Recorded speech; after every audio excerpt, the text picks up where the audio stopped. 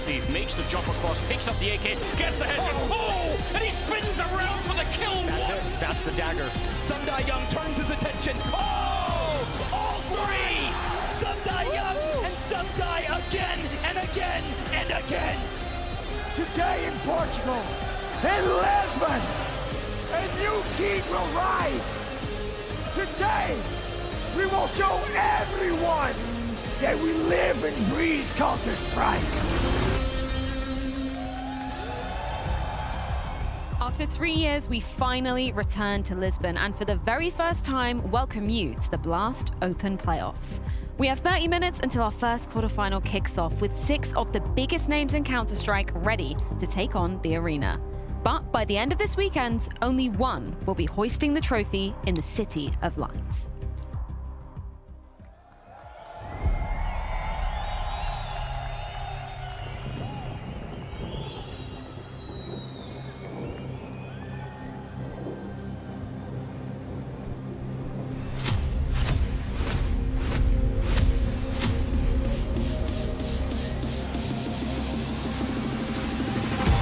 Will fade with time for that bomb to press in. It'll be traded from behind, you'd assume.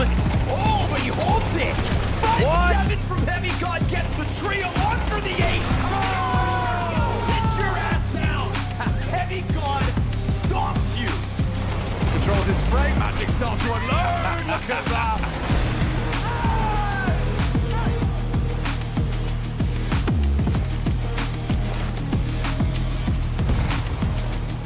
Zywoo AK out. Oh, he's got a double kill. Right into the face. Oh, ace out of the legend from Lost.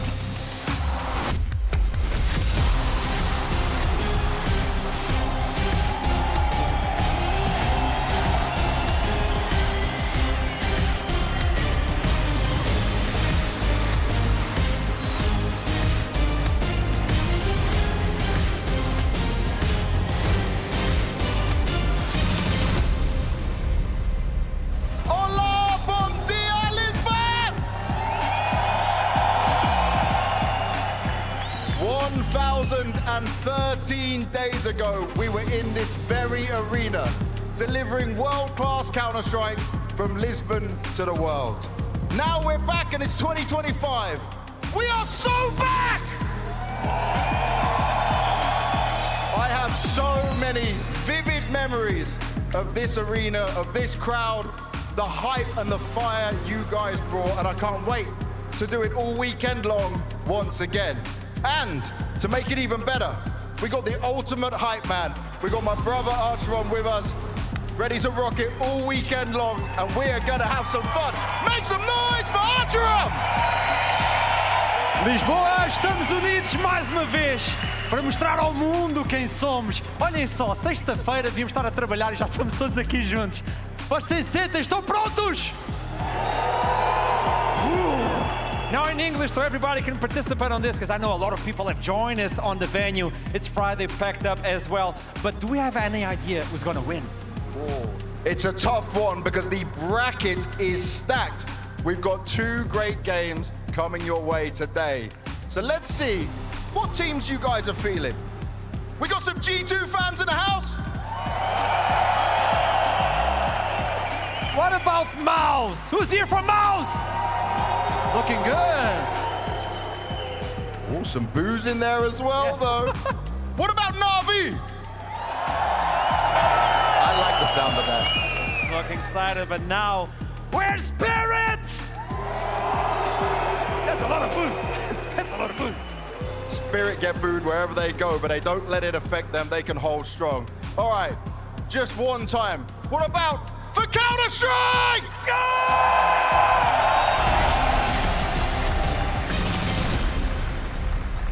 City starved of Tier 1 Counter-Strike since 2022 now gets to feast upon the Blast Open Playoffs. My name is Fresh Biz, joined by MOUZ and Pimp up here on the desk. Gentlemen, it is going to be an absolutely incredible weekend of Counter-Strike. It's your first time in Lisbon, Maui. What have you enjoyed the most so far? I have yet to have a bad meal. I don't think this country is capable of serving bad food. Oh, they are. I've been there. Okay. Can you tell me where the best pastel de nata spot is? This is Maui Snake on record. You've been to both. Which one is better? The Bellum. Yeah? The Bellum. You've made your decision. That's the Bellum, yeah. The pastry is on point, okay? Okay, subtle eggy flavor, love it. Can eat like 10 of those. We've got to get some Maui Snake food reviews coming up in here. Pimp, you've been enjoying the sun though. Okay, yeah, maybe you had a bad club sandwich last night, but the sun, we love the sun. The sun is out, you know, the weather has not been this great in Europe for a long, long time. So just the fact that we get to see the sun, we get to see some of the best Counter-Strike teams duke it out in here as well. It's the perfect weekend for you. And it's been an absolute gauntlet for some of the teams to be making it here. Of course, it was the group stage last week where we begun with 16 teams, now whittled down to just 6, earning their spot in the Mayo Arena. Jacob, what was your big takeaway from the first week of play in the group stage? I feel like we had a face, you know, reality check in a sense, that we kind of expected them to be this new team coming in with Elise joining them, that they were supposed to produce some results, maybe leading up to the major, become a team that could be title contenders. But I think we got another reality check. They were in the group of death, as you see. MOUZ, Vitality, Spirit made it through. So I don't think many people had face making it through, but they were very lackluster in their performance, didn't make a lot of the games competitive, and had a rough loss against VP as well. So for my money, hashtag face down. Oh my goodness. I wish they would have been able to at least beat Virtus.pro. Sure, they were able to dispatch of Astralis, but who can't beat them nowadays? So all in all, I feel like FaZe still probably, I'm going to give them one more month. Yeah. You know, one more month. I know Elige had to move across the Atlantic Ocean to his new home in Poland, and so I'm going to just say, give me a couple more tournaments, then I'll judge him extremely harshly. And you're experienced with that, you know? Exactly. you can give him a All leeway over the with that place. one. Your takeaway from the group stage, though, obviously Pimps was FaZe. What is yours, Maui? I'm going to say, I feel like Liquid, they had all the pieces of a team that should have been competing for at least playoff berths, bare minimum. Come on, you have 3 guys that have been in the top 20, an Ultimate that has been really popping off the page with his potential, and yet they fell so short here. And I feel like Captain Twists might be under scrutiny here. There are some questions about the leadership, the way that they play late round situations. It feels like they're more divided than united. So all in all, Liquid, I'm glad they're looking elsewhere. If anything, you know, it's a good thing that they didn't do well here, because I think changes are on the horizon. We've seen some rumors, we've seen some stuff circulate. I agree with you. I think Liquid have a lot of the right pieces to the puzzle. Maybe one roster change is all it takes for them to flourish, and I think we're getting that sooner than later. Potentially. We will have to wait at least one more event till we see how that one is going to be going down. But that does set us up with a gorgeous playoff bracket here in Lisbon. Of course, 2 quarterfinals going down today, and then we've got 2 big-name teams waiting in the wings for the semi-finals. That is Eternal Fire and Vitality, Jacob, waiting on that lower side of the bracket. Vitality just looking to continue their reign of terror that they've been enacting so far in 2025. I think it's fair to say that Vitality are the heavy favorites coming into this bracket, but just look at that lower portion. NAVI, Spirit, Vitality, all in the same side of the bracket. It's not going to be easy for any of those teams. And then, of course, Eternal Fire as well. Once more cementing themselves as a top-tier team. They consistently get into the playoff. They're waiting in the semi-final. And I guess when you're in an arena, G2 at a blast event, you never really know what you get. And just the way that Eternal Fire dispatched of some of their opponents, G2 taking down NAVI in the game to get them into the semifinals, they take no prisoners. They're a team that every single time they're fired up, even though they've been on this crazy streak of making playoff after playoff, 5 playoffs in a row now at this event. They are still shooting incredibly hard. The strategies all look like they're well put together, and we're getting some names that were maybe on the fringes of Turkish CH becoming household in that country. The stamina on those guys is just absolutely insane. We will be seeing them going down tomorrow, but you guys have a chance at home to be getting involved in the action as well. Head on over to blast.tv to get your fantasy team cemented. You've got roughly 22 minutes to get that one locked in. We're going to be checking in with these gentlemen in a little bit as well. But before we do that, is our first quarterfinal on the horizons. The fans, they've been waiting all morning long, and for good reason, because MOUZ, they're arriving in this arena in style. Now, the doubters, obviously, Roland moving into the swings of being the in-game leader. He's already proved them wrong in a matter of weeks by lifting a trophy in Cluj-Napoca. But their opponent is going to be G2. And now we talk about a hole. We talk about a big hole in the form of Nico. What's the temperature check so far? Because losing a piece like that, that's going to be taking a massive chink out of your armor, right? It is, you know, and I think G2 have been feeling the consequences of exactly that. Losing Nico, losing a big voice, losing the biggest character, arguably winning Counter-Strike, maybe even the biggest voice, you know, that is not an in-game leader in Counter-Strike, is obviously going to take a toll. Now, I think there's been moments where G2 have looked decent. There's been moments where you can see, okay, they're heading in the right direction, but it's almost like it's the same old G2 where they rely on their individuals. When Money sees playing well, they look good. When Honda's having one of those pop-off games, they look good. But it's not like the new style of G2 or there's a new, I would say, a new approach to Counter-Strike or a new way of tactically approaching the game. They feel like they're just trying to fill out the spot from NiKo and then slowly but surely getting into individual form where they can compete again. NiKo's absence is most felt for me on the defense. The lack of his coordinating ability, the way that he would oversee what goes across the map as a general. In fact, I would say in many ways the primary in-game leader of the defense, despite the fact that he has got Snacks next to him, despite the fact that he had Hooksy next to him. He was the one that made sure the team fought on the same page when they were defending bomb sites, moving into good rotations. So now, in a weird change of events, it almost feels like the T side is where G2 is more explosive, and the CT side is where they die by themselves. But they gotta let it go, right? We've had this conversation 3-4 tournaments in a row. Yes, NiKo left the team. Yes, he's part of Falcons now. At what point do we start talking or stop talking about that? At what point do we see the players step up themselves so it's no longer an issue, that we no longer have to point it out? That's what I want to see from G2 tonight. I guess it's when, you know, we get those results. We get the proving ground that, you know, they've managed to be sewing up those holes, which you didn't see in the last head-to-head with MOUZ at EPL, right? It was a 3-map affair, but MOUZ, obviously, they pushed that one over the line. They did, you know, and that's credit to MOUZ, obviously, for playing wonderful Counter-Strike. We'll get more into that. You can also argue that a couple of the G2 players didn't have their best showing. You can see, according to the scoreboard here as well, MOUZ is the player of contention in a sense that we are looking towards him replacing NiKo in his roles. And he hasn't had the best start into that. So there's still some things they have to iron out, but as you can see, it was a very close game, and honestly, it could have gone both ways. I would just summarize the scoreboard like this. One-man show for G2 with m0NESY, team effort for MOUZ, where a team that really is just centered so much around the Opper in G2, you just need other people to step up. You need other people to fill the shoes. It's almost that you have to, the way Vu would have framed it, you got to find NiKo in the aggregate. You need a little bit from Heavy God. You need a little bit more from MOUZ. We've seen some more from Hunter at this tournament, so at least some of these players, these potential stars, can rise up to the occasion, but against a team like MOUZ, they break you down piece by piece by piece. Well, speaking of that one man, let's get some thoughts from him on this rematch, courtesy of James Banks. You got revenge versus the Mongols in the rematch. Now you have a chance to do it against MOUZ, where it certainly was a series in EPL that you could have won. What were you able to learn from that previous matchup to take into this game? To not hurry up with closing rounds, staying disciplined and focused until the end of the game, until the end of the round, and to not lose advantage, you know. I think very important for us on the stage is obviously there's going to be a lot of stress and going to be a lot of pressure on the stage, especially for Nikita as well, I think, because it's going to be his first big stage as well.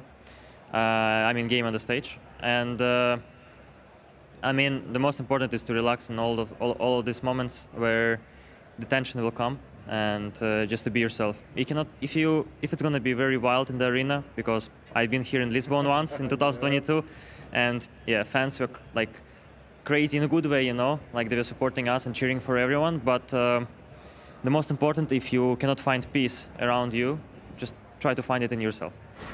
I think already there's definitely going to be some crazy fans turning up in the building today. But speaking of crazy numbers, m0NESY, you know, he's not shy of putting those up on the board. And when he doesn't, he is pissed at himself, right? After Katowice, we knew that he was hungry to be putting more on the board because he knows he's capable of that. To steal the word from m0NESY, he's crazy in a good way. Without m0NESY playing well, there's no G2 winning trophies. It's as simple as that. Now, you know, a year back when NiKo was still part of the lineup, you could argue that NiKo would take over and there would be enough around him in order to, you know, have the circumstances where he's not always playing well. But as you can see right here, I am Katowice. He had a rough one and they didn't look good at Katowice. m0NESY is the catalyst of G2. Without m0NESY playing well, without him being a world-class player, which he is, you know, 9 out of 10 times, they're not winning anything. So good for him and good for them that he's consistently showing up almost every single time. Just like the sun is at the center of our solar system, m0NESY is at the center of their defensive system. It's a heliocentric style where everywhere he goes, he has the chance to blow up, go supernova, deliver a highlight for G2.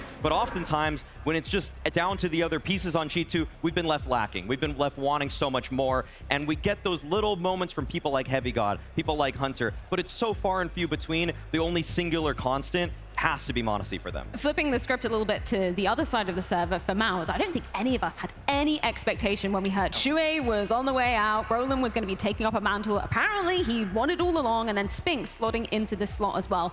So far, Maui, what's been your temperature check on MOUZ since they made the change? I've had to change my entire tone when it comes to MOUZ. I thought that this team was going to fall completely flat. I didn't know that Brolin had a single bone of being a captain in him. I didn't know that he could be a leader. I didn't know he could be a mid-rounder. But the more I get, the more pieces I'm able to acquire, the more I figure out the picture here, which is that he actually is a good leader. He's actually put in some good strategies together in the mid-round. They might not be as good as, say, like Kerrigan or Alexi B, but I'm not even trying to put him on that S tier just yet. He really just needs to be, you know, in that B tier, and he's firmly there. He's firmly there. Even though the players are playing quite well individually, sometimes the adaptations in the middle of the half are looking good for Brolin. Sometimes the adaptations in the middle of the round can actually fix them out of a bad situation. I think he's a good leader surrounded by great teammates. I think it's not only Brolin, obviously, he's done a great job. He's transitioned into becoming the in-game leader, supported by Cyclone as well. Now Sipnik's behind him at this very tournament. Interesting in itself, but the fact that he has teammates around him that are chiming in so much. We know Exertion, big voice on the CT side. We know Spinks as well, trying to help him out. So I think Brolin right now are in the perfect team,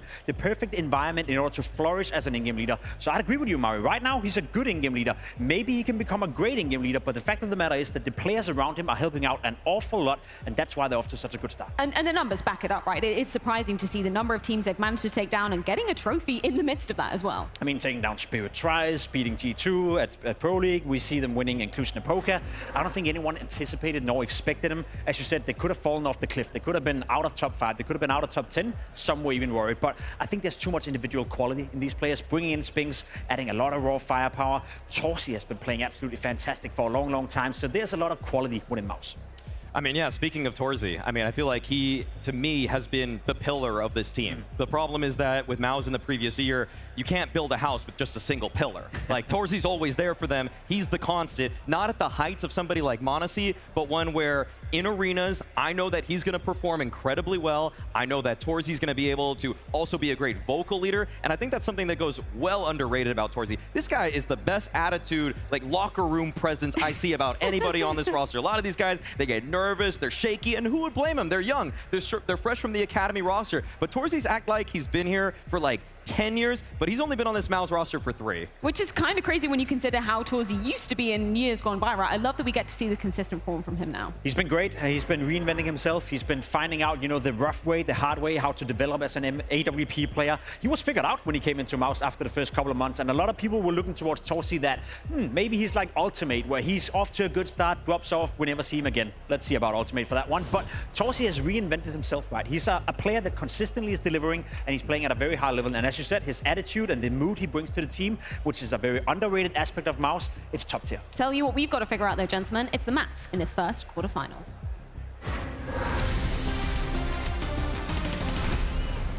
Pick and ban time. Gentlemen, are you expecting any curveballs, maybe anything different from last time we saw these two teams face off? No train, no surprise right here for G2. No, I don't think the vetoes are going to go as expected. G2, they've been just flexing into the Dust 2 pick. If they think they have the better firepower than the opposing team, it's almost every time. But they go for the Inferno. It's been kind of a secondary for them. Okay. Kind of like that, you know, they seem somewhat confident on it. Struggled a bit on the CT side. Nuke coming in for MOUZ. Again, a map that G2 likes to play, so I think we have two teams who are sharing a map pool right now. It's MOUZ's first pick, and almost any time they get it, Mirage out of the way. And I feel like if I'm MOUZ, I'm trying to get away from Dust 2. I don't want to give G2 essentially their best map on paper, and that is going to bring us to Ancient. I mean, great handshake between the both of them. It's perfect. It's a map that both these rosters like to play, have played an awful lot. We've even seen some of them pick it into their matchups, depending on their opponents. So I think in terms of the map pool right here, we have a fair handshake where both teams are happy. Yeah, you agreeing with that? There's no clear winner in terms of the veto at the moment? I think that Nuke just heavily favors MOUZ. The other 3, I mean, the other 2 really, I feel like could go either way. So it's really good in terms of the competitiveness of this series. Well, gentlemen, we're almost ready to get this quarterfinal underway, but not before we head things to a quick break. When we are back, it's rematch time, but this time out on stage. It's G2 versus MOUZ in the arena.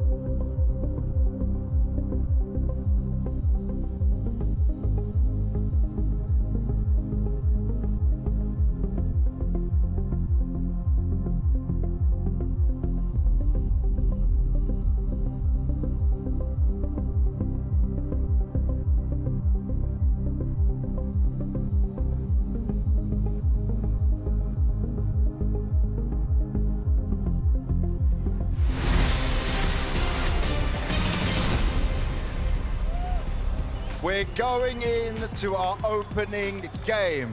How we doing, guys? Now, this is a crowd that has been missing Counter-Strike, I'm sure. 3 years. Yeah, apparently no. Okay, there we go. There you go. 3 years with nothing like T1 event. Lisboa, estamos a momentos de começar as primeiras quartas finais. How are you feeling to begin this one? Oh, I hear the drums. We already have the drums in here, by the way. That is a good sign, and we've got the drums. Now, guys, when we were back here all that time ago, this crowd was incredible. But times have changed. It's 2025 now. We need you to kick it up another level. We need all your energy and all your fire. Can you get that out of them? Oh, right off the bat. Right off the bat. Can you follow me on the oof when I say 3? Is it possible? 1, 2, 3. 1, 2, 3. 1, 2, 3. 1, 2, 3. 1, 2, 3. 1, 2, 3. Lisbon, it's time to lock in. It's time for G2 versus MOUZ.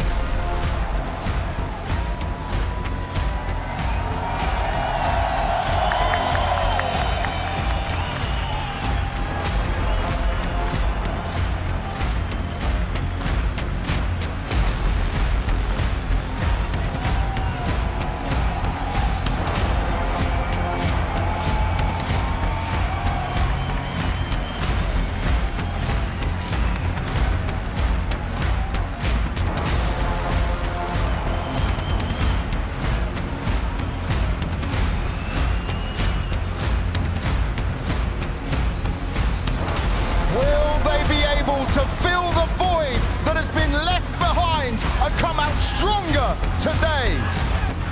This is G2!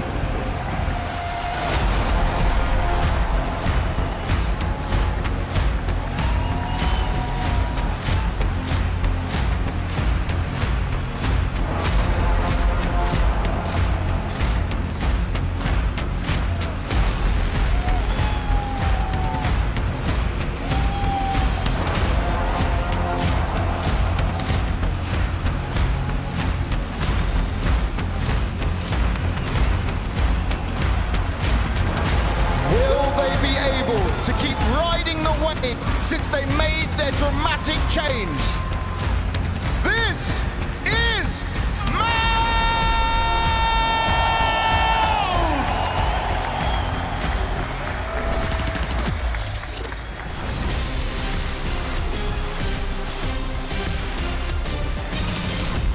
All eyes locked on our first quarterfinal in this clash between G2 and MOUZ. They've already squared up once this season, but now they're going to be feeling the heat on stage, which, by the way, Jacob, first time Heavy God has been out on a Tier 1 stage himself. That's going to be an exciting opportunity. That's going to be exciting, and it's going to be very interesting to see how he's going to conduct himself. I think Heavy God have shown us that as an individual, he's a strong prospect. His aim is up there. His individual decision-making is getting better and better and better. Now, this whole element of being at a stage, that could add a bit of a, I guess, fluctuate into it. That could add a bit of a, I guess, one of those feelings where you're not too comfortable in taking all the duels that you normally would, but I'm curious to see if he can withstand that pressure, because Heavy God playing well, that's a big win condition for G2. Of course, it's one of the main reasons that they can anchor their defensive side. Heavy God's defensive IQ is just extraordinarily high, but when he's comfortable. Because I saw the switch from online to LAN for Heavy God. It wasn't pretty at first. He's acclimated, but I haven't seen the switch from LAN Studio to playoffs yet. This is a different beast for him. Speaking of switching up, obviously Brolin now taking on the mantle of in-game leader, going up against Snacks. I feel like we've got eyes on these two individuals for probably different reasons, Maui. Who do you feel is going to be feeling the most pressure on stage today? I feel like if you're donning the G2 jersey, you've always got more pressure. That's just the harsh reality of playing for this roster. Snacks, though, you know, he has in some ways gained some of my respect. Not going to go all the way. Not going to go all the way. Okay. Go on. But there have been moments on the T sides where I'm not mad. I'm not mad about the calling. I'm not mad about the adjustments or anything like that. Whereas Brolin, like you said earlier, Pimp, he's able to take from all of these resources beside him. Everybody is pitching with ideas. Everybody has such a shrewd understanding of how the mid round needs to progress next. But a problem is that they don't have their coach behind him. So I think it really does come down to Brolin. It does come down to those players. Whereas at the end of the day, if Snacks runs into a little bit of a rut there, he can call a timeout. He can get Taz behind him. Yeah, he got a bit of help in Taz behind him. I agree with you. I think Snacks have stepped up a tiny bit, given that Nico's absence is clearly evident within the camp. He has to step it up. He has to take more of a voice. I think he's also getting a lot of help from Monesi. I think he's a bigger voice now within the team. So overall, I'm impressed with Snacks, and I'm impressed with the fact that G2 are in the arena right now. But we know it, right? G2 is an arena team. They thrive in the chaos. They thrive with this atmosphere. So I want to see that G2 show up today. Of course, we've got to talk about some of the individuals that arguably do need to be stepping up here as well. We've already touched upon Heavy God, his first foray in a Tier 1 arena. But for MOUZ, obviously now he's got those roles back. He's taken them, obviously, off Nico when he departed the team. Are you content with what we've seen from MOUZ thus far in terms of his integration into these new roles within G2? MOUZ has been having growing pains. That's the nicest way I could possibly put this. Again, when you're on G2, when you're supposed to be the star player, all of the expectations change. What was once a happy story of him fitting in well as an anchor player with very low in terms of expectations, well, suddenly he has to make the leap. He has to make the jump. And honestly, unfortunately, MOUZ has not yet. This would be a great time for him to kickstart his ability and show to the world what he's capable of, because we've seen it, but it's just that when you're the #1 option, it gets a lot tougher. He was better at the group stage, though. He was better during this tournament, and we even spoke to Monesi on the desk where he said it's the balance, right? He got to find the balance between being hyper-aggressive, between trusting in his aim, trusting in his abilities, especially when you go up against guys like Exertion, who on the other side of the coin are super, super aggressive as well. Monesi said as soon as MOUZ is going to find that balance, we're going to see the best of him. And we saw more of that in the group stage, but I agree with you. One thing is doing it in a studio, another one is in an arena. So MOUZ, all eyes on you. The quarterfinals are calling G2 versus MOUZ. It's time to get this show started. It'll be our pleasure to get this show started. Hello, Lisbon. Good to see you. It should be a banger. It should be a banger. The quarterfinals underway. Now, coming into this one, MOUZ have a real golden opportunity. Are they really the undisputed #2? After back-to-back wins versus Spirit, the desk have covered it. There is certainly a shared opinion that these guys should be the world #2. But is it undisputed? A deep run in Lisbon, getting over G2 again after Stockholm. That is the question. Now, G2, they have the pieces, but can they complete the puzzle and compete at the highest level? That's questions we'll be getting answers to today in this quarterfinal. First win over a top 10 team got them here. Now it's a stage match of epic proportions. Can they realize their potential, stand in the way of MOUZ doing the same? It's all about to go down. First map of the series of the quarterfinal, kick it off, Blast Open Lisbon on Inferno.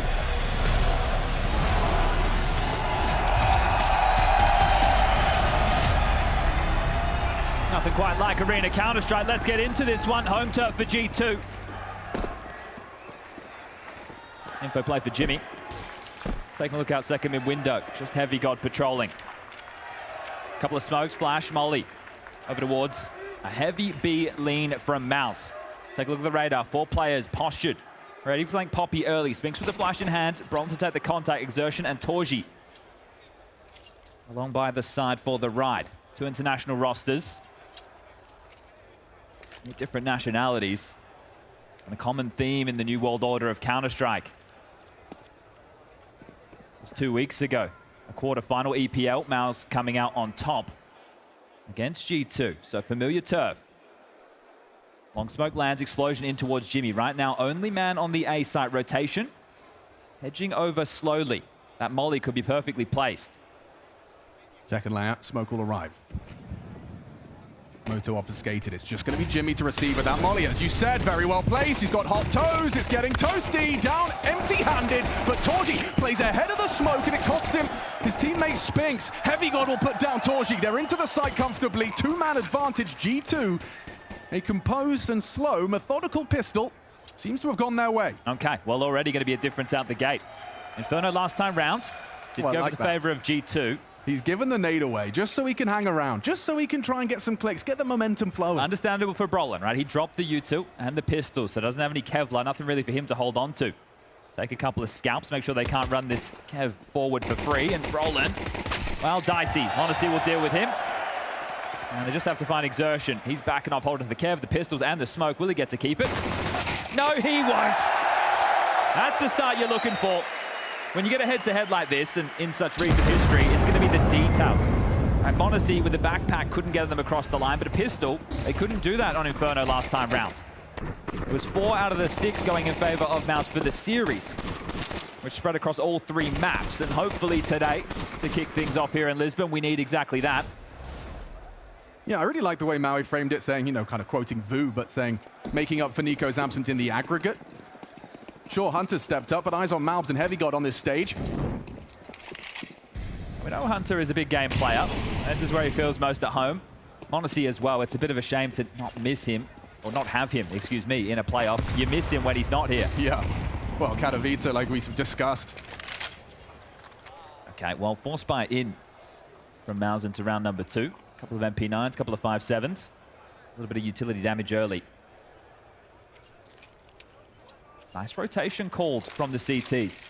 MOUZ finding themselves almost in the right position with all 5 as they cheat on over to address the issues on the A site. Long smoke lands. Is this the final commitment for G2? Snax has the bomb. Needs to be careful. He's currently leading the charge. Hunter and Heavy got alongside. Oh, it's a very scary A site right now. They're looking to wrap. Library smoke lands. 20 seconds for them to piece together this space. Flash and go. Multiple bodies now audible. Oh, this is crazy. This is a crazy idea. Flash starts to unload his mag, does find Heavy God. The smoke fades, but so does Heavy God. God, that's important. Snax removing that avenue back towards the B side of the map. Monacy investigates the short side. This is a very potent setup. They're threatening, wrapping his Hunter. Good find from Monacy. Time sensitive as he sweeps through, finds that elevation on the balcony, but overlooked. It's Torji finding one. Spinks with 2, down now. G2, you can see relief on their face. That comes down to a 1v1. Essentially, 3 kills out of Monacy on the rifle. Well, the first 2 kills they get are the B defenders. So at that moment, you're expecting on force buys things to be more gambly. And a shake of the head there, a smile on the face. They got away with that one. Walked into the stack, and they get away with bloody murder, don't they? The crowd surge, exertion, spam.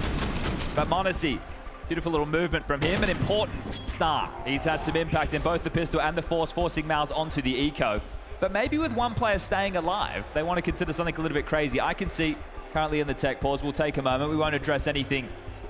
We've got Zipex, legend, standing behind MOUZ. Assistant coach, Cycron not here, at his brother's wedding, I believe.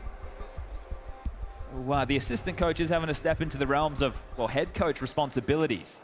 I'd be curious to see what his impact is going to be. Well, I mean, this is a big tournament for the season for MOUZ as well, like we discussed on the way in. Got my eyes on Jimmy as well. I want to see him continue to kind of shake off what was a slow start to the season for him individually. Couple of HEs, couple of pistol upgrades. So all in all, going to be the eco for round number 3. Heavy presence over towards Banana. Now, Palms might stomach these. Oh, okay. Blocked each other there. Not the start you were looking for. Well, now Banana control being taken. You can have MOUZ and Snax on the T side vying for that. Heavy God apartments. Hunter will be assisting with mid and boiler control, and then Monacy here, there, and everywhere. Already touched on exertion and Brolin's B defense. Spinks will be the rotating rifler. Torji the AWP, and Jimmy the anchor on A. That's what you can expect coming up. But right now we have another good stack from MOUZ. Can they get more value? Yeah, every round has been a hard graft for G2. This one should be the easiest of the bunch. Oh, and especially when it starts like that. Great awareness from Snax, leaping and bounding, overlooking. Spinks is 5-7. Gets dealt with nicely. No threat. No sweat. G2 to leave with their third.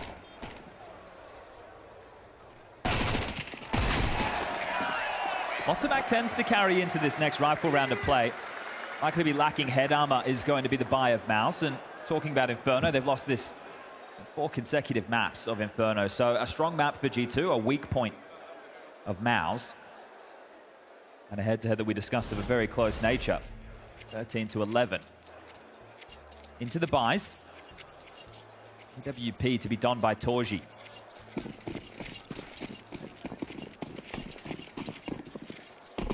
Three-player banana starts. Spinks will be assisting Bro and Exertion on this banana control. But this is interesting. G2 are starting 3 players fast up second mid. Snax isn't here to assist, so it's a bit of a fake. MOUZ is making this look like a standard default round while they're getting ready, maybe to take mid control a little bit sooner than the timings would expect from MOUZ. Torji's off. Up and towards apartments, Jimmy over towards long. It gets awkward for Torji if they start coming up short. It's not ideal, but he does well. Removes Hunter. Position now noted. Rotation as well on its way. You can see these guys, Spinks, Exertion, both waltzing back towards that A site after the pickoff. Will MOUZ continue to surge into that B site, now wide open? He is maneuvering forward. Biggest issue right now for G2 is the lack of utility. A couple of smokes, flash molly to work with. m0NESY has to make a play. Oh, and play he will. Goes straight through. Does isolate the duel. Quick response out of Brolan, and he doubles up. That's the bomb loose. With 50 seconds, it does get uncomfortable. MOUZ will rejoin his teammate, but never mind. Heavy got gone. Torji removes him. It's his hands on an AK-47 to try and ply his trade to soften the blow of a quick 1 versus 4 ahead of him. Brolan will give him the bomb. Say, it's all yours, mate.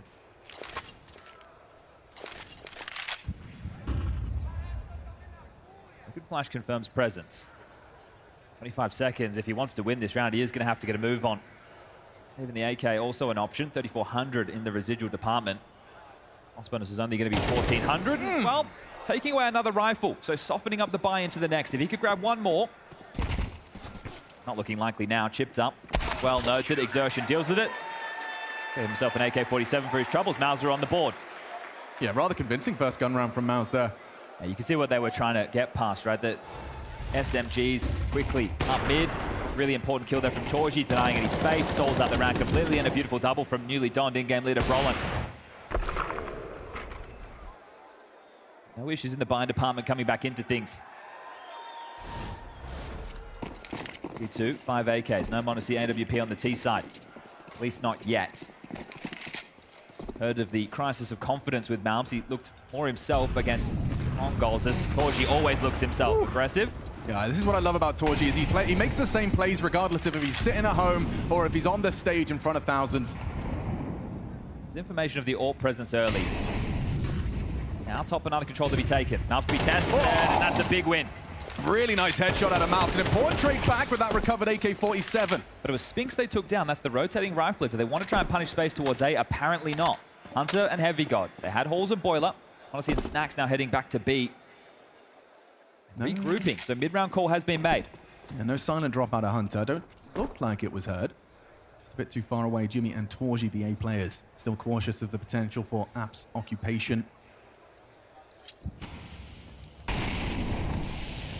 That's actually an invitation for m0NESY to go walking through, and he will investigate top banana. Exertion's just grabbed another smoke, so can block, but you two might want to brave this considering the time. Smoke lands and they're quick on this. They could nade. They could force through. Here they come, yeah, drawing his attention. They flash him off the line, but support is there again. It's Brolan's double. Oh, fantastic from MOUZ. And quite the opposite from G2. They go into the side for one. Snax unable to find the second that would have facilitated a potential plant. But that is back-to-back impact from Brolan. I like that from both teams. The fact that G2 are willing to brave the smoke and catch a timing, and they almost had Exertion on his own, but Brolan's already rotated in place. This is the opening exchange. Important trade, and this is it, right? You can see they're trying to play against a tendency. Assuming at this point it's only going to be the one defender.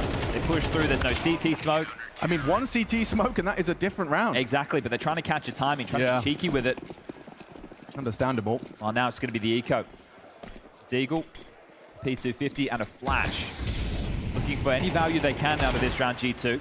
MOUZ are starting to stabilize on this CT side. You want to keep this one clean. You want to start working on a bit of a bank balance.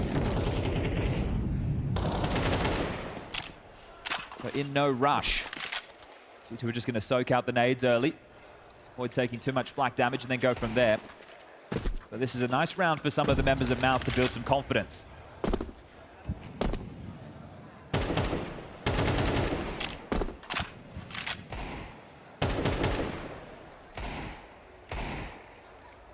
Confidence, the name of the game for MOUZ as well.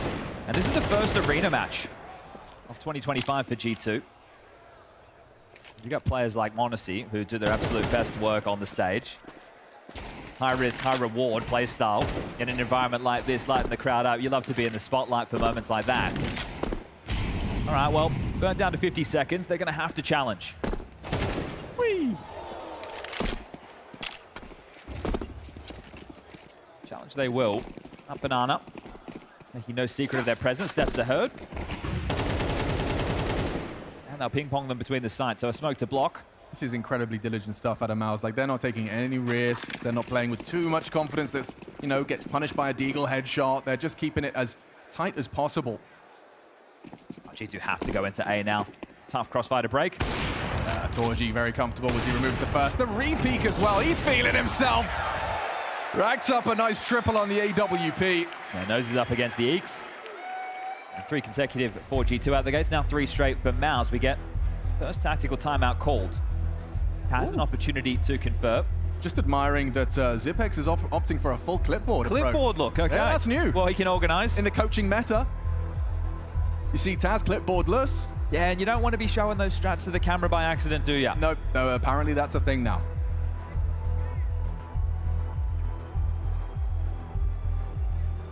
Well, this is just a moment to steady them because so far, really been able to get underway with the game plan. There's a couple of rifle rounds, but one of them was Mac 10 heavy. The next was the full gun. So really, your hard work's being done with the pistol, the force by conversion, and then the eco.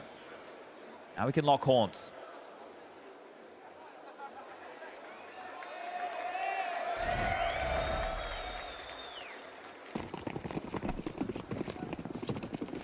Standard start. Heavy got Hunter second mid.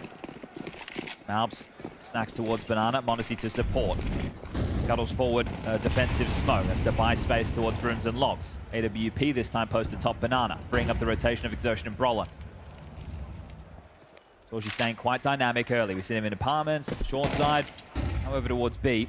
Will he continue his streak of just everywhere he goes? He seems to be good for that early pickoff. He overstays on that flame. 50 damage inflicted. Making a play to try and punish MOUZ as he does try and seize top Banana control. And Banana control taken. Now they need to work on top mid. Get this brackets as Heavy God Liz out, takes a look, sees nothing. Swings over towards the long side. Brolin side, Jimmy Pitt. He's looking to find some damage with the nades, and this one shy of the mark. Long smoke lands. Mid control to be taken, so the key components for Snacks to be able to call his team into a winning moment have been found. On picked up, now heading back over towards A.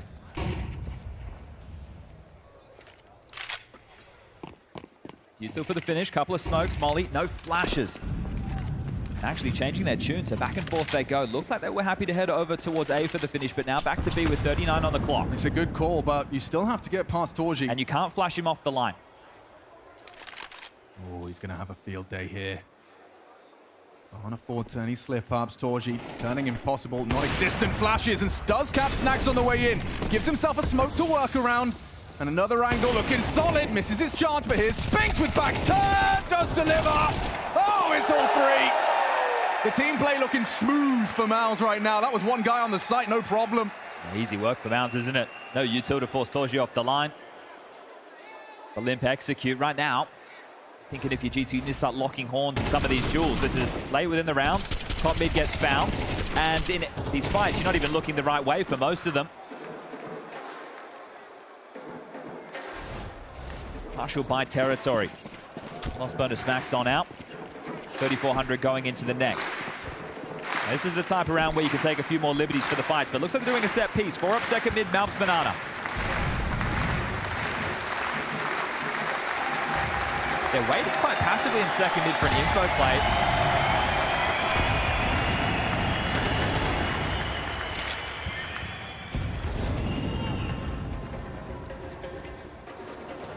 smokes, this time with a couple of flashes.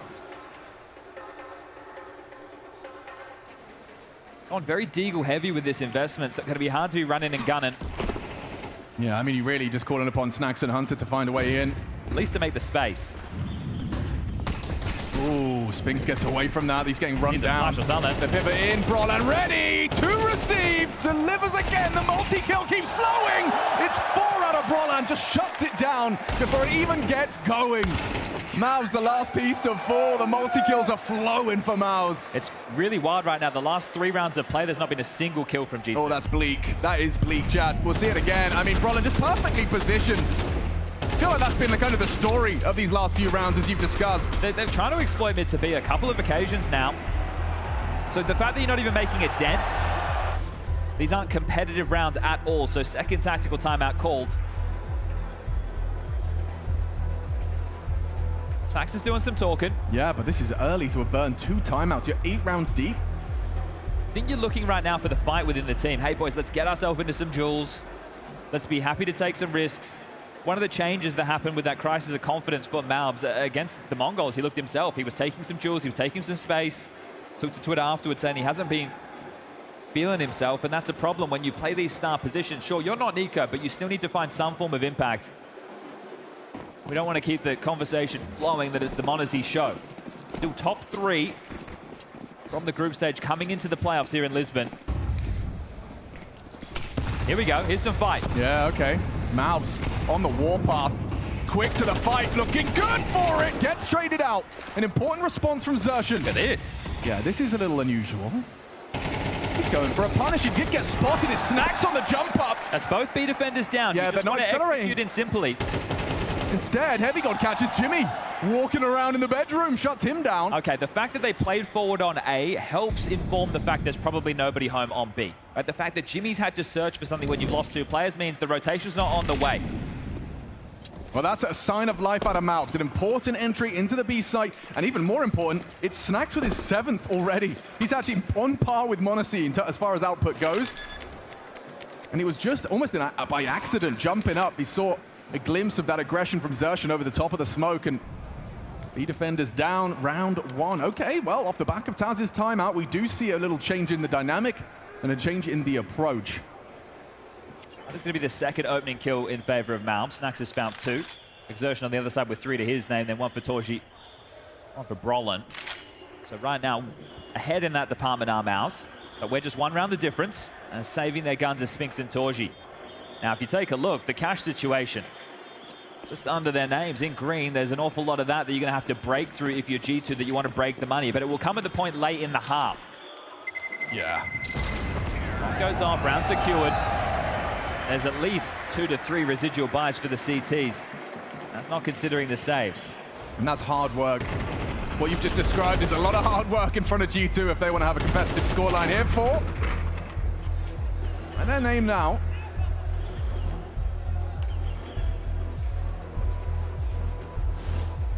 Keep an eye on Zip. Doesn't look like he's going for the shoulder technique that Cyclone would have. He's addressing players, and this is a multi-time major champ who is behind you as the coach. Right, Cyclone, he's good. He's great, actually. He's been with this MOUZ team through their successes. But Zip is a legend in his own right. Yeah, no question there. The clutch minister, now the coach minister. Presiding with a clipboard in hand. Well, what words of wisdom does he have for the team? It feels like the gears shifted. There's a whole lot level of punch going to come out of G2 now. Be ready for that. Prepared to play the heads-up Counter-Strike, and that's where an individual like Torji, if he finds himself in the right place, right time, that's a kill.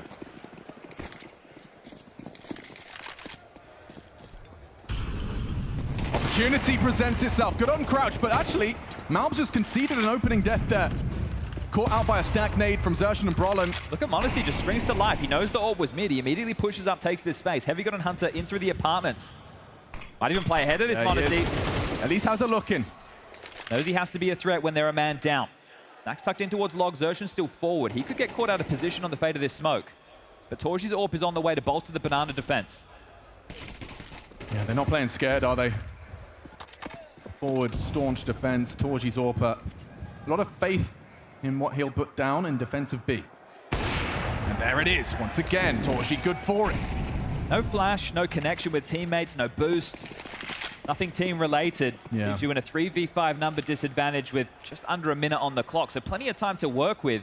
Very few options. This is where you look to the superstar. Can you break in? Can Hunter get a kill? Yeah, I've been seeing some visible frustrations from Hunter. This is a round where he really is needed. He is required. Good molly to force a fight. They isolate Spinks, clawing back one, softening the deficit. Trying to wrap again. Flashed off. It's going to be a potent crossfire. Brolin and Jimmy, the cavalry as well. Canter over. Library smoked. Arch the same. Won't last for too long. Starting to fade. Torchy on the line. That's removes the Hunter. A 7th death. Still empty-handed. And it just pieced together nicely. Heavy God left in it from behind. Xerxes strikes. Just disrespects the smoke to make it a 6-4 scoreline. There was only one kill in that entire round for G2 that was tradable, and that was Spinks on the long side, and he didn't even get a kill there. So really quite disconnected at the moment, G2. But this has been the story of this team. They've got the pieces. They've got fraggers. They've got firepower. It's being able to play as a cohesive unit.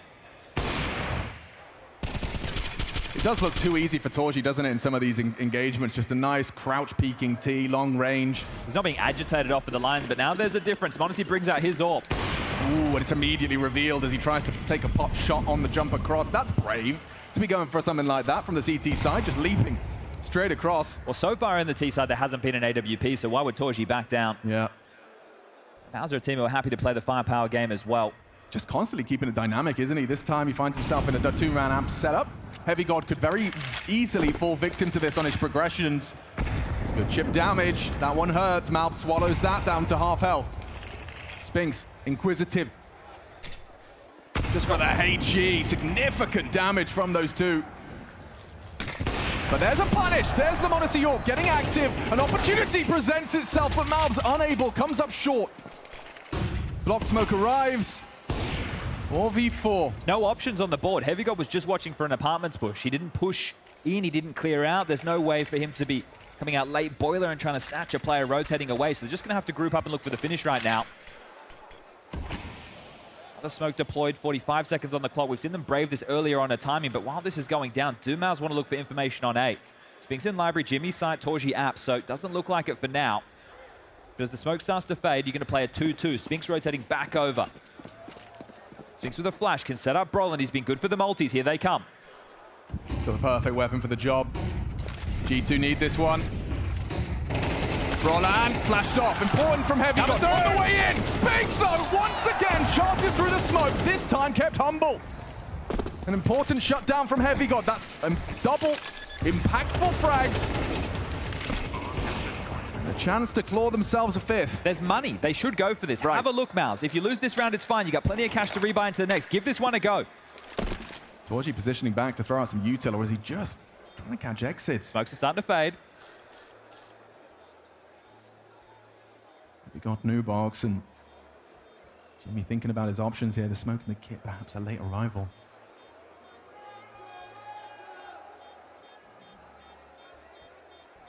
G2 can't believe their luck. Are they not going for this? That's the conversation. That's what they're thinking. That's what they're talking about. Jimmy gives it a go and loads his mag. All right, hanging around looking for damage. Still staying active with the financial situation. The biggest thing they lose right there is that AK-47. m0NESY's AWP comes out, immediately finds them a kill. MOUZ in that situation, from the camera we catch it, looks silly, but there's a molly in play. He has to force through it or fall back, so doesn't want to take the damage. Spinks almost with the heroics coming through, but gets caught. Heavy God, massive contribution from him. Just arena playoffs for the new addition to G2. Final round, first half. Rematch from 2 weeks ago, EPL quarterfinal. First half scoreline was 7-5 for MOUZ. A 6 is available, especially if he had converted. Solid team play, Xerxes. Flash from Brolin. They defend that initial aggression. Heavy God sidelined.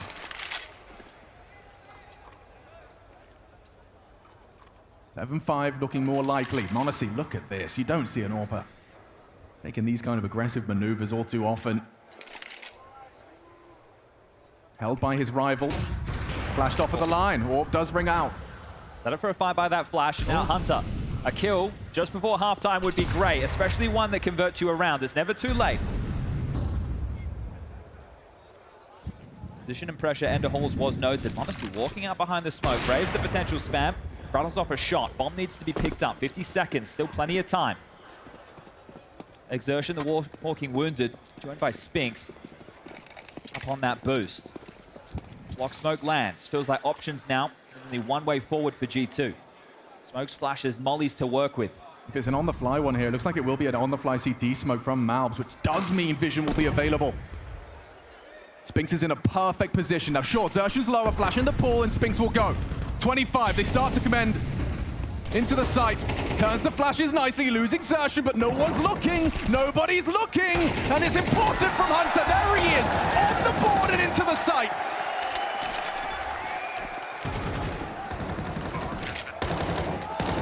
A chance to end on a high, a chance to keep it dead even on the half. G2's territory, m0NESY's AWP connects. Matches Brolin on the ruins, a break the smoke. He ain't looking for fights, he's looking for that time. To rot on down, loud, audible, paired up, bushing into the York, can't hit the flick, they're advancing quick. Snacks goes down, Jimmy hits the frag. m0NESY has to stay stable, has to live. They bait the shot again, tucked into the corner, he's missing everything. But from behind, Hunter strikes once more. A second from Hunter, Torji light on time, Hunter buying it as much as he can, and he clutches up as well. That's Hunter, he arrives just in time, a 6-6 half G2's pick.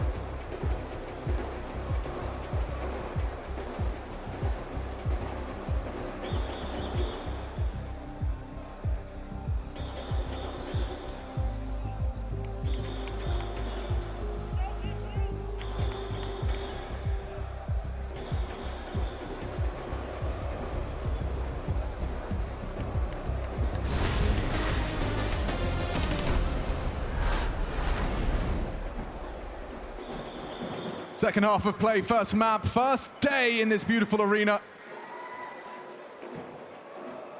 Lisbon loud and proud to have Counter-Strike back after a 3-year hiatus. G2 with 6 rounds as we swap sides.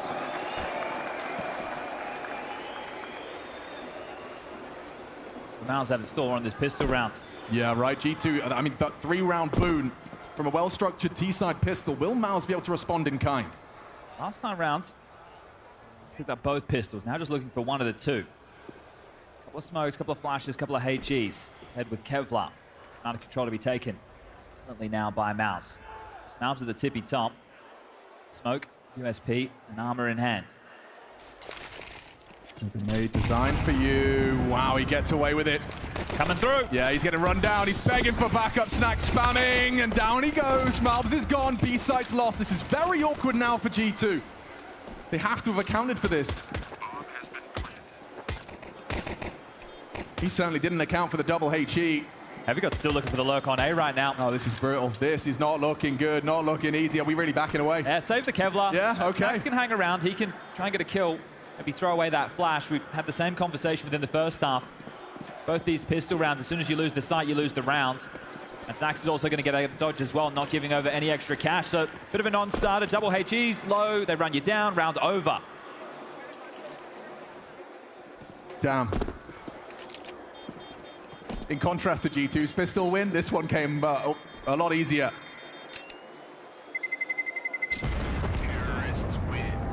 Split pistols. Now, the CT side, we are going to see the likes of MOUZ and Snax defending the B side. Hunter, the rotating rifler from A. m0NESY here, there, and everywhere with the AWP. And Heavy got as the anchor. Just a quick little technical timeout to get sorted on the G2 side of the server so we can bring you what to expect from MOUZ on their T side. It's banana control, exertion, and Brolin. So the same pairings that you had on the T side, now on the CT, and vice versa. I always like that. You know, you know what you're throwing down range. Matchup. Yeah. Then you get Jimmy alongside of Spinks working on your holes and boiler control.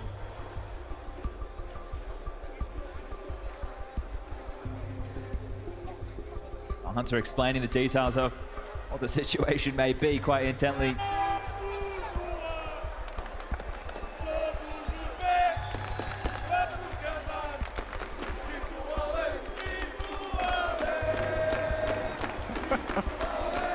Is that the peri-peri they're talking about? Yeah. Oh, that would be great with some peri-peri.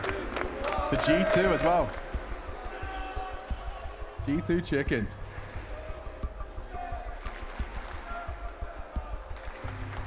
Definitely a fan favorite organization. Oh, G2. for sure. There's a couple of them, right? You can throw NAVI in the mix. G2 is one of them. FaZe, of course. I think MOUZ are starting to forge their own path. Well, this is the way you do it in arena games with big moments. Where you get everybody out of their seat. Our headset's back on.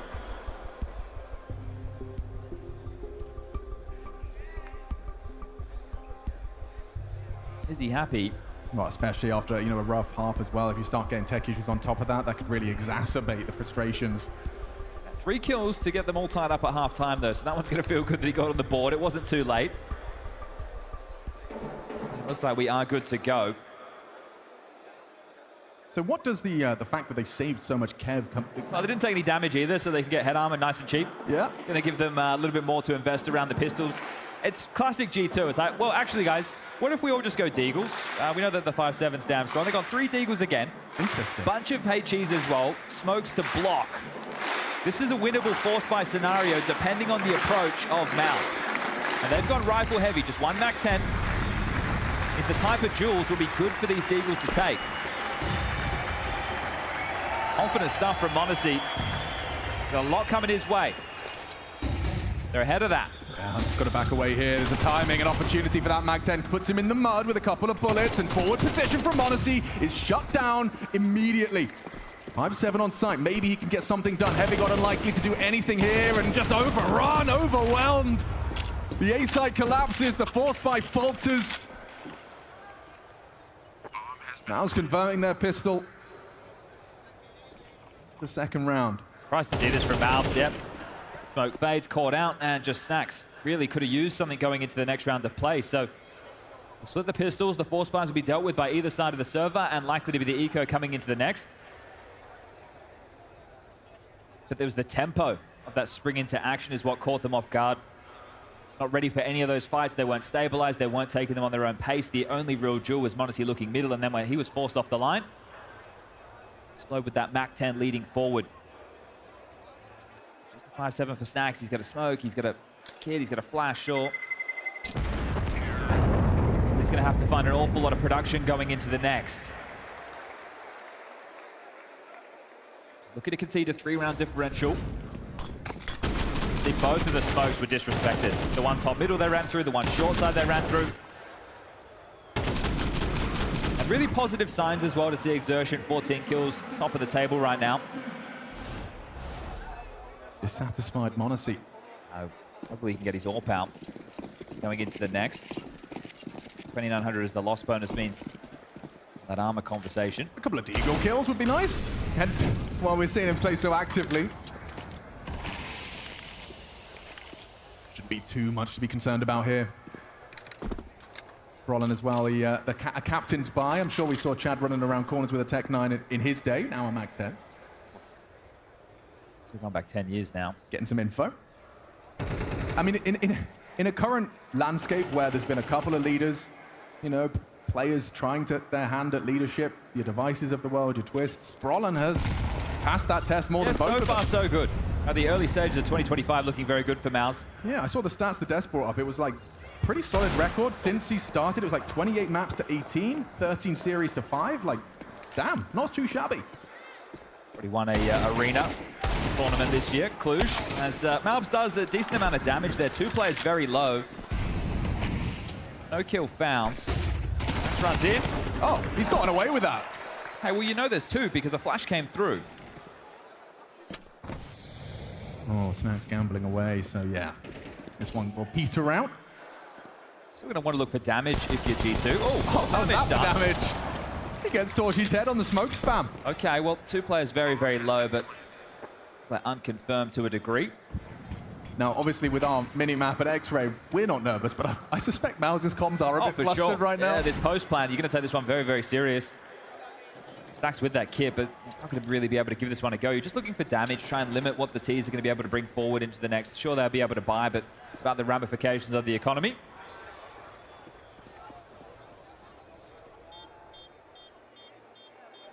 Save through CT spawn, so especially the more dangerous of approaches, but they don't know what resides on either side. So 9 rounds now confirmed, and a very good start to the second half for MOUZ.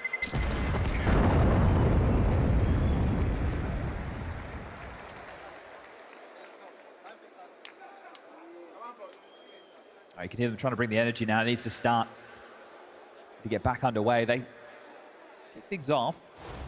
Pistol the conversions, but it was 5 consecutive rounds for MOUZ. Not in attendance, unfortunately, Mr. Carrigan.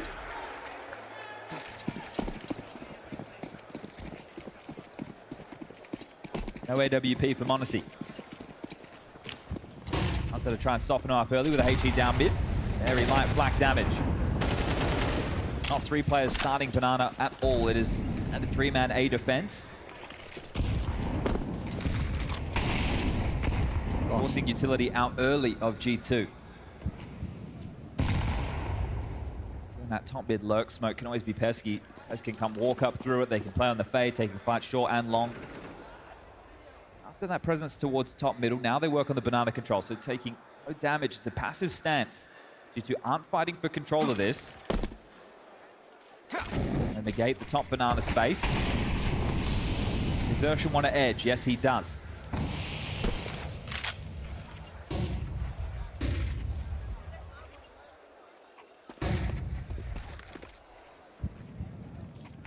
Oh, he's fumbled the smoke. They might try and punish on that. Exertion's gonna have a walk in. Oh yeah, Hunter rotates through. So much pressure on MOUZ now. Flashed away.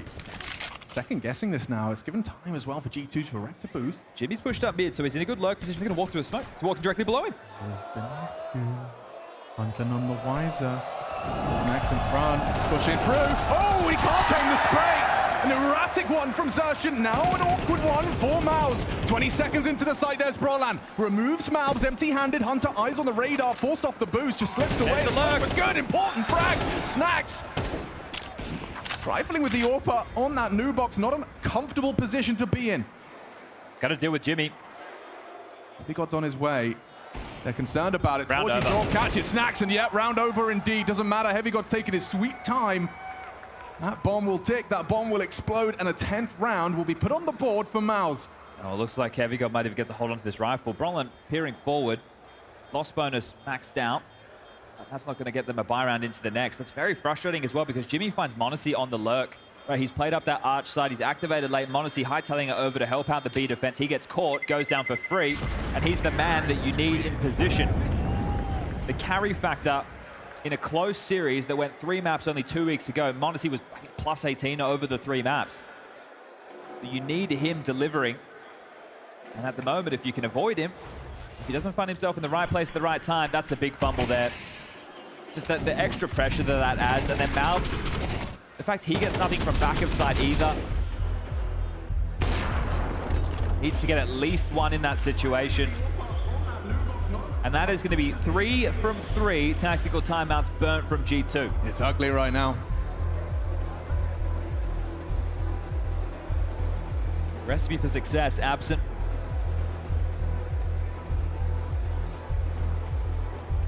You are highlighting this is somewhat of a weak spot. The map pool of MOUZ certainly doesn't look it today.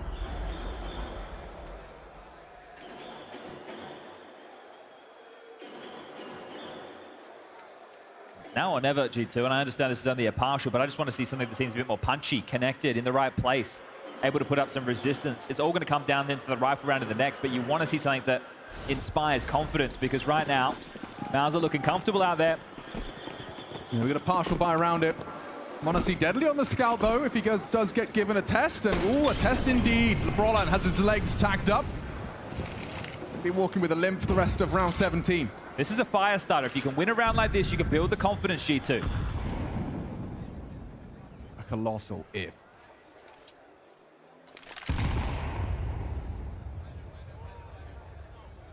For MOUZ to be able to steady themselves as well. You get to take a lot of these duels on the T side on your terms. The util sets.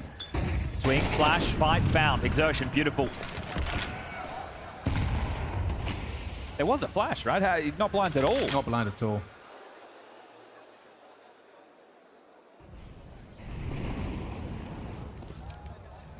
Oof. Is that right? Exertion 9 and 2 in opening duels? Yes, that looks right. Damn. Okay. Okay, so there's a win condition right there. We got a new big game player in the making. Well, this is the thing. He's the man that's had the tougher times on the stage as Cluj. That's an outlier. Traditionally, Exertion can go missing, but if he is able to find this form on a regular basis, that is a key to success for MOUZ. Snax is... He's communicating a lot as well as he takes this space. They're in the wrong place. This is not, what you want to be seeing, right? You're not in a place to fight. Now you're fighting into a site that you've lost. Do you even want to fight? Do you just want to have Heavygod hold on to his gun? Guys, the game is getting away from you. Yep. This is about to be a 5-round gap. You're not... No CT round so far. It's not even like... Take a look at the kills in the second half as well. We're talking they found 3 kills in the second half, including this round. There's just no fight at the moment for G2. Yeah, I'm no mathematician, Chad, but 13 is close. It's already getting away from you. Yeah, and this is the thing. Last time we saw G2 in this trench, the way they pulled themselves out with that MOUZ round where he runs all the way up Banana, finds the entry kill, that's it. So you're going to expect something punchy. It's probably going to be a 3-player Banana start. Maybe m0NESY wants to get involved with the AWP, which you will be able to have, but you're not contending, you're not limiting the economy, you're not looking for AKs. Sure, you're at the bottom of Banana, but they're safe. MOUZ are all good in the hood. They're playing the long game. They're playing for 13. They're playing for that semi-final against EF. Would have loved a rifle upgrade as well, but MOUZ even diligent on the saves. Or the exits, I should say, getting away from that bomb site. So crazy. 9 of the 16 kills Exertion has at openings. That's nuts. The majority of his frags have been opening kills. There's the flash. Yeah. Exertion sees it, turns it, immediately returns his crossset. Damn, MOUZ can't catch a break, but too telegraphed on the pop. It is the 3-man B start. Hunter going to join MOUZ and Snax. Do they thrust forward? Do they fight for all of this? Considering the frustrations they're finding, I'd say so. All right, trying their luck at a little half-wall boost. Will Xertion be ready for another entry? Not this time. MOUZ puts him down. An important find for G2, trying to claw their way back into this defensive half. Hold on to your advantage, boys. Yeah, there's some chip damage as well. About 50 damage. Make more. Brolin and Torji is ringing. Good response, right? So Exertion doesn't get the space, but Brolin and Torji immediately take it. Like, well, we know you're not going to stay around. We'll cop these nades. Jimmy can make a play from end of halls.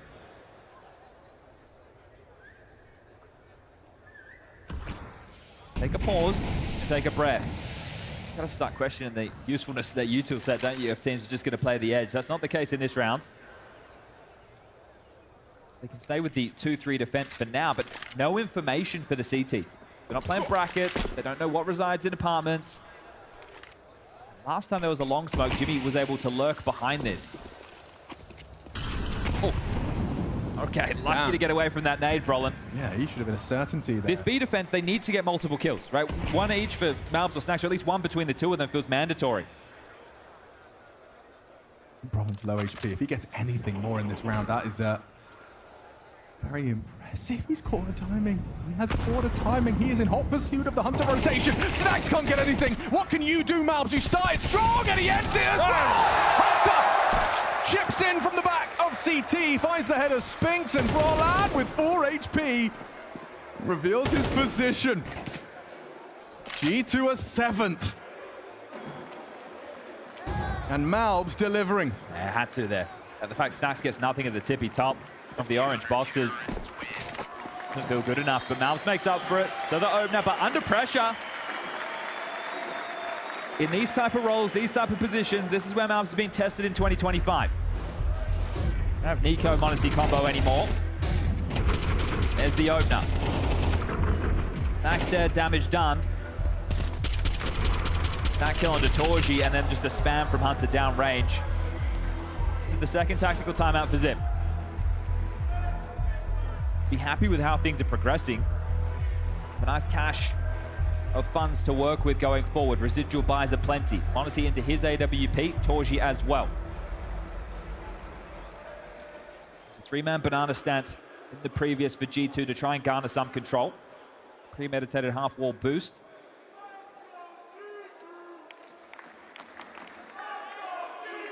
m0NESY looking like he is going to start over towards A with the AWP.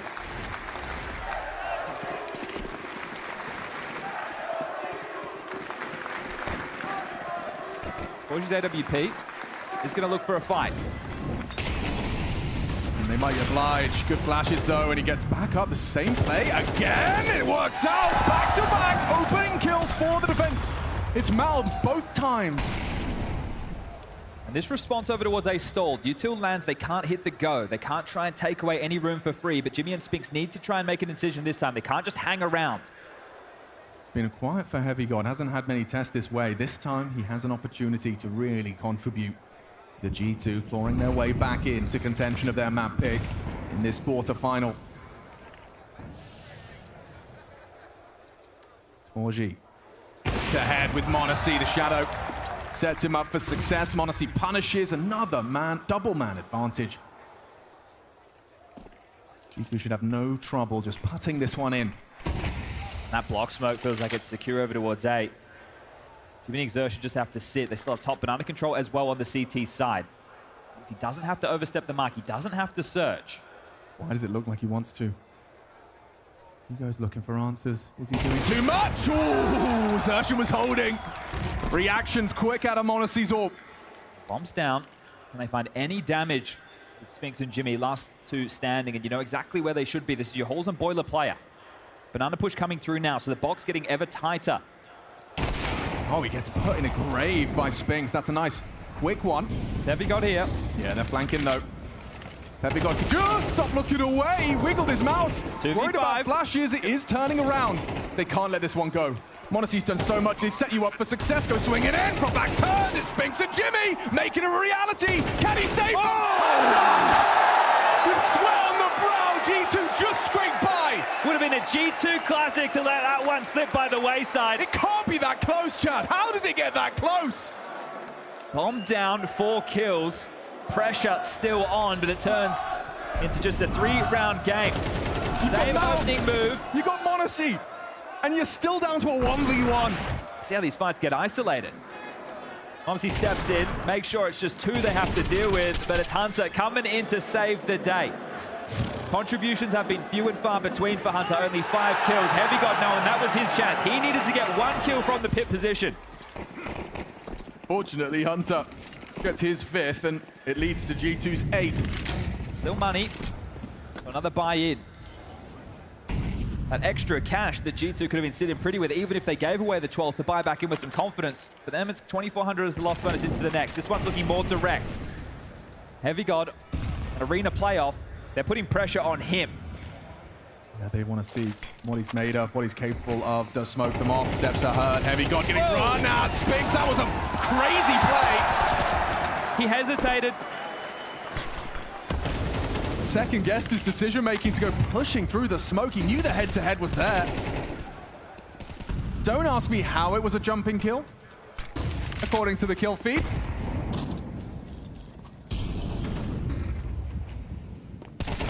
Snax unable to win out the 1v1 versus Brollan, so they will equalize once. And you know that's a B defender. And you've still got plenty of time on the clock. So the fact that you've stayed around and you've skirmished like that and you get a kill for 3 under Snax, now you can actually play out this round. Sure, Util's light on, but you almost won a 2v5. Oh, yeah. What about the 3v4? Why the hell not? I got a bad feeling, Chad. I got a very bad feeling. It's time to clear boiler. Zershan's in such a premium position. He is considering it, but loses his head. Zershan has pulled us back to a 3-on-3. Audible dismount, not going to be heard or relayed. It's up to MOUZ with a lot of work, a lot of pressure. He has to pass this test. He has to deliver. Throws out Incendio, they'll be pushing straight through. Sean Odyssey gets Zershan, but they get the sight. They're very low. A must-win retake now for these two, Heavy God and Monacy. Low HP on Heavy God. Monacy opting for the AK-47. It'll have to be a trade. Monacy equipped with a flashbang as well. Really heads up here. Brollan's taking a lot of space, right? They're not playing from sight, so G2 are going to waste a lot of time on the way in through Banana worrying about oranges. They're going to be worrying about dark. They're going to be worrying about new box, but they're both playing over towards ruins. 5v3. And G2, let it slip. It's pulling away now. Brollan onto Monacy. He doesn't have the health for this. He doesn't have the time for this. He really is screwed. Double up on the ruins. He's worried about the back of the site. Brollan puts one into the back of his head for 12. G2 fumbling a 2-man advantage. It looks like a small detail there, but Brollan takes away so much pressure, right? The fact he pushes up, nobody's coming in through CT. They're able to give themselves some space to work with. Here's the kill from Heavy God. Snax goes down for free. They force forward. Hunter dies. Monacy gets that on the rotation back to Banana, but MOUZ gets absolutely nothing. And as I mentioned, they're looking sight. And you took so many casualties in the previous. Look at your buy now. 2 MP9s, a 5.7, an M4 and a Fabus. And another opening kill. Make that 10. 10 opening kills. 18 total. Majority of his frags have been cracking open. These rounds in favor of MOUZ, one away from taking G2's pick. And a golden opportunity here. It's G2's turn to try and turn the tides of battle. Up against it, financially, and in the numbers game. Well, they've rotated away from B, it's just Snax here. They've heard him as well. I know where you are. I know exactly where he is. This one is done. Swimming. The Jaws theme tune plays, Snax goes down, bomb site's lost, and Inferno slipping through G2's fingers. I don't need to tell you how impossible a 5v3 retake of this B bomb site with very limited weapons, utility kits. It's cooked. This one simmers out for G2. MOUZ had lost 4 on the trot and Inferno. They're about to buck that trend. Quarterfinal number 1. Opponent's map pick about to be in the back pocket. And they want him bad. Heavy God falls, map secure. Nuke up next. But MOUZ, they are flowing. Some big plays from Zershan. Brollan looking strong. A mighty MOUZ on stage today. Try as G2 might to be clawing their own map pick back. This one going in the favor of MOUZ, Jacob. Very, very dominant performance coming out from MOUZ. You know, you have some of these big playmakers we were talking about coming into the game, delivering. The man right here walking away from the stage, Exertion, had one hell of a game. May I just introduce this stat for you, Maui? He was involved in 13 opening duels in a game that only lasted for 21 rounds, and he won 10 of those. That is impact right there. He had a fantastic start to this game. That's absurd, and I'm sure that Brollan is incredibly happy that Exertion was able to make the calling so much easier easier. The fights that Exertion was able to win at the beginning of rounds, like just the last one there, just paves a way, a golden road into the B bomb site. You're never really going to shy away from it. If you have all of that banana control, if you have the opening pick, why not just execute into it? Let's go back to the beginning of this tale, though, because sure, we saw G2 off to a great start, winning the pistol, converting, getting the first 3 rounds. Then MOUZ equalized the scoreline. What is the story in round number 7? Round number 7, we saw a timeout from G2, and MOUZ had a great understanding of the push and pull of the round. That G2, they took this sort of bracket control, they faded away from it, but what do MOUZ do? They actually re-aggress towards bracket here. Exertion goes for a peek there, the players from the Porch side peek actually, and then Torzy's able to just hold the line. The kill onto Snacks with the early positioning, and then able to fall back into the bomb site, it sets up Spinx beautifully, and MOUZ just had so much information in this round. It was the rotation from Spinx. As soon as they cleared middle, Spinx was allowed to rotate in, and he never stopped running. He never let go of W as the second they saw mid was clear.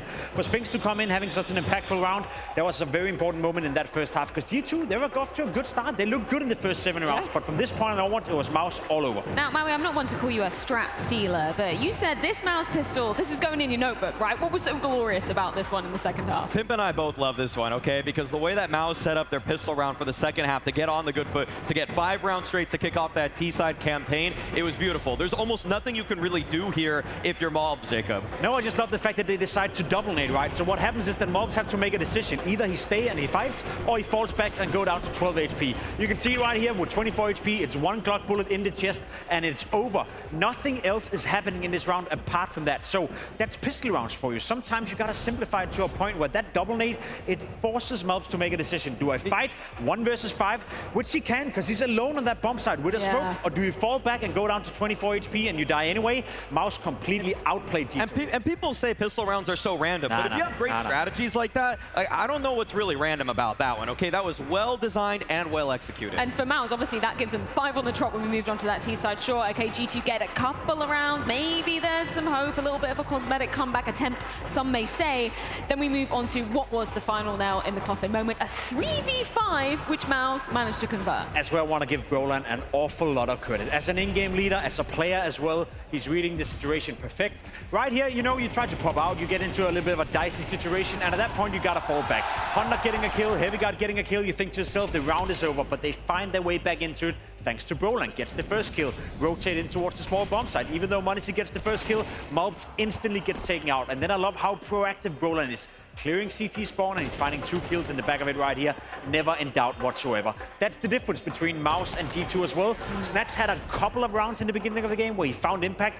Brolan from start to finish, great calling, great assertiveness, great CT side rotations, and great individual impact on the serve. And understanding how in those kind of man deficit situations that you need to take a risk. The push through the arch side smoke to find Hunter towards Library there, it's a calculated risk, one that he wouldn't do if his team is in a 5-on-5, 5-on-4, but understanding you're down to a 3-on-5, I just need to do something that's a little bit random, and I love that even though Brolan switched over the in-game leader, when he needs to lock in to become a fragger, he can deliver those can opener kills that just open up a bomb site, mess up the rotations of the other team. And talk about a consistent form coming out of Torzy once again. I mean, you've called it, Maui, throughout 2025. He's looked incredible, right? And in the first stages of this map, I feel like Exertion maybe outshone him in the later stages, but Torzy, once again, a force to be reckoned with. Again, showing that the stage just doesn't get to him. He's taking advanced angles with the AWP, took shots through apartments, down mid, down banana. Like, he was everywhere that an opper should be on this kind of map, and he was finding success throughout all of it. Torzy, in this game, was the reason that MOUZ were able to have such a solid defense on an Inferno CT side that a lot of people are criticizing, because people are generally mad that there's only so much you can do. Well, the one thing that you can do is move your op every time, and Torzy did an incredible job at that. I just love how that highlight package is kind of showing us exactly what he was doing. You didn't see a single kill sequence from the same position. He was in pit, he was short, he was long, he was on the A bomb side, he was all over it. And when Torzy is able to move around freely, while not, I guess, you know, sometimes when an opper is moving around, teammates around him have to accommodate for him. I think in this instance, it's more so Torzy accommodating for the teammates. He's well aware that he has the freedom to go wherever he wants to, and that's not having a negative effect on the teammates, because he's been doing it consistently for such a long time.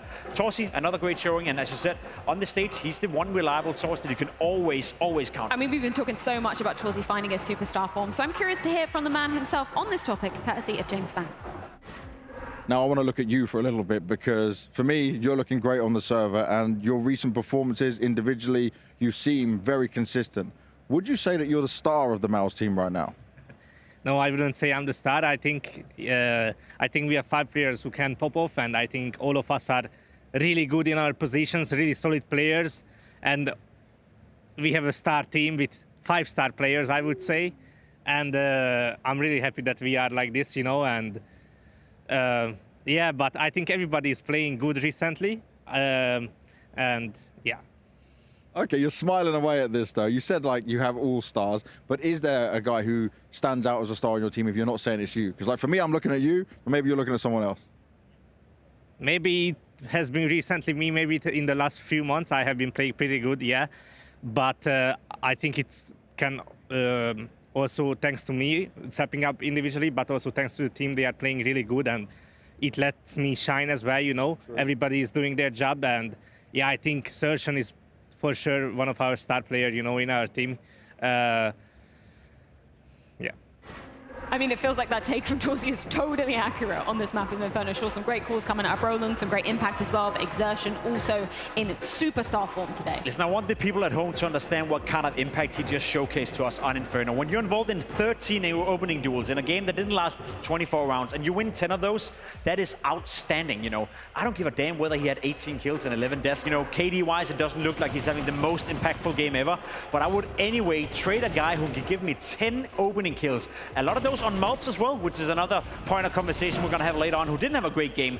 You're winning that entry duel massively, and you're helping your teammate, you're helping Broland to constantly make good calls because you're always one step ahead. Exertion, maybe not on the scoreboard having the most crazy output in terms of that, but in raw impact on the server, one of the best games and one of the best arena games he's probably ever played. And it's information. The fact that he's fighting so frequently in Banana, the most pivotal spot on Inferno, the fight for this dictates so much of everything that happens in a singular round of Inferno CS. So if you've got a guy that's just running in there, barreling in, taking down Mob, taking down Snacks, it's like you can't ask for anything more at that point. A 1.82 rating on this map alone, simply sublime for a start from Exertion. But we do have to talk about the other side of the coin, though, the more ugly side of the coin, some would argue. Sure, because m0NESY, he was looking stellar at the beginning of this map. It kind of dipped a little bit in form, but then you look at your MOUZ, you look at Hunter, who had a really, really rough start. You need to see more from these individuals, right? We do, and we kind of said it coming into the game as well. m0NESY is the catalyst behind G2. We saw that in the first couple of rounds. You're going to see it in the highlight package as well. In the pistol round, he's the one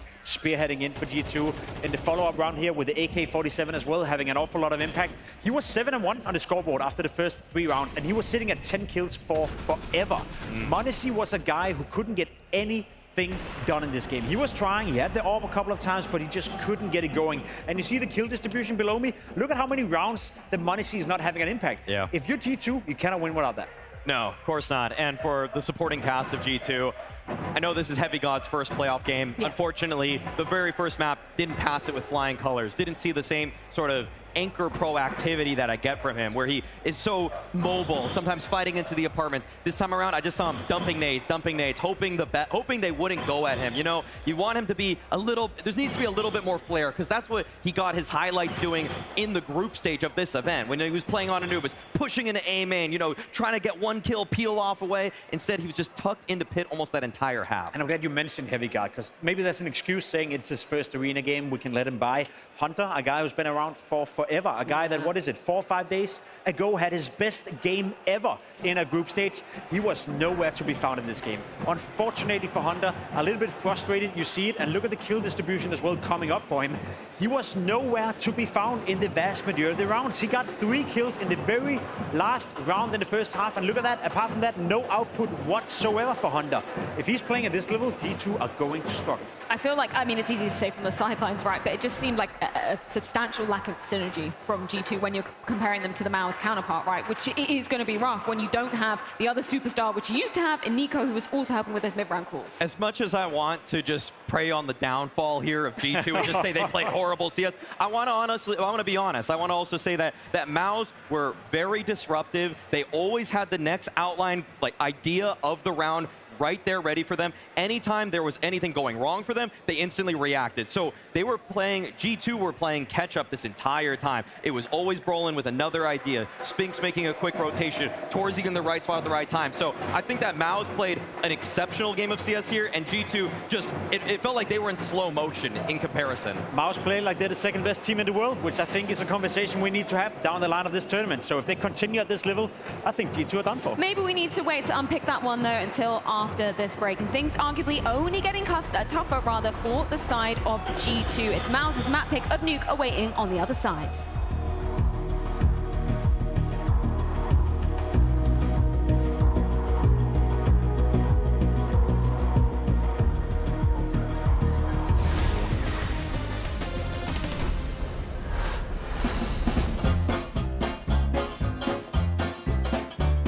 Let's see. I have already an idea in my mind, though. So, like this. Is that a head, brother? Nope.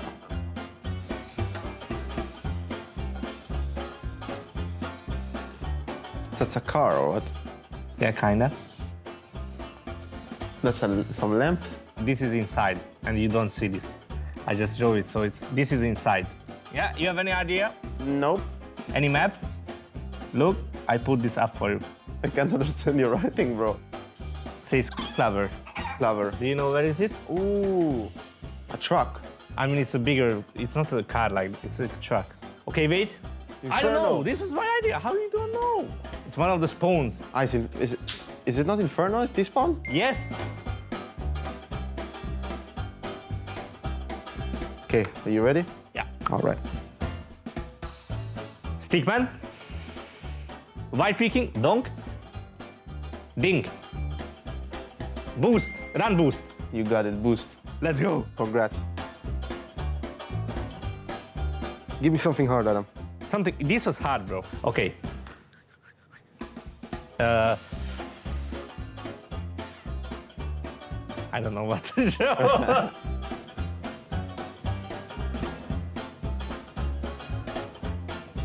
This is gonna be an op, right? Mm-hmm. Mm-hmm. Something like this. What is that? It's fine. Brother, what the? It's not, it doesn't look like this. Submarine. Look, look. Yeah, op.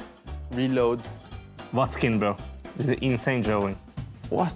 This is a dragon here. Is it Dragon Lore? Yes! Of Dragon Lore? Yeah, it's really good, no?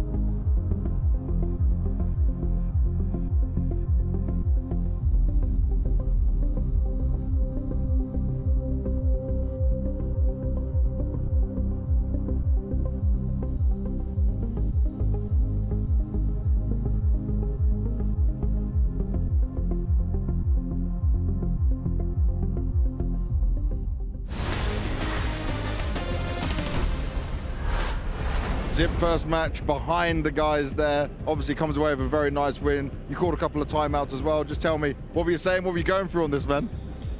Honestly, wasn't that, you know, out of normal from practice or something like this. Just keeping up the good vibes,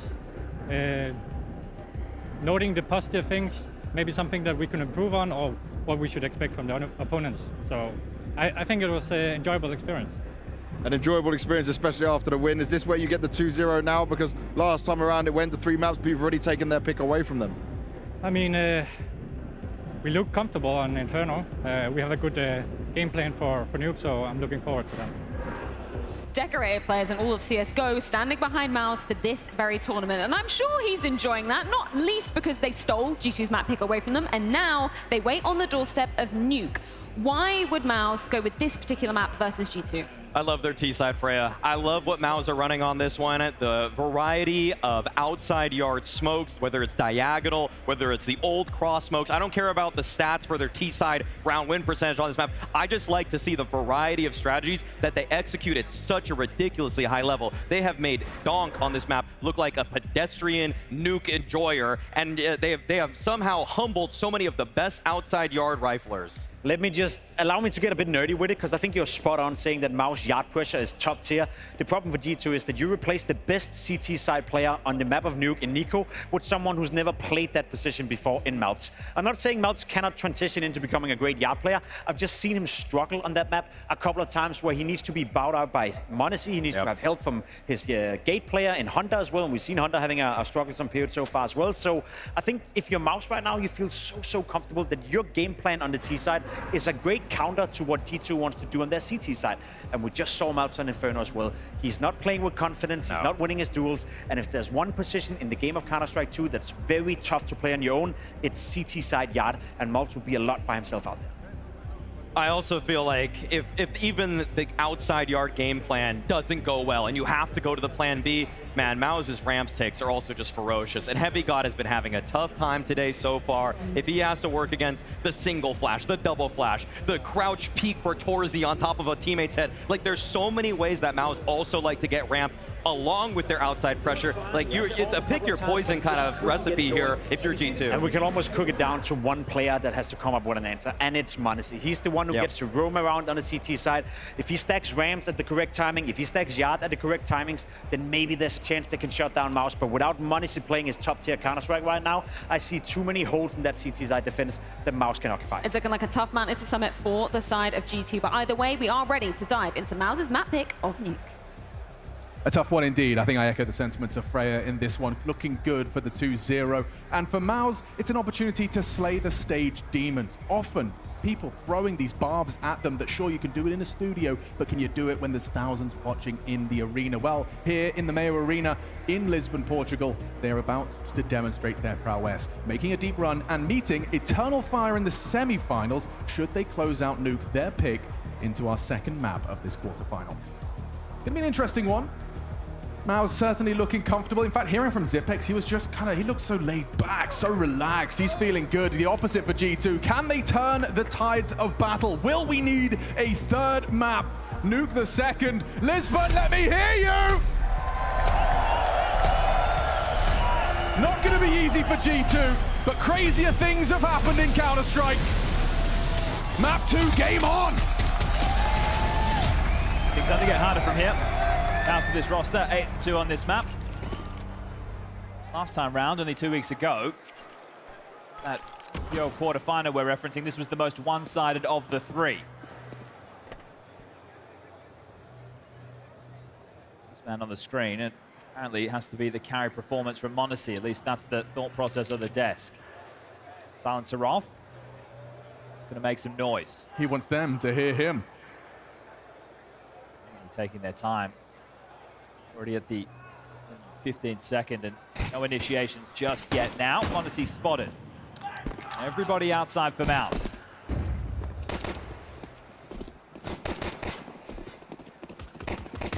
Trapping Heaven and Hell, taking secret space. Lots of room taken for MOUZ. Yeah, but m0NESY is going to be tested first, and that leaping Glock, hard to track. He's sticking around and puts Jimmy down. Need more of that. Advancing forward, Torshi heard those steps, dipping into the vents. It's a good one back from Torshi. Oh, there's so much potential for MOUZ. What, vent to top? Yeah, maybe. I mean, Hunter's going to have the vents, but Heaven takes the first fight. Spinks to provide the cover. Oh, it snacks. Great shot. Removes one. Distracted. Hunter overcomes another. Brollan's gone. Oh, there's Hunter. Finally, the big game player does arrive. And the big game Hunter.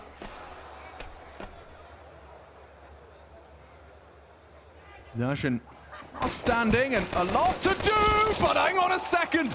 He isolates the Jewel.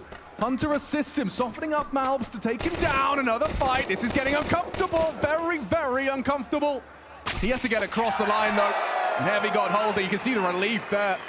took a few too many bullets than they would have liked, but Hunter with a double kill and G2 with another pistol. Yeah, very important double as well. Snacks hitting 1 kill alleviates a lot of pressure. This one from MOUZ is flashy, but Torji's on the way back was also sharp shooting.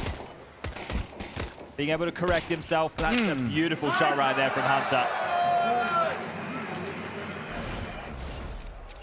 It's going to be the eco for MOUZ. They're not going to tussle with the force fight, but this is how the last map started. They lost the pistol.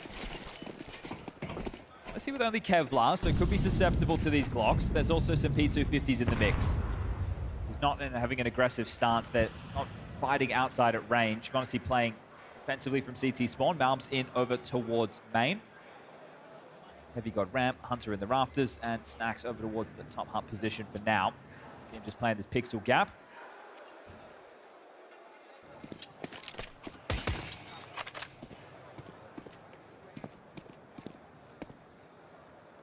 Constantly in movement, aren't they? In transition, these CTs don't want to be caught static.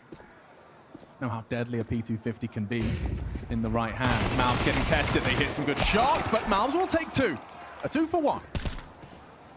Well, now MOUZ. No head armor. If they were to be accurate with their bullets, it could get uncomfortable, but not looking to be the case. It's Snacks and MOUZ with $1,200 from their SMG finds. Yeah, MOUZ going to be a bit frustrated. I know we got 2 kills, but probably thinks he should be doing better in that situation. Well, it's going to be first rifle round. Test bringing up the sheer amount of smoke walls. Now, you're going to see 2 main variations. There's a straight line that are going to be next to red and secret to get them down. It's going to be the diagonal that even has the waterfall top of main, but it's about what they do with the smoke walls. There's so many different options. Are we going to go for a top split? Are we going to peer through the smokes into main? Are we going to take warehouse control? Are we going to cross and just get down secret? Are we not going to cross? Is there nobody outside? Are we late for a lurk? It's those options. It's the unknown that G2 will have to find the correct answers for. Aggressive yard smoke lands. MOUZ not going to play ahead of that. Honestly, again, starting down towards secret out the gates. The whole squad. This is different. No lobby lurk. Everybody in yard for MOUZ. Not traditionally the case as an impromptu wall. MOUZ ahead, and Exertion deletes, continuing with the openers on the rifle round. Damn, that was a straight headshot exchange. Exertion pulls the trigger second, but has the better gun. Instant deletion of MOUZ. Another opening for Exertion. Oh, MOUZ, you've lost track of this.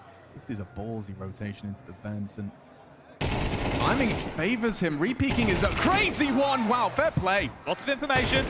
Good output. Not ready for that. Can't believe he's done that. Straight down the vents into Exertion. Nice headshot found. Now, 2 of them are low thanks to that handiwork of those 2. MOUZ and MOUZ have softened him up, but as Heavy God goes looking, he gets completely clotheslined by the Kalashnikov. And the round falls into MOUZ's favor. Yeah, Hunter just looking for a save, but some key information to note. So Exertion for the T side is going to be the one taking space behind the smoke wall. Once he gets that duel, how much information does he get other than a bullet between the eyes? So if he doesn't track too many players from that instantaneous death, okay, it's just a normal round. Are they still lobby-based? Is Jimmy still hanging around? Where's Spinks off to?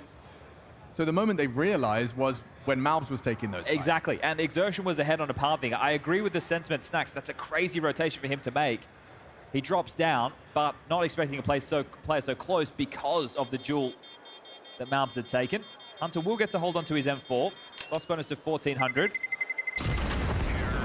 It must be such a good feeling for your teammates to see you in this form. You know, this version of Exertion. Well, this is the player that you need to be cracking open because he loves the chaos. Right? Yeah. He's that type of player for this team that is always in the thick of the fights. He enjoys it, and here it is, bang. Yeah, I'm not sure how much information you get at all. MOUZ needs to get going. The fact that Exertion is looking calm and comfortable. You bring up the fact that, yeah, they do get labeled as studio merchants. They won Cluj, but that was missing a lot of the bigger names. This one is with all the big boys. Oh, okay, Hunter. He's been spotted. That really screws him. Oh, he's in trouble. He is in so much trouble. Look at the tabs. Torji and Exertion just unload on him. And that's not an easy to retrieve M4, but MOUZ has managed it with a bit of parkour. Still want this space outside. They're worried about players pushed up close. MOUZ to take the duel. Oh. Yeah, I think he thought he was spotted for longer, but as he dropped down, he got flashed. Exertion was just pathing to clear close under silo. So MOUZ did have a moment, and that M4 once again marooned. This starts the same way that Inferno did. G2 not looking connected, fights not being tradable. They're not really in the thick of things as far as the team play, the cohesion, then this could be a quick second map. As Exertion just continues to hand out the pain. 2 more to find, make that 1. As it is Snacks. He's in the lower side at the moment. Doesn't think he'll see too much traction at all. This looks like it's starting the same way as Inferno, leisurely for MOUZ. I want to get Monacy that AWP as quickly as possible, but it's only 1,900 as the loss into the next. It wasn't a full investment, but there definitely were some. Monacy at the moment only has 1,500, which means it's going to have to come by virtue of a drop. So it might be a good moment to take, if they are planning on buying, just to take the tack to talk through what comes next, because this one is done. 20 seconds, they're peering into A, they're not taking any chances, so which way this one's going.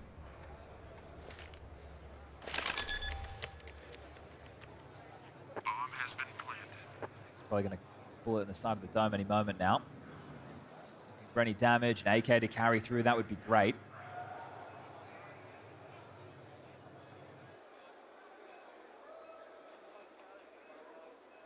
Exertion's just bodyguarding, making sure that M4 retrieval is not to be possible. And here he comes, good angle for it. And well played from MOUZ, 5 alive. Okay, so are they going to buy? They are immediately. Hunter in with the rifle, the armor, and the smoke. And there was the second kill from Exertion. Going to be a Monacy AWP. Hunter's actually going to donate that rifle and get into an SMG. Runs of these two teams to get here. MOUZ were in the group of death. They only lost to Vitality. They took down Spirit, they took down Falcons. That got them their playoff berth. It was all about seeding. Different story for G2. A massive win over Imperial with, I say massive because of Hunter going nuclear. A loss to EF, a win over M80, and then the Mongols, the biggest scalp in 2025 so far. Opening exchange, and this time MOUZ to get the better of him. Important, we saw some of those go into Banana. Nade follows him as well. The spam through the smoke. He's very brave to try this. Torji puts him down. Brolin takes the space. I love how willing Brolin is to take room. Such a valid boon for your team. Hoovering up space the CTs no longer occupy. You can understand why this is the map choice for MOUZ as well. They're able to make somebody like Donk look human. Yeah. Lobby push. Couldn't be easier for Jimmy. Stays active, not scared of any squeaky push. He's even got Spinks partnered up for the re-clear. Snacks needs 2 if they want to win this round. Yeah, good luck for him. Oh, Monacy. Ben's not broken. Good luck. Yeah. Oh, it's too easy. Way too easy for MOUZ. They'll take this one handedly. Heavy God. Can't even get the ball rolling. I don't want to be too doom up. That's the opposite of what we just said we were looking for. Season's being cohesive, able to clamp down on fights together, get some trade potential. MOUZ gets one outside. Torji catches them on the periphery of the smoke. There's a lobby push as a response. It's one at a time. There's no swinging off of each other. There's no trade potential. We look at all of these duels, one by one. Looking out of their depths right now, G2. Absolutely, yeah. I mean, they're treading water, but you can only do that for so long. They are. Xertion's hearing this, and Xertion unloads his mag. Spinks in combination. Torji chips in, and there's the job done. Just Hunter's USP to be found. They're spamming. They will clear you. They will find you. Flying to a 4th. And one of the issues as well, we're recounting the rounds that G2 were losing, just the lack of kills. Well, it's the same situation here. 4 consecutive. I know we just saw an eco, and we also had a partial. They've only got 3 kills in 4 rounds. Just simply... just a lack of fragging. Not good enough. Honestly, will get his all. It is going to have to be a backpack moment. He's going to have to put the team on his back and carry them forward. At the moment, well, he's also not kicking up much of a fuss. MOUZ with 4 at the high end, Heavy God with 1 at the low end, but everybody else in between. Nothing to note, and it's now or never. I mean, he has to do so much, though. I mean, this is one hell of a backpack. He's going to have to... expected to, right? Yeah. This is the thing. You're one of the absolute best Counter-Strike players in the world. We put the spotlight on you. Does it have to be that way? No. Is it that way? Yes. We're still waiting for MOUZ and Heavy God to come into their own.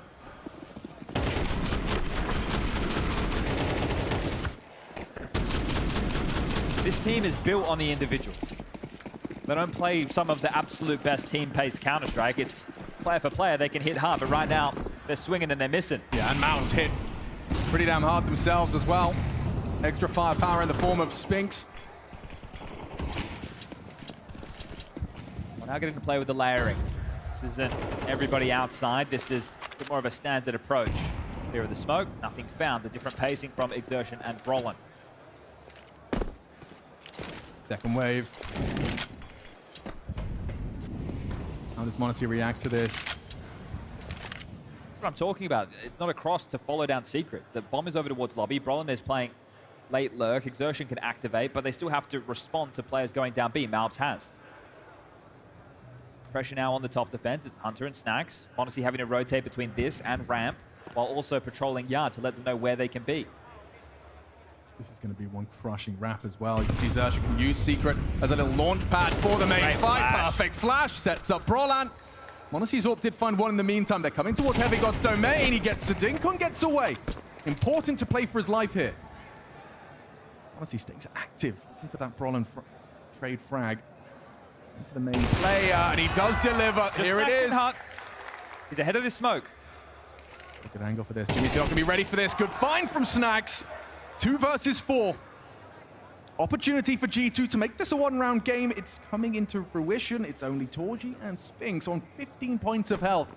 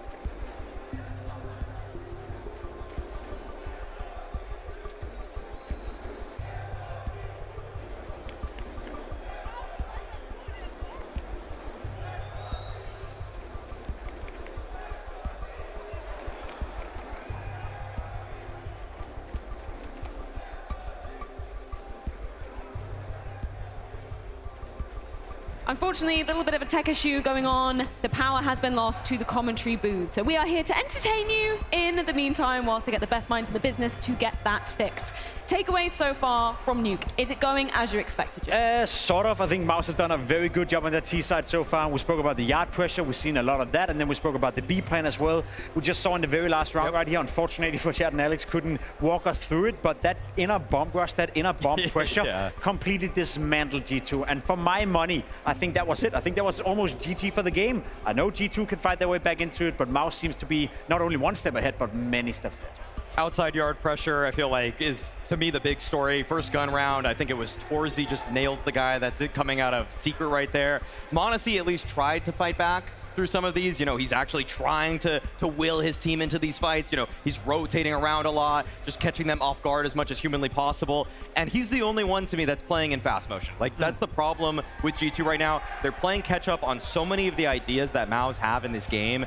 And if it weren't for m0NESY, it feels like G2 are 2 steps behind every single which way. You're calling GG on round 8, Jacob? Round number 8, you're calling it over. It's done. I mean, it's 5-3 for MOUZ right now. G2 have no money. It's going to be 6-3. I think it's going to be 7-3. And with the way MOUZ is playing right now, with what I've seen from G2, they haven't shown me anything that gives me hope in them coming back into the game. I think you're right when you're saying m0NESY is the only one who's trying to roam around, but there's only so much you can do. We've seen the yard pressure, we've seen the inside pressure, we see them going towards ramp late in the round. MOUZ have flexed the entire playbook in the span of the first 8 rounds, and even though G2 have answered back a couple of times, I think consistently MOUZ is playing at a much, much higher level than G2 right now. The only thing that can bail them out is the individuals, and they haven't showed up. No, they quite frankly haven't. And this is also pretty much why MOUZ go for this kind of pick, okay? They're able to outmaneuver their opponents as much as possible. And also, the fact that they went for the A plan, the outside take, the B plan, the ramp take, the C plan, finally, after the ramp take doesn't work, and they're able to just go for the A pop, like everything is in their wheelhouse. They have a deep playbook, and everything is possible. Well, we are ready to be diving back into the game, but we're going to do something quite unique. Power is still out over with the commentators, but Maui and Pimp, it's time for your first ever arena cast together. Let's get it. I've been waiting for this moment together with you, Maui, for a long, long time.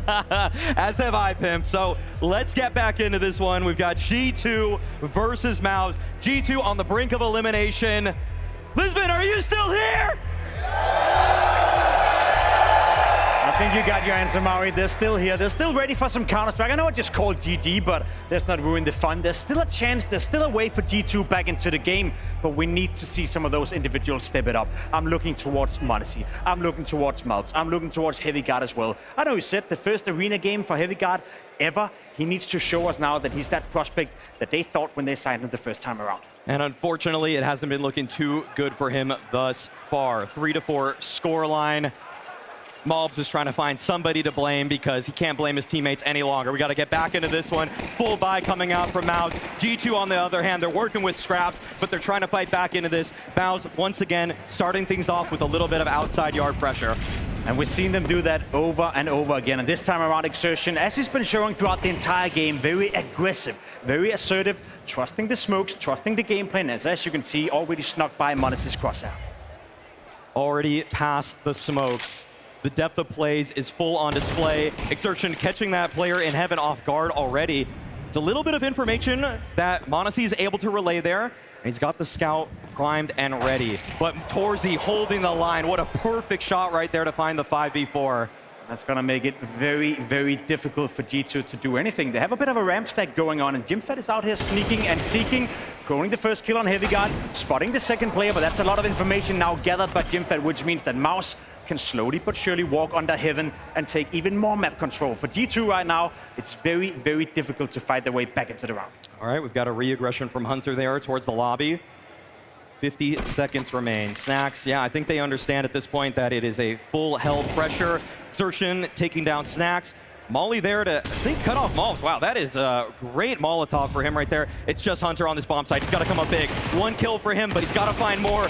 Long range, not the way that he wants to find a fight with that MP9, and that will be a 6th on the board for MOUZ. Yeah, there's only so much MOUZ can do. Maybe saving the AK-47, taking a dent into the economy of MOUZ as well. He has one flash to work with, I believe, but no kit, so there's no point in going for it, and Exertion will just finish up the round. Another great round by MOUZ. I love the trade frag potential. We see every time they go in for a duel, we see every player from MOUZ that is exposing themselves a little bit. There will always be that second layer, that second guy coming in, and then, of course, as you said, Maui, Torsi with a nice shot on towards m0NESY, and I feel like that is the name of the game. If you shut down m0NESY, if you shut down his presence, whether he's having the scout, the AWP, you've almost beaten G2 at that point. And you see the reaction right there on m0NESY's face. He knows that if he doesn't get it done, if he misses that first kill opportunity, everything is likely to crumble. But there is a buy here for G2. So another chance to rewrite the script. Early outside pressure again, this time Torsi on top. m0NESY holding the line perfectly. That's what he was looking for. That's why he was frustrated in the previous round. And this time around, G2, they can breathe a little bit. And that's exactly what you need to see from m0NESY as well. Him being proactive, him saying, MOUZ, I'm gonna come out here, I'm gonna help you, I'm gonna install a bit of fear in MOUZ, and then I'm gonna rotate somewhere else. A good start for G2, and that's anyway gonna apply a bit of pressure. And you see the reaggression on towards ramp as well. m0NESY was just found in yard, just taking down Torsi. Fast forward 20 seconds, Maui, and he's almost inside lobby. Oh my gosh. Okay, a lot of pressure on Yimpad here. This is a pivotal position. If he's able to find a kill here, even things out for MOUZ, this can be a huge boon for this round, and I think he's going to be presented that opportunity. But the other players for MOUZ, they're getting a lot of ground right now. We have a little bit of a re-clear towards outside, and Spinks, I think he might be the key for MOUZ in this one. That's a barrel spotted. Yimpad knows that's there. Okay, 4-on-4 found. There are multiple players, though, in lobby pressuring this position. Yimpad just has to wait. There are more MOUZ players that can peek, but oh no, they're actually smoked off right now. It's a beautiful move from Yimpad, again giving himself a shot at another kill on towards m0NESY. He wins the duel and re-aggresses in towards Hot. He knows that there could be a player coming out of heaven, and m0NESY's on top of it right now. G2 with a real shot at winning a round that they must win. Exertion coming in, fighting m0NESY. We see the sandwich on the inner bomb side, and that's it. Exertion with another double entry. A player stuck in the vents. What are they supposed to do, Maui? Man, they evacuated lobby completely. They had all of that information. G2 had it all right there for the taking, but they gave up that space. m0NESY rotated on back, and really, at this point, it's just cutting your losses. G2, you don't want to lose any more of these guns. MOUZ and Heavy God, they're going to have something to fight with, but maybe I spoke too soon because Spinks from the top rope is able to take down Heavy God. Oh, it went from bad to worse in this round for G2. I think it's very telling that you almost feel G2 is doing everything they're supposed to. We see m0NESY being proactive on towards yard. You see him pushing in towards lobby. You see them do a good lobby crunch, but Yimpad, the little move where he gets the first kill and then changes his position without getting spotted, using the utility to get into another aggressive position. It's beautiful. MOUZ can't stay alive. It's another round going the way of MOUZ, 7-3. I know I called it GG in round 8. I'm ready to do it again, Maui. I think this is going to be super, super difficult for G2 to come back in. Okay, and I think we got Chad and Alex to do what the professionals do best. Get back on the mic, guys. Thank you very much, boys. Yeah, much love for handling business while we were away. We're back on the headsets. And nothing's changed. No, it's still going that way, isn't it? Oh! Well, back right in time for that. Damn. Well, that's the highlight for G2 so far. Highlighted away. Probably feeling pretty low. Lost the lights, yeah. All right, well, another partial. Dash's just having his way with them, isn't he? At least they're making it quick. Yep, but most definitely, you know, a lot of people are going to be here for that second game. Some big names on the stage next. So, can you sneak 5? This is start with a very unlikely round. Hunter under pressure. Oh, they're coming for you. He's got no vision. Completely booked. Perfect use of the flashbangs into that top site, and Jimmy's going to force a fight with that scout. Nice shot. Delivers through the box. m0NESY's scout, just the one, and he knows where another is. Spotting him out. Trapped in the corner now, kept at bay. Nade scuttles across the floor and finished off by Heavy God. Maybe they can make a case for this on the retake. I don't see a kit, so it has to be quick. Oh, m0NESY! With just the scout trying to ignite a spark for G2. This defense needs them. They need this round. Torji tagged up, overwhelmed. Gotta go. Him down. They have to get on this defuse. He can do it all. Roland, the captain, stands and delivers. Gets all 4 of them. 3.5 will do. The 8th is his. In the absence of his teammates, he just does it on his own. A moment of pressure.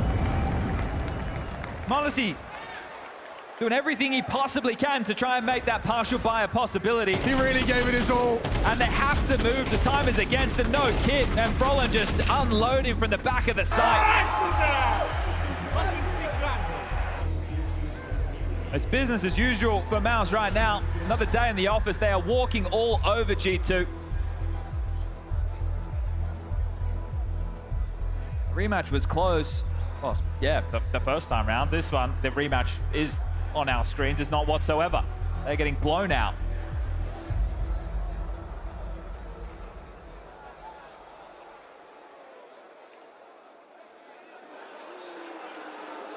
Ooh, controversial opinion. The absence of Nico definitely being felt.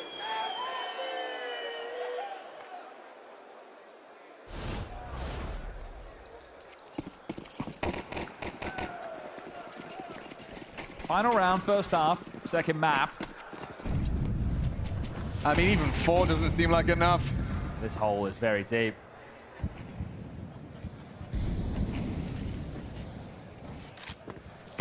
Same kind of flight path as usual, safe behind that blue box, and starts cooking again. The second nade, still not revealing him. Oh, he caught a little whisper of the balaclava. Has to brave this. Going straight through. Look at the pressure onto passive Heavy God. position. He is completely conceded ramp, just as easy as that. Ramp is lost. Molotov forces Hunter back. MOUZ as well in the vent. Maybe he can punish here. Yep, caught on the quick switch. That's 2 noted down towards lower. They can pivot. Smoke on single door, but not a commitment. MOUZ will be able to relay that if he stays active on the angle. He's playing passive. G2 almost lose 2v5s to MOUZ in this series alone, so a one-man advantage doesn't feel anywhere near enough.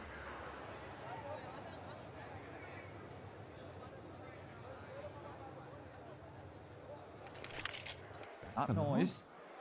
Let it simmer. MOUZ up to bat. This is the fight. Up against Jim Pat. Comfortable dispatch of the defender. Now Hunter's position noted. Torji with that AWP dropping into a powerful angle. Oh, this is beautiful. A little bit of a setup. Flash and go! That's team play. That's MOUZ. Showing the difference.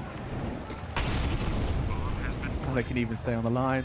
Incendiary does nothing. They trap Jimmy in. Overlook. No, not ready. Not ready for Snacks on the double kill. Baits the shot, swings on in, but hang on. That Tech-9 farms up 2. How has Torji gotten away with this? Got the 1v3. Yep, gets away. Monacy trying to come up clutch. Swings open the door, a missed shot, but the Tech-9 does it! Outrageous from Torji. They're just taking it in turns with the show-stopping clutches. G2 could be a quick trip to Lisbon.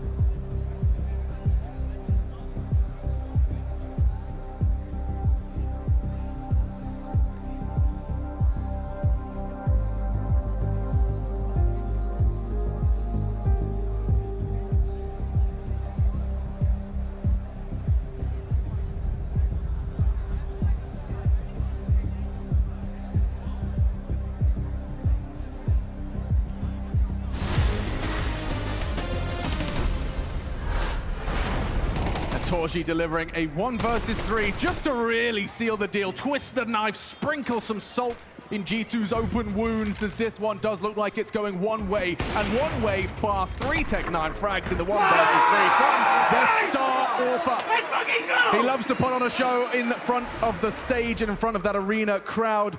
And for MOUZ, it has been a tumultuous year. Starting off their season replacing IGL.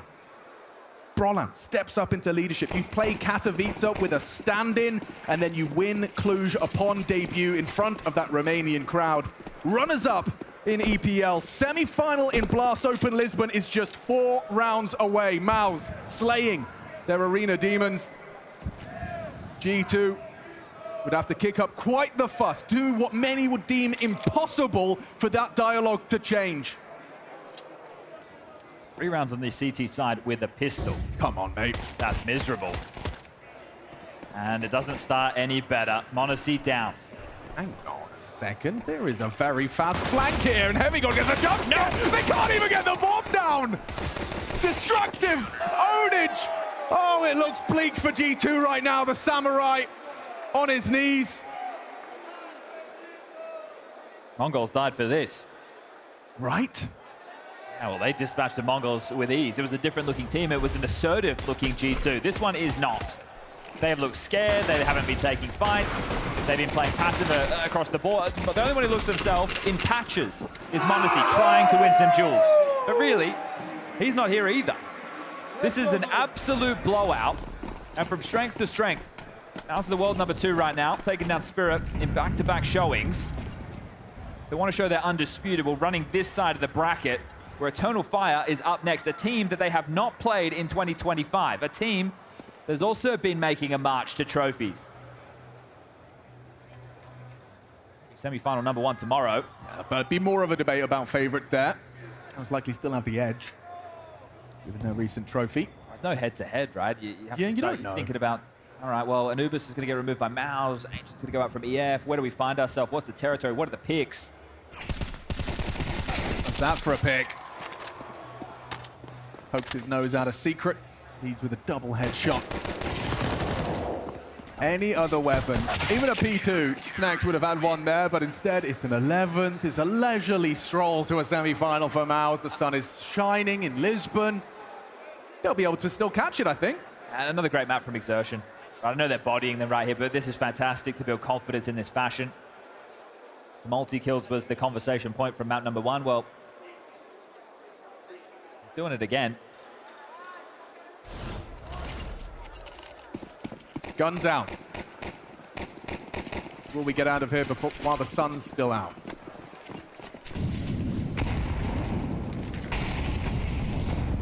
That's the question MOUZ are asking themselves. Oh, they're looking to harass the lurk. The fact that they did a standard squeaky molly and then a deeper one as well. So already trying to target some of these little weak points. Heavygod is going to have to peer in to deal with this. Limited Yuto on the T side, lining up smokes towards Yard. But this is the thing, MOUZ are always going to look for the fight, right? Right now, they are just so far ahead.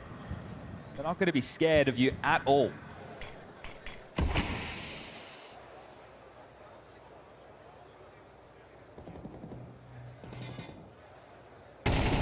Important duel. What's next to take? Yeah, there's something. One heading down to deal with this. Exertion's had an incredible start to Blast Open. 17 and 9, not too shabby. Torji also with a massive map, 17 and 6 for him. That's the 1-2 punch that MOUZ needs. See if you want to take on Vitality. The other side of the bracket.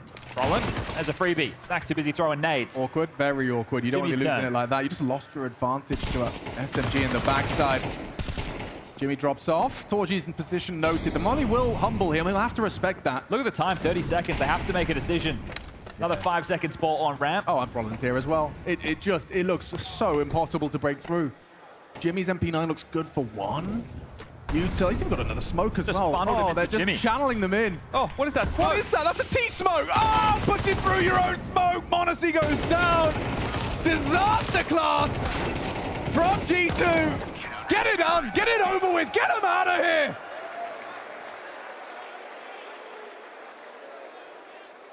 You don't come into today think it's going to be this easy if you're MOUZ. go. We should have kept Pimp and Maui casting. Maybe we should. Just start an Get them analyst back desk on. segment. Yeah, they can start talking about how easy this match of Counter-Strike has been.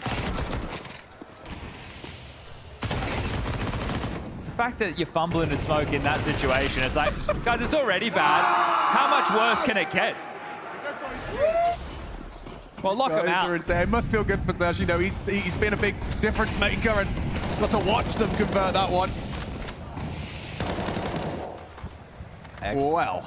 Take away any hope that they may have. Crush them right now. Oh, they're pretty crushed. They are pretty crushed. Don't worry about that.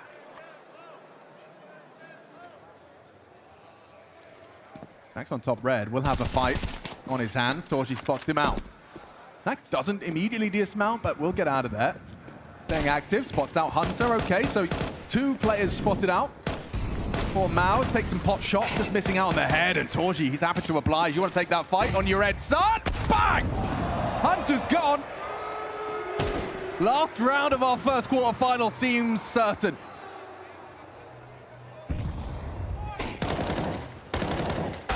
Ooh, but Monacy exists. That will always be a threat. He has to do it all, though, and yeah, Spigs will remove him. So Heavy God and Snax find themselves watching. It's a 13-3 finish. Stomping. Oh, MOUZ making another long run towards another trophy. Back-to-back, will they make it? Someone find G2. They were not present today. Absolutely demolished. They set themselves up for a semi-final against Eternal Fire, a team that MOUZ has not faced so far in 2025. Bring on Spirit, NAVI. A masterclass for MOUZ in the arena tonight. Tees them up very nicely versus Eternal Fire, as Chad very aptly said. Never faced head-to-head versus this opponent. And I could not think of a more well-deserving victory for MOUZ. That was a speed run in this quarterfinal. To be honest, I'd be scared if I'm EF right now. I think the MOUZ we saw today was MOUZ playing world-class Counter-Strike. Exertion obviously having a fantastic game. Roland having a fantastic game. The entire squad, the entire unit, so far ahead of G2 that it's almost fair to say that it wasn't even a match. I mean, how do you even end that half if you're G2 and not just look at yourself in disappointment? Losing a 4v1, a 3v1, that was unbelievable. In terms of the display from the individual MOUZ players, they had confidence, the strategies were well executed.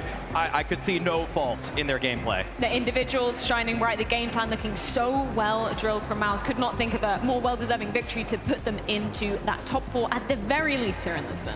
They're cementing themselves as one of the best teams in the world, and I'm super, super excited to see that semi-final. Well, let's hear from one of the stars himself. It's Roland down on the stage with James Banks. I got Brolan with me here after a very impressive quarterfinal. Guys, give it up for MOUZ and Brolan!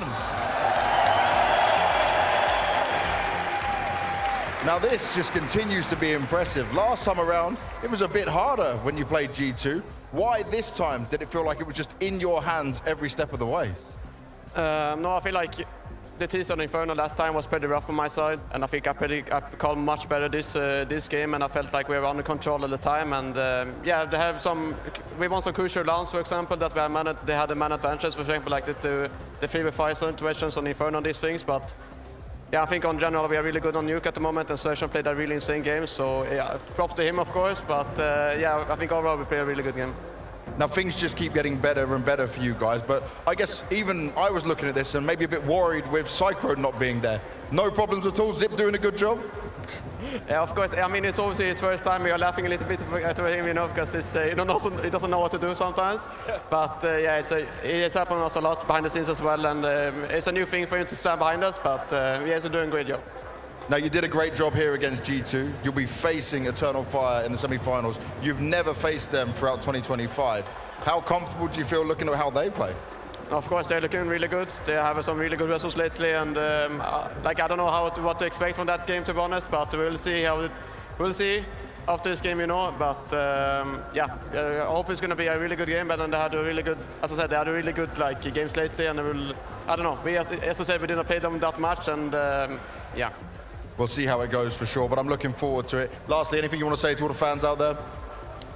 Thanks so much, boys. Yeah, we really enjoyed to play in front of you guys, and yeah, it's been really good so far. So thank you for that. See you tomorrow.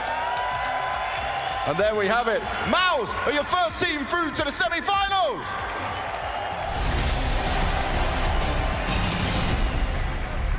Oh yes, Brolin loving being in front of this crowd, as I imagine Xerxon was as well. Congratulations, first of all. That was an absolute clinic versus G2. We heard from Brolin, he felt like the differences on Inferno from your last head-to-head, he felt like he was calling so much better. Did you feel that as well, just in terms of the game plan? Yeah, of course. I think that Lude, the best thing about him is that he improves from game to game. I think that it's something that is very underappreciated in our scene. So yeah, I'm just super proud of him, and we were all confident that he will call a good T-side. I'm going to be honest, Xerxon, when you involve yourself in 13 opening duels and you win 10 of those on Inferno, you must make it easy for him to call in that way. So how much is it both you and him, you know, charming in together?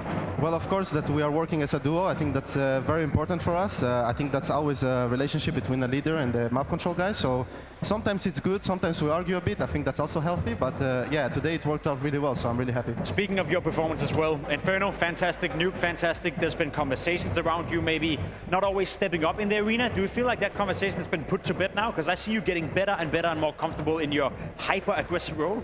Yeah, I mean, for me, it's never black and white. Of course, I can go tomorrow and have a really good game. I can go tomorrow and have a bad game. I think for me, it's more about the confidence I have in game.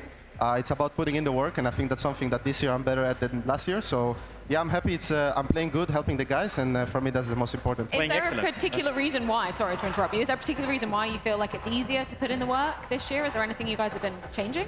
No, I just think I'm more smart. Like I'm smarter this year because I took a lot of knowledge from the staff around me. If it's the sports psychologist, which really helps me set up myself for the games in the arena, for example. So yeah, overall, just being smarter and having a bit more knowledge in the past. So we always, I feel like the conversation around CS2 right now with top teams is about firepower. But when you were taking map control in this matchup, what tactically assisted you? Like, do you think you guys had better smokes, better flashes too, or what? Well, I think that it's not a surprise to say that we're a better team than G2 in this moment. I think that they have made huge improvements and they're playing really well in general.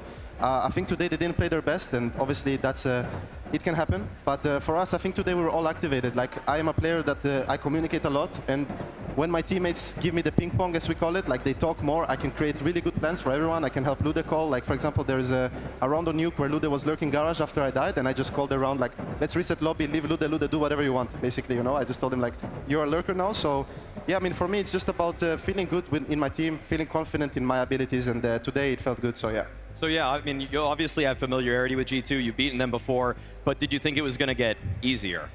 I mean, we talk about it with our coach often, Cyclone. It's never going to be easier for us. We're always coming in like they're going to get better, but we are going to get better as well. And I think that's always the focus. Same goes to Vitality as well. Obviously, we might have a rematch against them in the final, but first we have to pass Eternal Fire, which are a great team. So. Okay, one thing then. Do you think you're the fastest improving team then? For sure, yeah, I think so, yeah. But I think every team is improving a lot. I mean, Vitality are insane this year, obviously. They were good last year, but this year they are really, really good.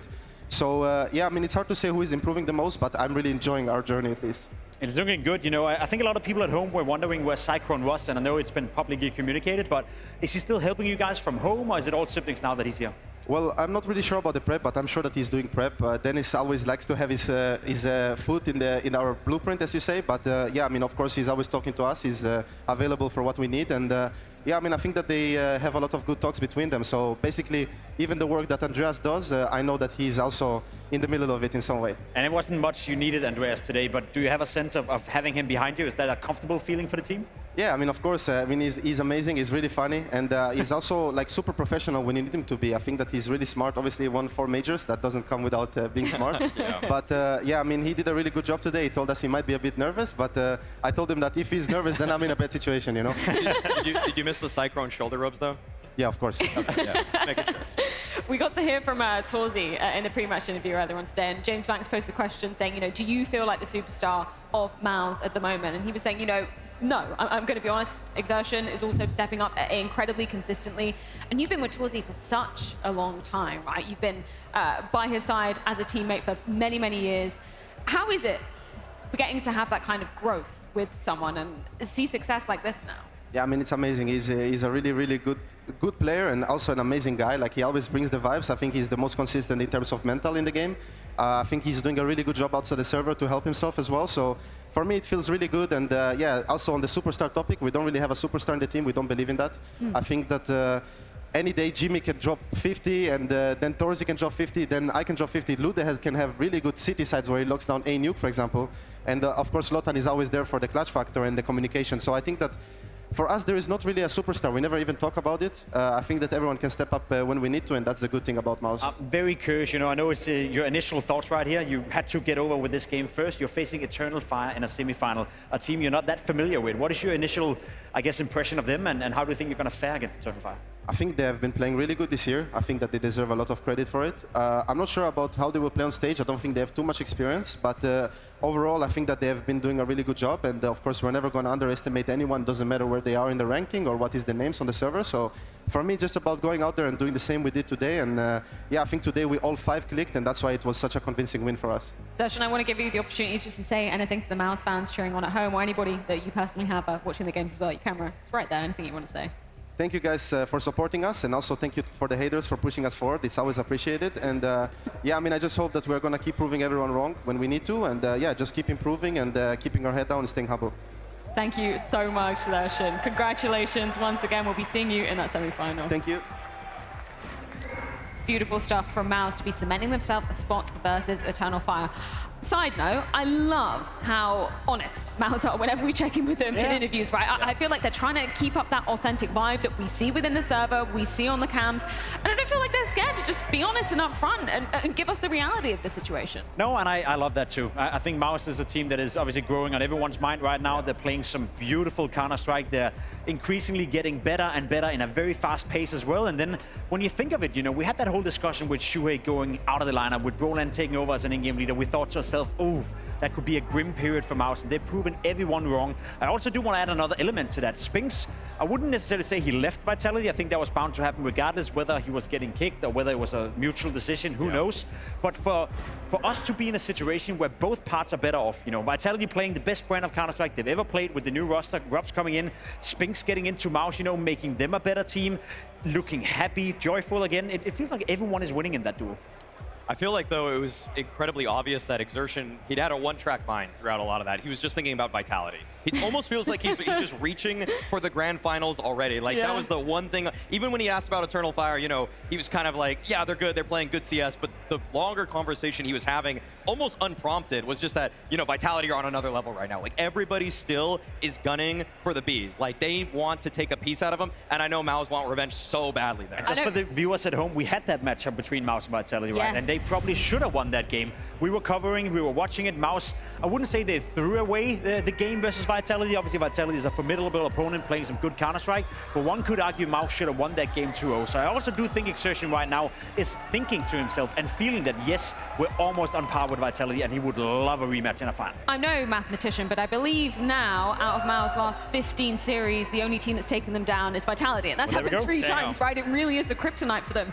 Does that open up the conversation with a commanding victory like this versus G2 that MOUZ could be the second best team in the world right now? I think they are. Very well could be. Yeah, I have a hard time actually finding the second best team beyond them. I think the other people that are in that tier right beneath Vitality are probably Eternal Fire, the Mongols, and MOUZ. But with the Mongols bowing out of the group stage to this G2 and Spirit, you're totally right. Totally right about Spirit too.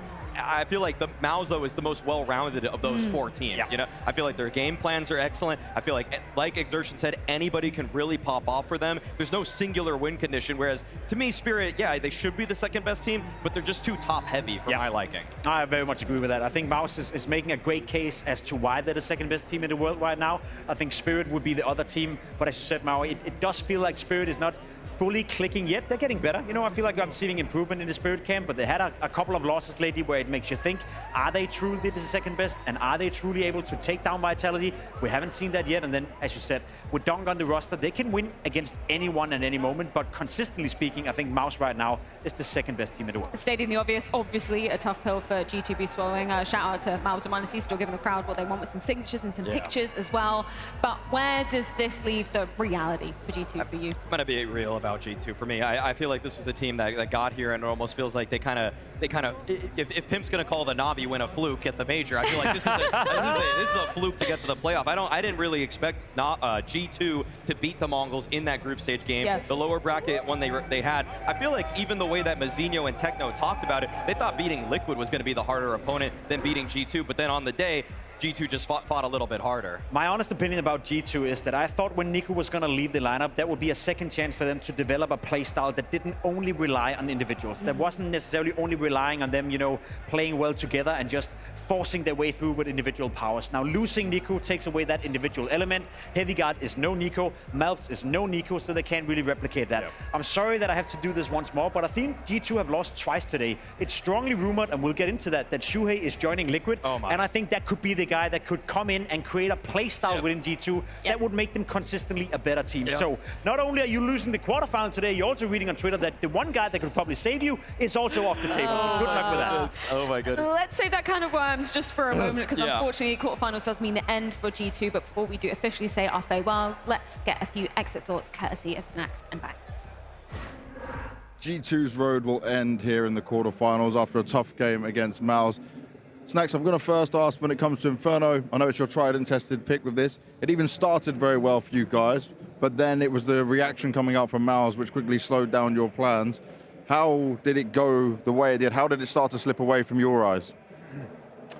I mean, it's hard to fully say, but we had like the plan prepared for the match, and it looks like we didn't fully follow it. There was some problem, like misunderstanding in some of the runs. That's why I felt like on T-side we could have won more runs, but it just didn't happen. Sometimes it's like this, you know, in the game. And also our city side, last matches, it was like really good side for us, and today we lost almost 5v2 and we lost 5v3. So I mean, without winning those runs clearly, it's pretty hard to play, obviously, because of the economy. And yeah, I think like that's it mostly. When you say that some players are not following the plan, right, you're not able to stick to it, who is trying to get you guys back on it, and how easy is it to try and work that in? Because I can imagine it's very difficult in the moment. I mean, I feel like it was just a misunderstanding at the start. We just mix up some stuff, and that was the thing. I don't think so. I may be saying like they don't follow my plans, but it's not the thing I wanted to say or what I mean. Okay. It's just like, I mean, maybe because of stress or first time on the stage, and we just didn't follow. Like usually I was happy with the following plan. Today was it was hard at the start of the Inferno, but later we recovered it. But at the end, so I was still happy about that, you know. I mean, it happens. Like hard to say. Like obviously we need to fix like those things. I think we just need to focus more a little bit, especially on the start, especially on the stage, because today we were not the same team as usual. And that's surprising for me, because I actually thought maybe we'd see a more powered up G2 on the stage. Was that what you expected before going into this matchup? No, I would say I was thinking more that we're gonna play our game, that we'll focus from the start. We're gonna be ready for everything that they do, and yeah, it didn't work, you know. I mean, power up. Obviously, we started okay because it was 3-0 for us, even with the shaky runs. Even those runs we won, it was a little bit not the way we should do. Maybe that's also that put off of the, you know, of the line in this match. Yeah, I mean, I always approach the same way stage. I want to play the same way. I want to be good, focused, especially in front of the crowd, to play better. Yeah. Now, overall, looking at what you guys did as a team here when it comes to Lisbon, I know this is not the result you wanted. This always sucks to lose at this stage. But are you seeing some improvements or going in the direction that you want to see this team go into? I mean, clearly you could see the improvements before, before the match on the stage. Let's say against Mongols, it felt like we were playing good, like everyone was on the same page. We were following one plan from everyone, and it looks more solid. And if we can just keep going this way, I think we can do damage. And obviously, I'm not fully happy because we lost in quarterfinals, especially in that way. If it would be closer match, maybe less. But Nuke was terrible from us, and that we all can agree. Yeah. Now, Mario, I know it's no secret that you've been a Snacks critical thinker, if you will. What do you take away from what he's saying in that? I think a lot of people right now think I'm going to dunk on Snacks. I'm not. I don't think this is his fault. Nope. I don't think this is his fault. I feel like he had a few players that on the CT side especially did not show up for him. And that is practically everybody not named Odyssey, honestly. Unfortunately, Heavy God had a really tough time adjusting to the stage. Felt like he was a lot more cagey with his actions. Hunter was just nowhere to be seen for that entire T side. And then MOUZ, you know, we said that the nuke from MOUZ, their T side, is one of the hardest to contain. Yeah. And so for a guy that already was a ramp player for his entire career, playing a new spot, filling Nico's shoes was never going to be an easy order for him. So all in all, glad to see that Snax is trying to take this with the right mindset, saying maybe we just didn't follow the game plan, maybe we didn't communicate things as well as we could have, because I don't really pin this one on him. No, not at all. It would be unserious to blame Snax for this loss at all. You know, I think it's more so in depth that when you have the conversation around G2 and how they approach the game and how they're setting themselves up, then maybe you can point towards Taz or Snax for that matter, you know, saying that maybe it would be better with a bit more structure, a bit more strategical advancement, so to speak. But in terms of this game and in isolation, they were playing somewhat decent in the group stage. They beat the Mongols as well. That's a good result. They were showing certain progress, but a team that relies so much on the individuals, you can never just point out the in-game leader and be like, it's your fault when those individuals are not showing up. Yeah. I mean, it was the CT sides that it came down to. And Snax is usually relegated to, what, A on Nuke and B on Inferno. It was oftentimes the A players, for example, on Inferno that got caught out in rotation. Like Hunter got caught out on a rotation one time. Yimpao was able to get some kills. Brolin was able to get some kills on Lurks. Like, that's not Snax's fault, okay? So and also, it's not that the T sides weren't great. It's just that they gave themselves so little room for error because once they switched over every time, they had 4 rounds to play with on this T side of Nuke. Like, I'm not really. If you lose the pistol, you probably just lost the game already. So again, not his fault. I just feel like the communication was very murky for G2 today. Very slow on rotations. MOUZ were just moving so much quicker into the next stage of every single round, and G2 were just playing catch-up. If anything, it's a fun experiment to think of. You know, we just discussed Spinks going to MOUZ. It feels like Spinks is better off, feels like MOUZ is better off, feels like Vitality is better off.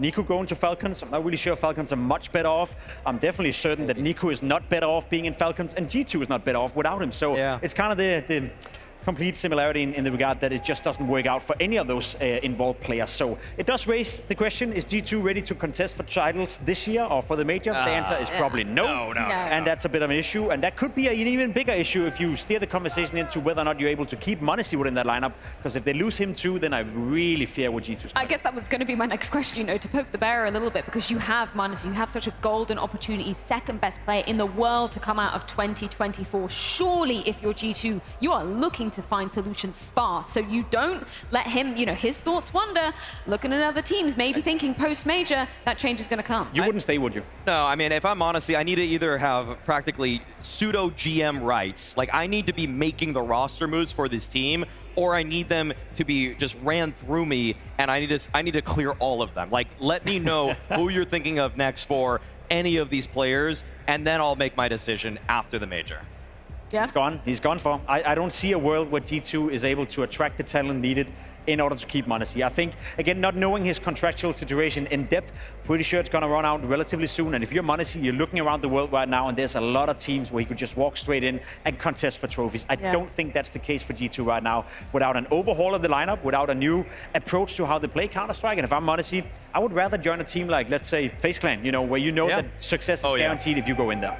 Imagine that. Imagine that being the reality. That would be crazy. Yeah, I'd love to share a more optimistic viewpoint about G2, but I feel like that's the reality that we're living in right now. But we do have some more questions about a sad bit of drama, some rumors that have been in the mill as of late. What's the situation with Liquid? Where is Mytha going? Is Shue going to be back in in-game leading shoes? All those questions, maybe not the most accurate answers, are going to be going down after this.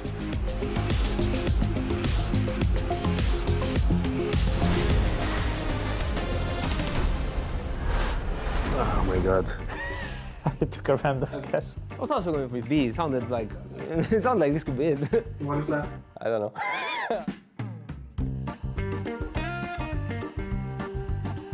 What language is spoken in Lisbon and throughout Portugal? Oh my god. Portuguese. Portuguese. Portuguese. Portuguese. Really? That's the only thing I know about Portugal. That was a tough question. Which Portuguese Counter-Strike team has reached the highest rank in HLTV's global ranking? Yeah, we didn't let him finish. Why do I need to wait for him to win? Sal. Sal? Pain. Ah, Sal. Sorry, I said Brazilian team.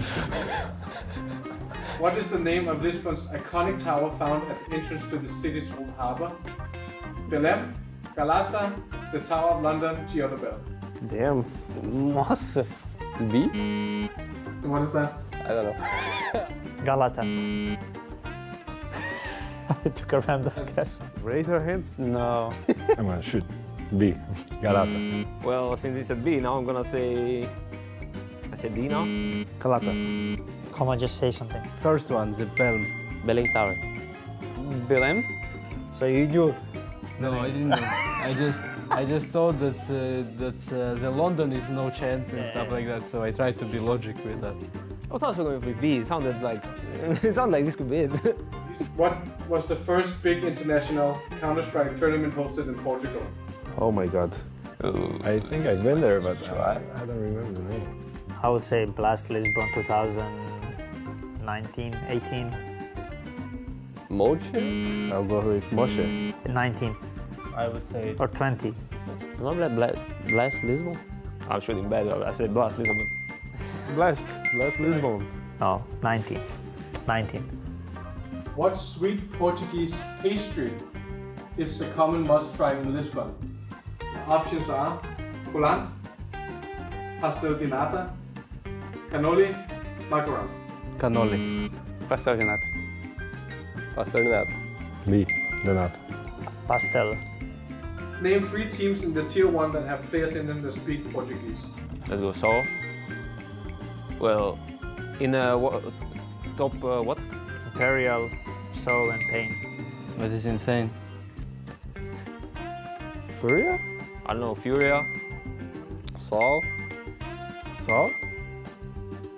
Furia. Pain.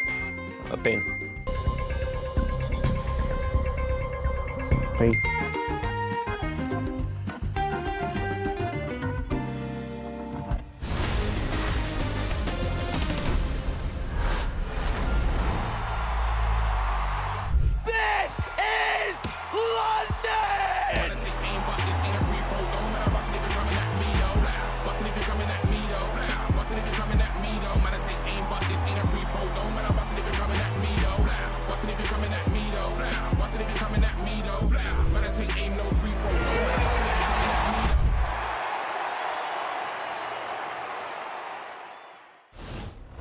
Yes, Blast will be returning to London later on in the year in September. So if you're getting any FOMO of this lovely Lisbon ground, you can be joining us in the Big Smoke. Make sure you sign up for the pre-sale over on Blast.tv, which is live right now. But, gentlemen, the rumor mill, it's been circulating. It's been churning. Okay. We've got some official breaking news and then some kind of more unofficial breaking news with this whole Liquid situation. I want to start off with the drama, with the rumors. Shuei to Liquid. It was one of the 2 teams we said they should be looking at getting this guy, the other one being G2, but Liquid apparently the first to be picked. What took them so long? I know, right? They held out as long as they could, but HLTV.org got onto the case. They figured out that Liquid are targeting Shuei now as the replacement for the in-game leader role, and I couldn't be happier. I felt like the Twist project needed to end already, but the surprising thing is, to give Twist a little bit of credit, he did make it to the quarterfinals of the major. So I feel like there would be some teams that are a little bit more frugal, that are going to say to themselves, wow, like we got to the quarterfinals of the last major. We're going to qualify for this major. Why change anything? And I think we just watched one of those teams get eliminated here at Lisbon. And so I'm going to give praise to Joke to Steve. I'm going to give praise to Liquid for at least pulling the trigger, or at least seeming like it from the rumor mill. But think of the timing of this move as well, leading up to the major, leading into the most important part of the season, which is the major coming up in Austin. If you're Liquid right now, you must have felt that we cannot show up at the major with the current roster we have. So for them to feel obliged, for them to feel almost pressured into a corner where you have to make this decision right now, pull the plug on Twist in-game leading, pull the plug on who potentially gets kicked. We can talk about that. Is it going to be JKS? Is it going to be NAV? Who knows? But fact of the matter is, if Liquid feel that this is necessary to pull off right here, right now, it can be for 2 reasons. They do not want to show up at the major with the current roster, or maybe Shuhei is also getting approached from a different organization that we just saw being played out right now, so they need to scare him right now. I'll take a third option. Okay. I'll take a distant third option and one that's just a little more boring. I feel like sometimes the paperwork takes a while. Sometimes it honestly is just about contracts and negotiating those down and making sure you can get a guy, because sometimes after X amount of months, a guy's contract is about to end, so his buyout becomes a little bit lower. There's some really boring stuff behind the scenes that I don't want to dive into here, and so I'm just glad they're doing it at all. It's interesting when you bring up kind of the frugal approach, right? And some other TOs maybe would go, okay, you know, the results aren't too bad, but when you have an in-game leader who's seemingly free, he's open for the taking, of the caliber of Shuey, you've got to take that opportunity straight up. And I'm surprised it's taken anybody this long to make that commitment, or supposed commitment. Well, that's where Maui has a point. He was probably expensive as hell the first time, right? Everyone was thinking of Shuey as the genius of MOUZ. Now, what you've seen MOUZ do ever since Shuey is also going into Shuey's stock value. It's not like Shuey can do any better or any worse sitting on the bench, but when you see MOUZ flourishing, when you see MOUZ play so good after the departure of Shuey, that's going to tank his value just a little bit. You then wait 2 or 3 months, as you said, the contract may be closer to be running out, and then all of a sudden you get him at half the price for waiting instead of getting the full price. So it's sort of like you're buying a used car in a sense, and then you hope it still performs to the same level as when it was new. If I'm Liquid's manager, if I'm Joe Steve, and I see MOUZ having a flourishing amount of results, you win a tournament, you get to a grand finals, you're in another playoffs, I'm gonna barter a little bit more. You know, I'm gonna go to MOUZ and I'm gonna say, was this guy even doing anything? We're interested, but for the right price, we're interested. So I feel like this is a shrewd move from Liquid, and one that just needed to happen. In terms of the actual need for this, I felt like Liquid hit their ceiling. I wasn't getting anything more from the mid-rounds. The finishers from Twist to me were getting very tired, very unoriginal, looked very uninspired. When I'm getting 4 guys coming out door on nuke in the final 20 seconds of a round, I'm gonna say, let's wrap this one up, okay? And I think it's a really interesting dynamic when we're looking at Twist having to be removed from that mantle, which he, as far as we know, willingly took. He wanted to have this opportunity. He's been under some of the best in-game leaders we can think of, right? Karrigan in that incredible phase run, getting the Intel Grand Slam, getting a major as well. He felt like he learned from some of the best, and he wanted to deploy that in the team. So I feel like, I mean, maybe these are the 2 parts of the aligning, right? Yeah. It's Twist being willing to take a step back and do what's arguably going to be better for the team, and the opportunity to get Shuey. I think the scariest thing about this is seeing that when he started being an in-game leader, he still had a 1.1. You got to choose one side of your brain, okay? Are you going to choose to lean in to be an in-game leader and sacrifice your stats for the betterment of the team, or are you going to still be a star player? That Pimp, I don't know. I just don't know if you can even call with having a 1.1 rating all the time. I agree with you. I think Twist was always wasted in that role. I don't think Twist has failed as an in-game leader. I don't think he's necessarily done bad. I think he didn't have the right players around him. I think there's a big mood issue within Team Liquid as well. Observing the player camps, observing how they communicate, observing the energy of the team. They lacked a bit of that fire. You know, you have NAV being very quiet, JKS being very quiet. As an in-game leader, then you have a lot of responsibility on bringing that mood. So I don't necessarily think Twist failed as an in-game leader. I think he did a decent job, but not having Twist as your main star, not having him as a rifler that can just focus on himself, that's a wasted potential. So I'm glad we get to see that again. And that's obviously why the conversation or the rumors right now circulate around, you know, Twist obviously not being removed from the team. It's just taking that role away from him. That would be an absolutely crazy move to be making. It's more being leaning in the direction of JKS being the one cut. Does that make sense for you, Maui? Would he be the first person on the chopping block if you had the choice? Unfortunately, absolutely. There's no way around it. Of course it has to be JKS, okay? You're gonna keep your 2 Americas players in NAF, in Twist, so that you can go through the Americas region to get into the major. And NAF wasn't having the best time either. You could make an argument that JKS for certain tournaments was better than NAF, but if you want to just be realistic about what qualifies you for the major, what gets you sticker money, it is removing JKS. There is a little bit of an argument too about, say, Nerds and JKS being Asia, but come on, the true core, you have to sometimes keep cultural consistency for an organization. It's why Crims is still on Fnatic. They still are selling his jerseys, and even if he doesn't really merit a spot on that roster with his actual play, it's what he's actually bringing the team monetarily. I feel for JKS, because I think you're right. I think when you look towards Liquid, it's between him and NAF, and I would keep NAF as of right now. I think NAF had a decent period in Liquid where he was actually turning up star numbers, and then he's fallen off a little bit lately. I feel NAF is a mood player as well. When the team is not working, NAF is not working. When the team is not giving him energy, he's not giving the team energy. So in that regard, I have more faith in NAF rediscovering his old level, so to speak. Whereas for JKS, deep dive into his statistics, you know, go through 25, 24, 23, 22. We haven't seen JKS play at a high level consistently at any point in that period. And I think the goodwill of JKS, you know, we remember him from, you know, back in 18 with Renegades. We remember him in 2020. He's always been a star player, always been a fantastic player. And he's by no means a bad player now, but he's not good enough to raise Liquid to a point where they can contest for top 5. So I think it makes sense to remove what is your weakest link, which has been JKS. Just want to reiterate that the conversation up until this very point, it's all speculation, right? None of this is confirmed. The one thing that we do know as fact, as of recently, is that Mytha unfortunately cut as the coach from Team Liquid. Did you see that coming alongside the Shuey move? That one blindsided me, I'm not gonna lie, because if you're gonna get Shuhei, I feel like you're already bringing a big personality in who's probably gonna be able to take the reins on any roster that he incorporates himself into. Myther being relieved of his duties, to me, says that they either have a guy that they're gonna pair with Shuhei immediately, and then I wanna just speculate, but until I know who that next coach is, I can only make just a grasp at why they would have removed Myther here. I 100% agree. You could have continued with Myther. I think he's done a decent job again. It's very hard to quantify from the outside what a coach does and what kind of relationship Myther is having with Twist and the rest of the guys. However, you know, I very much agree with your point. I think that's because Liquid have someone else lined up. And I want to speculate just a little bit. I want to throw a name in there right now. If you can pair up Ash and Shuhei once more, I feel like Ash has given enough to Gamer Legion that they would almost be willing to pull off a complexity where you go like, Elise, you can leave. You've given us enough.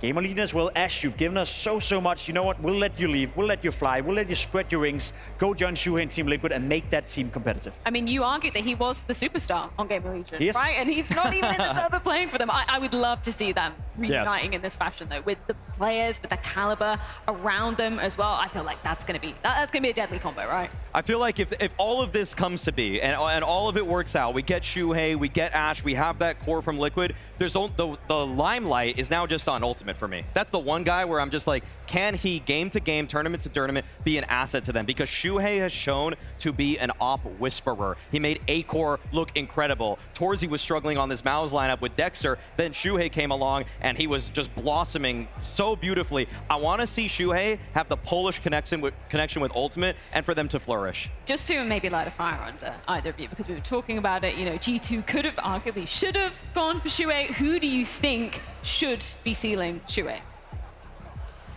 Oh, that's a good question. For getting, I mean, I feel like both of these teams should have realized that this was, I mean, if I'm G2, I feel like I've missed a huge opportunity here. Yeah. But I feel like for whatever reason, G2 have gained fans by having Snacks and Taz, but I feel like that's such a short-sighted way to carry out GMing responsibilities. Turn around the question. If you're Shuhei, who would you join? Let's say that both teams are approaching, both teams are knocking on your door. If you cannot guarantee me that Monacy has re-signed a long-term contract with G2, I'm 100% going towards Team Liquid. So if I'm Shuhei, I would have gone Liquid, so I wouldn't even join G2 at this point.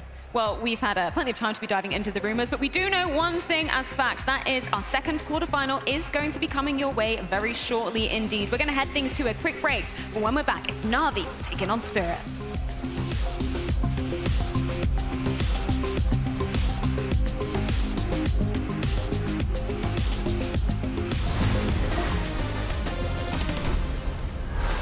Hey guys, this is Maui Snake, and I'm going to be doing a map analysis to break down some of the strategies in this game.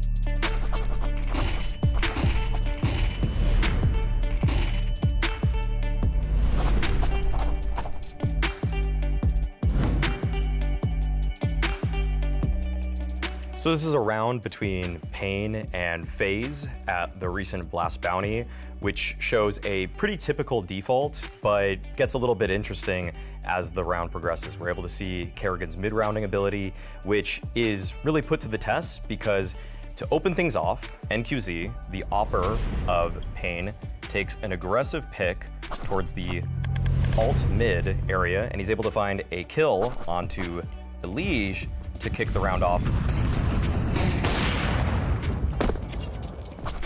In response to this, the 4v5 that Kerrigan finds himself in, he, along with his teammates towards Banana, Brokey, and Frozen, gather up to try to find some other space on the map. As they are in the process of doing this, Rain tucks himself away on the alternate side of mid, doesn't go for too much aggression. If he can find an easy kill, sure, he'll take it, but he's not doing anything by himself. It is up to, instead, the three-man offense towards Banana for them to find a kill. You can see that there is an exchange of utility over towards Banana. Brokey swings out for a pick. One of the Pain players is able to take him down, thus eliminating him. Temporarily creating a 3v5. Kerrigan, in a state of duress, recognizes he has to find the trade. Simple standard procedure, he goes for the kill, eliminating the Pain player. And now they're actually in a 3 versus 4. In the scramble here of Pain Gaming, they rotate 2 of their players over, Davideus and NQZ, to try to solidify what could be a B execute, recognizing that there is only a singular player left defending this bomb site. Instead of rushing things, Kerrigan understands how an opposing defense is going to slowly thin itself out. They're going to spread, and so they don't go for any crazy kinds of picks. Frozen and Kerrigan collect the utility off of the dead bodies at Banana and move themselves all the way back to A, recognizing that Pain are going to be scrambling for some kind of information or making sure they just solidify that bomb site. Pain find themselves in a weakened 2-2 setup where their remaining A player is playing towards the bomb site, that is Cowes, and then their other player is rotating on in back from the B bomb site. FaZe Clan find themselves in what is now a 3 versus 2 on the A bomb site. There's only one player in the bomb site, one player playing a little bit farther back, and this is due to the fact that they've spread themselves out unknowing of where FaZe is going. So when FaZe's approach to the A bomb site, they smoke off the arch side, they smoke off Moto, they have a direct path into the A bomb site now. They throw a Molotov into the pit right here, and they throw a smoke on the ledge that Rain uses himself so that he can path out. There's a single flash around the pit area that Rain uses during his entry path. After the flash, he recognizes there's nothing in pit, so he spins around for the fight towards the bomb site. This is where he and FaZe are able to get their first entry onto the bomb site in Cowes, playing behind the default box, and the players all flood in.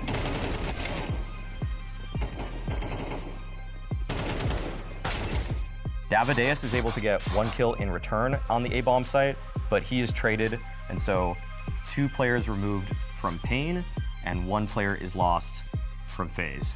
This in turn leads to a rotation from the CTs. They move all the way back over as they try to reclaim space, and Rain sets up in the graveyard, and Frozen sets up on the bomb site. NQZ attempts to find a kill back towards the porch side, but retaking the A bomb site, as many people know, is extremely difficult. Very many angles that he has to clear.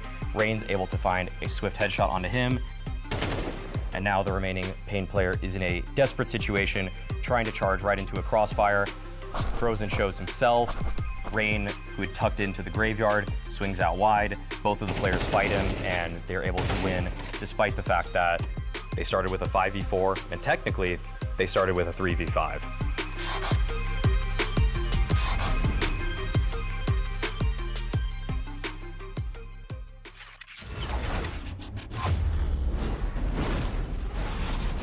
Now, the sun may be just about setting here in Lisbon, but things are only heating up inside the arena. That is because our second quarterfinal tees up NAVI versus Team Spirit. The former struggling to find that same superstar form of yesteryear after being crowned the best team of 2024 and winning the first ever CS2 major. The latter squad, however, ended out their year with a bang in Shanghai, whilst also being home to the best player in the world in Donk. I know our first series, it was a bit of a one-sided affair, but I think this, Jacob, this guarantees an absolute banger tonight in the arena. At the very least, it has the potential to be an all-time great. We know these two teams play Counter-Strike at a very, very high level. We know both teams love to face each other. We know both teams are putting in a lot of emotions into this game as well. So nothing suggests to me, Freya, that we're not getting a much, much better and more competitive game here in match number 2.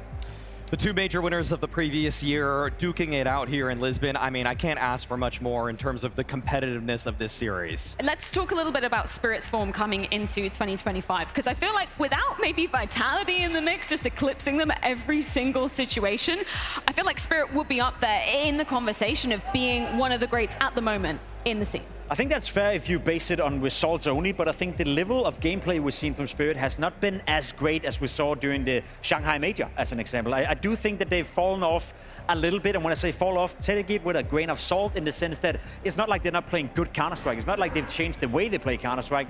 It's not like they came into the new season and re-ramped, you know, a lot of positions or a lot of different approaches to the game. I just feel like they're not hitting their strides completely right now, but it's so close, and that's the scary thing about Spirit. One day to another, one tournament to another, if all starts to click again, they're very, very close to that level where they almost seem unbeatable, but they're not at the moment. Spirit just continue to perplex me. I mean, like you said, Jacob, I feel like the fact is that if you're results-oriented, you would say Spirit are one of the best teams in the world. In terms of eye test, in terms of everything I know about Counter-Strike, I've never seen just an aggressive rifler being the all-or-nothing star for a team. I've seen oppers go supernova, have to carry teams in the past, and be able to do it. But for an aggressive rifler to do it, it just flips the script on anything I think is possible. And that's why it's hard to always rate Spirit incredibly highly, because I just think so much of it is predicated on one guy. I mean, it's a conversation that we're always having time and time again, but for good reason, because a prodigy throughout 2024, crowning himself as the best player in the world to come out of that year. There is just something special about this kid, but there's something extra special when he goes up against NAVI specifically. It's kind of crazy. I mean, it's a storyline that we've been following, obviously the best player in the world, but with most superstars, you see them, I wouldn't say drop in level, but they're not necessarily able to keep the same high consistency and the same level of gameplay when they're facing the best teams in the world. But look at this from Donk. Fact of the matter is that whenever they're playing NAVI, whenever he's going up against what in 2024 was the best team in the world, he's averaging a 1.35 rating. That's absolutely absurd. You see Cyrus of the world, you see Nikos of the world. Of course they can do it against anyone, and they have done it against anyone. But you usually see a little bit of a drop in performance when you're facing the best teams in the world.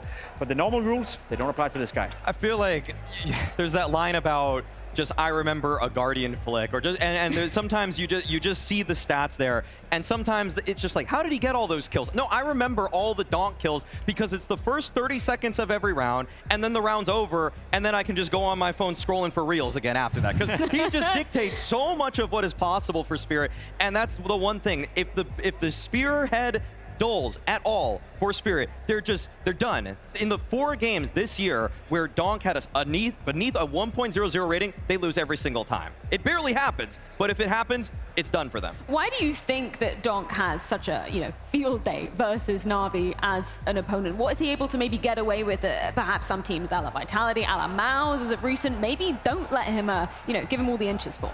It may sound harsh to say, but I think the individual level in isolation of the NAVI players are not on par with Donk. Yep. I think NAVI's strength is the team play, it's the cohesion, it's how they set themselves up. At least in 24, we were saying that they don't have a clear star player, they don't have that one guy who's taking over games consistently. I think the only one who can match Donk in terms of raw aim would be Bit, but whenever Donk is going up against Emma, whenever he's going up against JL, LXB, wonderful for that matter, there's just a clear skill difference. So I think Donk is feeling very comfortable knowing that there's no Monacy on the other side, there's no Donk, to face himself, there's no Cyrus, so he just feels superior in every single duel. Yeah, 2 things. There's no oppressive op presence from NAVI. Wonderful is more of a supportive element for them. He can be their best player, but it's usually kind of in the middle of the round, the end of the round, just holding for a swing in a post plan or something like that. Like, Donk gets his dirty work done in the first, again, 45 seconds of a round where he's facing the other riflers. And he has such a wide array of tricks in terms of just the donk slide, like he'll double tap crouch, he'll just like stutter step out. He has so much depth in the micro, which the NAVI players just simply can't match. Let's circle back to your point that just preceded this discussion though. When you see Donk, having a sub 0.10 rating, who is there to help get him out of that hole? Because I guess that's the question, right? Are we looking towards a Shiro to be a little bit more consistent when, those moments do occur that Donk isn't up to his usual standard? Shiro is supposed to be the second star of this team, but we're oftentimes looking for a third. But when it comes to Shiro, the complaint about him amongst analysts, against pundits, against even fans, too passive, not always taking the game by the horns, sometimes just waiting for the dust to settle before he makes his moves across the map. And I will say that Shiro, incredibly clutch. In my eyes, he was the best clutch player of last year, but you have to be in winnable clutches for Shiro to have impact. He's not going to be the focal point of a round in terms of finding the entry frags, whereas Donk is always going to do his damnedest to take over a game. Shiro is just going to take over half of a round at best. That's the thing, Shiro is not a round creator, he's a round closer. So if Donk is not creating the round for him, if Sunsix is not creating the round for him, or Chopper sacrificing, then Shiro sometimes falls out of the game. So yeah, a bit more aggressiveness to Shiro, but then again, I think he's the world's best at actually closing out rounds with an op, so you may want to stick to your strength. Now, from people being critical of Shiro's style to the other side of the server, people being critical of Wonderful and his form as of late. I feel like it's been a conversation that's been coming up about NAVI. Obviously, haven't seen a roster move coming out of this side of the equation in quite some time. But there was some, notes circulating around the sphere that maybe this guy's head is on the chopping block. Do you agree with that? I feel like Navi should have at least at one point entertained the idea of replacing Wonderful, but Wonderful, in a weird way, has actually been a very good rifler, but just not the opper that Navi's been looking for. In a funny way, I almost can't fault Wonderful when he's on the A4, when he's on the AK, just charging into a bomb site, looking for trade frag, but it's with the op, especially in late tournament moments, playoff stages, arenas, just grand finals where he falls off a cliff. At Katowice, he was the reason they lost on Dust 2. Like, that's just the simple way to put it. He unfortunately missed something like 5 op shots, not blinded, as the Spirit members were running into his bomb site, and it cost them the map. Sometimes the burden you carry as an opper is that the entire weight of the round is on you hitting the easy ones, and he wasn't able to do that. I think there's 2 ways at looking at it for Wonderful. I think it's a fair conversation to have whether or not he should be replaced, or at least, you know, entertain the idea if there's some other prospect showing up. But I also do think that Wonderful and Navi have brought enough goodwill for him to give him a chance to recope and come back into form. I think what they did in 2024 and how Wonderful was playing in some of those games, how he put up EVP and MVP performances at a lot of different tournaments in 24, has brought him enough time from Blade and from the rest of the lineup to give him another shot. But pressure's on. If he's not having a great showing right here, if he's not doing well at the major, then I think he would be the first one to get cut. It's a perfect opportunity to prove any of those doubters wrong. And when we flip to another individual on the side of Navi, we're talking about JL, major MVP, of course, from Copenhagen. And he has a little bit of an extra spice coming into this matchup because he quite likes facing Spirit, which sounds kind of crazy, right? Every time you speak to JL, he always says that the matchup he looks forward to the most is the one versus Spirit, for obvious reasons. A big rivalry, but also for JL, he's an entertainer, right? He would like to entertain against what used to be the best team in the world. Yeah, true showman indeed. Let's get a few words from him, courtesy of James Banks, before the series kicks off. Focusing on playoffs, you go against Spirit, and it's Spirit again. Historically, a very tough matchup for you guys, a lot of back and forth. Why do you think this is? Because we both really want to win, and we both want to be the #1 team in the world. Right now, they're closer to that, but doesn't mean we cannot be better on the day. It doesn't mean we cannot enter-shot our opponent. The chances are equal, but yeah. Do you feel that this Navi, though, and the one we've seen throughout this tournament, you know, is the one that can be able to get the win here against them on the stage? Do you feel like you're in that shape to be able to take on Spirit? Oh yeah, for sure. I feel like we can beat any team. It just depends how well we prepare, how well we show up as a team, how mentally prepared we are. And yeah, I feel like we're feeling good right now. We'll see when we get on stage. I didn't see the stage yet, I didn't see the people, but we'll see how it feels afterwards. Yeah, very exciting to see JL once again entering the server versus Spirit. Question is, can they do it this time, Jacob? I think so. I think it's going to be interesting. I think Navi has been trending upwards. I think they're playing better Counter-Strike than they did a couple of months ago. So I hope we get to see the best of Navi today, because if not, Spirit are the favorites. Yeah, no, they are indeed. I think I would totally agree with that sentiment. But we do need to find out which maps we are playing in our second quarterfinal.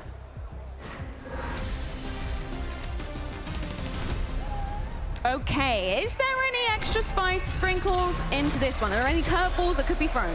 Well, Navi have been playing with a 7-map pool, so we'll see what they go for a ban here. I think that the nuke ban is actually a bit interesting for Navi in this one. Spirit, on the other hand, they've been liking Dust 2 a lot, and so they're going to go for the tried and tested one. Navi, for me, Pimp, I feel like they go for Mirage as much as they possibly can. They sometimes go for Dust 2. Okay, this, to me, is probably the curveball. Yeah, that's interesting. And Noobies coming in from Navi. We'll dissect into that one. We're not going to see Mirage, and that's probably a good idea from Spirit. They thought there was going to be picked against them. Now they remove it. Yep. And then Ancient should be and could be the final map. No train, which means Ancient.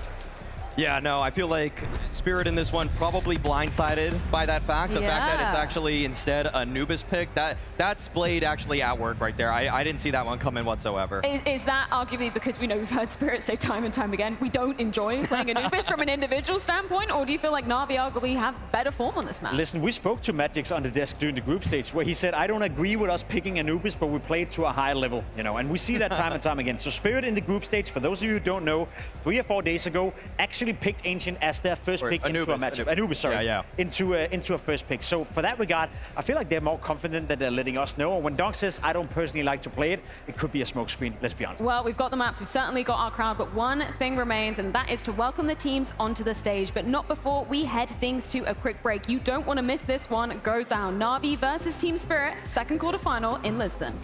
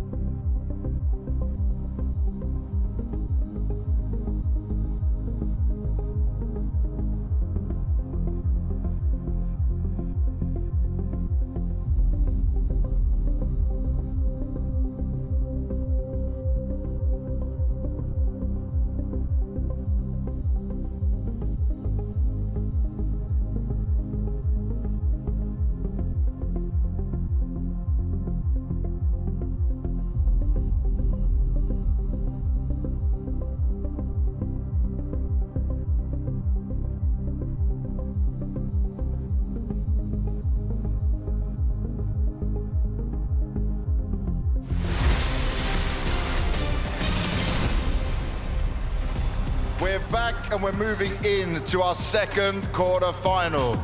Lisbon, you still with us? Now I'm sure you're ready for this one, as it is supposed to be an epic brawl, always when these two teams clash. But first of all, I think we need to split this audience a little bit, right? You want to split Lisbon? We want to split Lisbon in half for this. I take the right side? I'll take the left side. All right, guys. Okay. When I point out this way, left side makes noise, and then when he points, you go on the right side. You ready? Okay. Everyone here, let's go! We can do better, we can do better. Melhor do que isto, ok, Portugal? Lado direito, aos 3, faça o barulho. 1, 2, 3, faça o barulho! Okay. We can't let them beat us. This side with me. Let's go! Come on. Ok. Vai lá, pessoal. Estou a ouvir os tambores aí também. Bora, tudo a puxar. This is cheating. You can speak the language. Okay, I'll do it in English. In English, okay. At the count of 3, we do it. As much noise as you can. 1, 2, 3.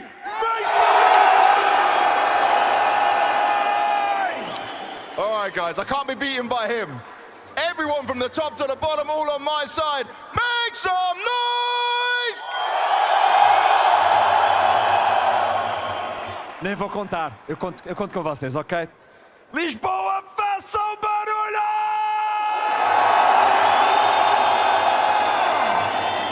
All right.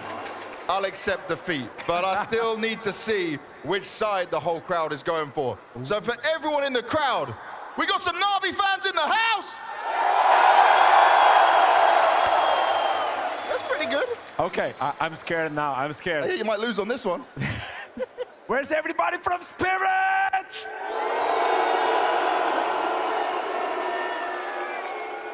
Okay. You have more booze than cheers, bro. I have more booze than cheers, yeah. I was not ready for this, boss. Oh, NAVI, you can keep doing me proud. NAVI, let me hear you!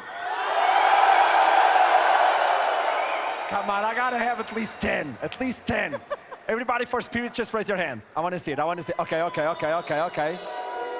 Spirit, make some noise! Hey, there we go. It's something. It's something, but that's something that Spirit is very used to. They've been able to take the pressures of the stage. We still got some time though, right? So, Ashram, what you got for us? What can we make this crowd do? Oh, we have time to do this. Oh yes, we've been blessed with some extra time. Lisboa, todos de pé. Todos de pé. Stand up! Stand up! Up. Everyone out their seats! Stand up! Come on, everybody, stand up! I've done this before with James. 2018, 2022. Oh, yeah. 2025. Sides, arms to the side, arms to the side. Everybody's getting to know each other now. There you go. And at a count of 3, when I say 3, we jump. And when we land, we make that beautiful noise. I just want to hear the noise. 1, 2, 3. Another one. Yes. 1, 2, 3. Are you ready to jump? Are you ready to jump? Let's do this. James, come on. Let's do it. You're really tall. I don't even do this. Yeah, good luck for that. Okay, there you go, boss. There we go, we're ready. At the count of 3, Lisbon, Lisboa. 1, 2, 3. 1, 2, 3. Another one. 1, 2, 3. 1, 2, 3. 1, 2, 3. I love this. Round of applause, everybody. Let's go. All right, the players are ready. It's time for them to take the stage. Lisbon, are you ready? Give it up for NAVI versus Spirit!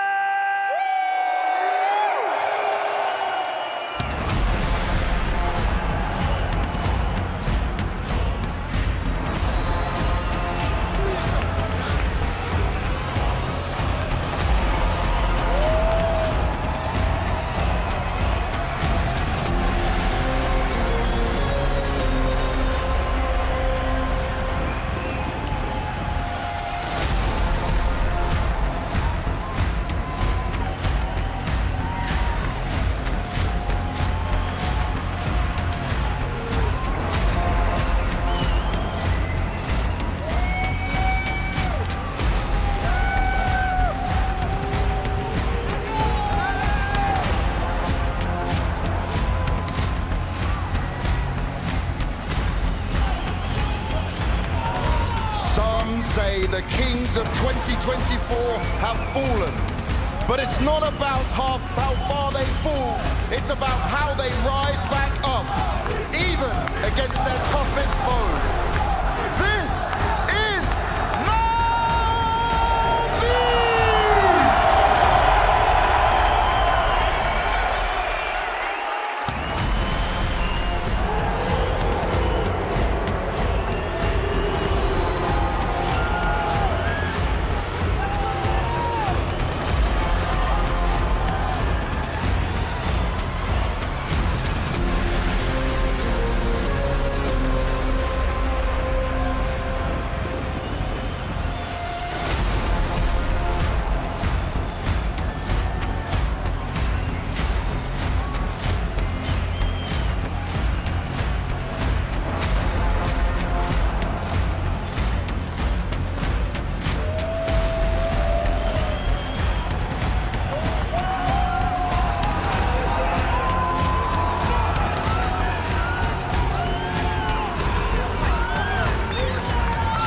Say that the reign of terror that this team put on the world is over. But they are playing the long game. They know the path to success with their young star lighting the way. This is Team Spirit!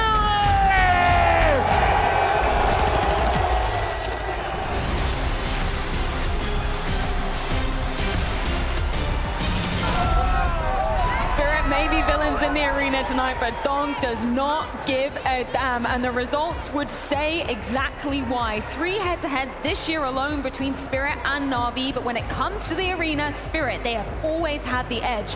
We're talking about a semi-final in Katowice where NAVI were the ones to falter, and they want to change that tune tonight. They really would like to change that tune, and I think NAVI have a better chance at doing that at this tournament than at Katowice. I feel like I'm sensing NAVI is slowly but surely getting better. It's not like I'm having an experience where I feel like, okay, NAVI, you're back on track. You look like the NAVI that was getting into all these grand finals in 2024, but I do sense that they're getting better and better and better. Now, Spirit also getting better, which could even out that progress. So I'm curious to see how this game is going to pan out for NAVI. Win condition, obviously cohesion, team play, all the different elements of the team have to step up, whereas for Spirit, it comes down to whether or not Dunk wants to win. For me, on this first map here of Dust 2, I just want to see that NAVI are going to continue innovating, because watching them throughout the group stage of this event, they're playing with middle a lot more. They're running through the mid doors, both on T side and CT side. They're doing things that I feel like are ill-advised, but they're flipping the script. They're making things interesting, and they've found a little bit of comfort just fighting through those doors in a way that I don't think any other team is prepared for. We'll see if Spirit is. We know that both teams have passion on their side, but let's talk about one of the recent clips we heard from the side of NAVI. Obviously a little bit of a tension showing between Ime and Alexi B, but Blade, he bites back by saying when people argue, it shows that they care. Are you buying into that though, Maui?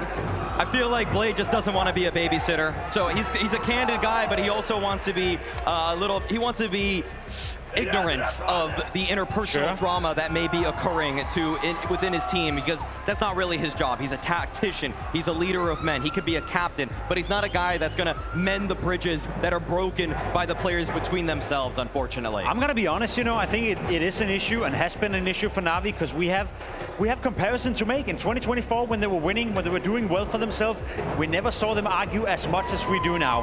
When they were playing good Counter-Strike, seemed like the team was a little bit better cohesed together, and the mood was in general better. They started off the season in the Copenhagen studio foyer, arguing every single round. When they were playing Spirit at the Bounty, even in overtime, even they were winning rounds, they were desk slamming, they were frustrated, etc., etc. So I feel like the mood and the emotional control of NAVI has been an issue in 2025, which it was not, at least to the same degree, in 24. So that is something they need to address. I'm sure they have. I'm sure Blade is trying, but they cannot walk into the stage, they cannot walk into this arena and spend energy on arguing with each other and not having great mood, because then Spirit will come for you, Dunk will come for you, and Chopper will come for you. Let's address the maps in this quarterfinal series. A best of 3. I feel like the curveball was obviously Anubis, which NAVI was bringing into the equation. Dust 2, this is a known quantity for Team Spirit, though.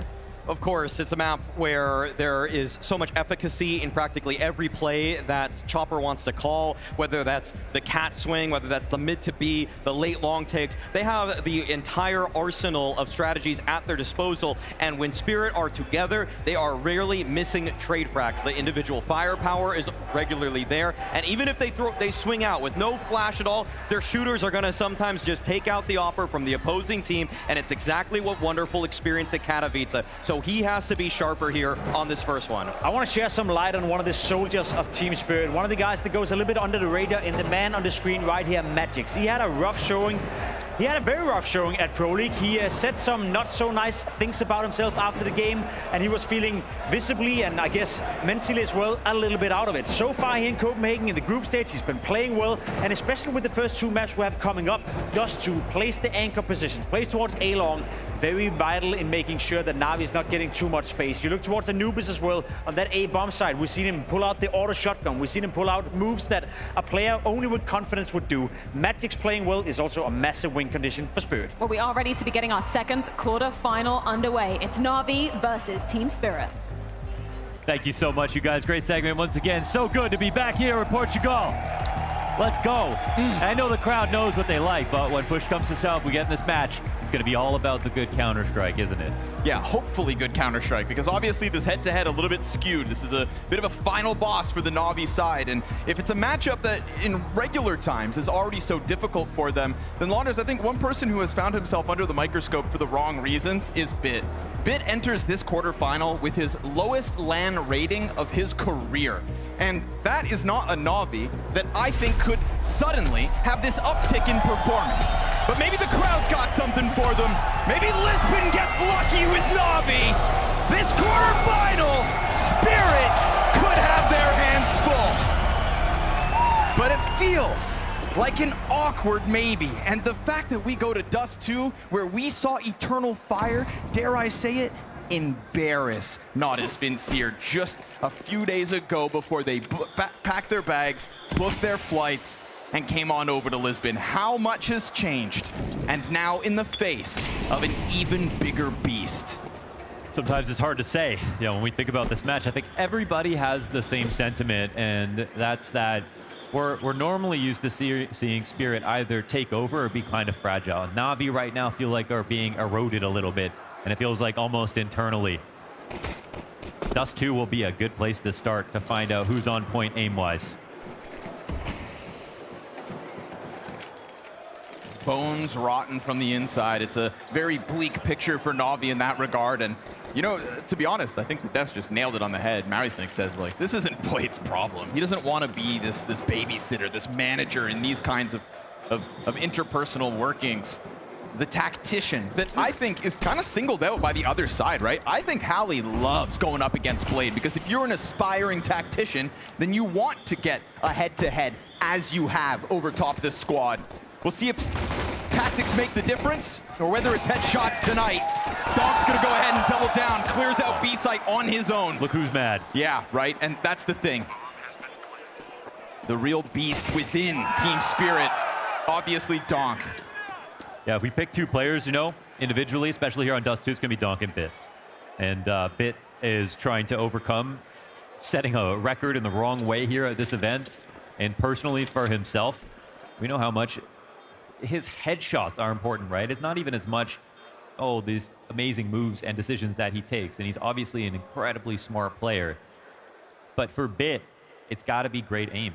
And just like it is for Donk, right? Donk can make a series of amazingly smart decisions, but he'll always be known for his kills. And that's just what's important to the team. That's what they need.